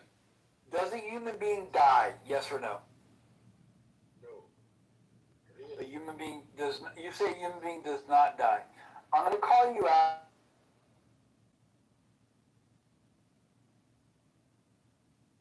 My responses are kind of repeating themselves, but let me do that in like half an hour, just because I gotta finish this up. Sorry to keep cutting you off. Every time I wake up on your time, on your end. Good compliment. Yeah. I'm not sure what part of the world you're in or what time zone you're in. England. Sounds like England? Did he say England? Yes. Yeah, UK. Yeah. Wait, what is your accent? We're in military. He's an imposter. Yeah, it sounds like it. I thought at least English would rub off on him over there, but no, we haven't even been here a year yet. Okay, that explains it. I have a question, Justin. How many angels can fit on the head of a pin? Well, how big is the pin? A couple of millimeters. Couple of millimeters? I don't know. I mean, I can't tell you. Okay. But yes, this has been discussed before. I mean, maybe there's an angel that has like Mr. Ant-Man technology. He could shrink himself. Oh, okay. So. Okay. Yeah. I don't, your church doesn't feel the necessity to go as far as you're going, and you say a lot of your motivation is because does the church predict aliens being demons coming as aliens, or is that yes. Yes, they do. Okay. Yeah. So that's your motivation for taking this physical thing as far as you have. Well, independently. So in other words, I've been coming down this stream of thought myself without even consciously knowing that my church has been like talking about this in different ways. Oh. So every now and then, like we have a prophet named Ellen G. White, writes a lot of stuff about the subject, but I don't come across all her writings, and when I do, it's something I've read like maybe a decade ago and don't remember it. So I may be like, coming down this stream of thought thinking, oh shoot, this is the reason why we need to, I need to focus on this. Then I would look back and say, oh yeah, okay, this confirms it. Like my church actually agrees with this. Mm-hmm. Just not too many people like read in the church, because there's churches that have a lot of doctrine, but all they focus on is practical things like marriage, finances, God blessing you. They don't really get deep into the matters that I talk about. Mm-hmm. Yeah. Yeah. Okay. As I said before, I don't think you have to have this kind of theology or whatever you want to call this to be suspicious of aliens and to suspect that they could be demons. Yeah, I'm already suspicious of aliens. I think they're pretty likely a not friends, not good, and maybe not even natural beings. You know, like in the sense that just not a normal, just a different kind of species of animal. You know, I think there might be something going on there that's pretty wild. But yeah, I'm surprised how charming they may end up being. They could be very charming. Well, it's interesting. The Satan may come to you disguised as an angel of light. Right. And, you know, so I don't deny that. I think we could be deceived on all kinds of levels. Like, can you imagine, like, if there was, like, some aliens that showed up and they look black? You know how many, like, Hebrew Israelites will fall for it? You just imagine, like, there's a lot of think tanks out there with the fallen angels. They have so many different ways to deceive us. And, you know, they have ways to deceive people just like me and just like you. So, like, I think I'm doing this for all the Justins out there that can only be, like, convinced by my views. Of course, there's the basic, you know, there's the Andrew evangelist that will win a bunch of Andrews. And, you know, so that's why I'm doing it. But I think there's people like me that will save a person like me. So that's why I'm doing it.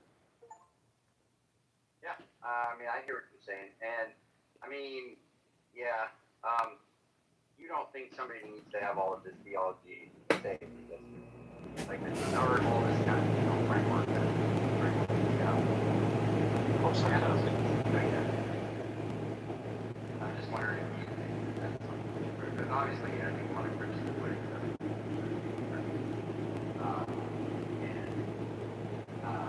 but, you know, I just wonder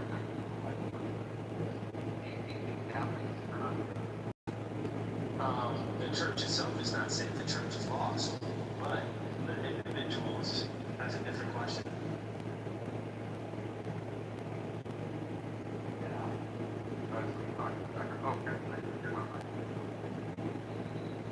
Oh, no, it's Cyclone. Oh, it's Cyclone. It's your hot mic, but...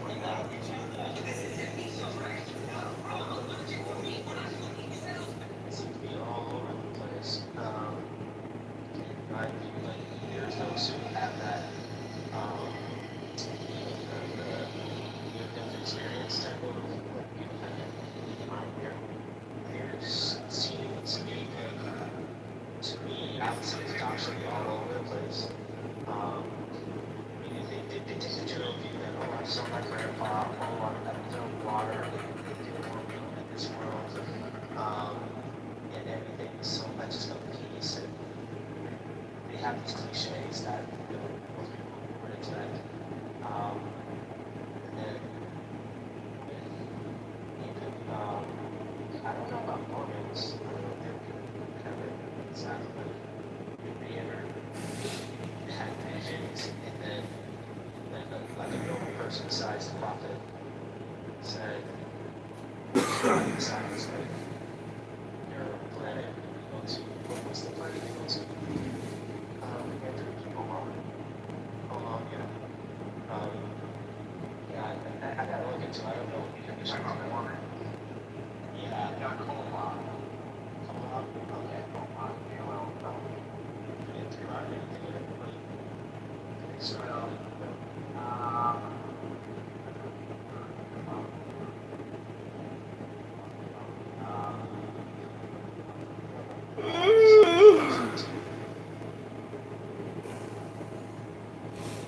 This is ChicagoMayorVote.com. Go to ChicagoMayoral.com.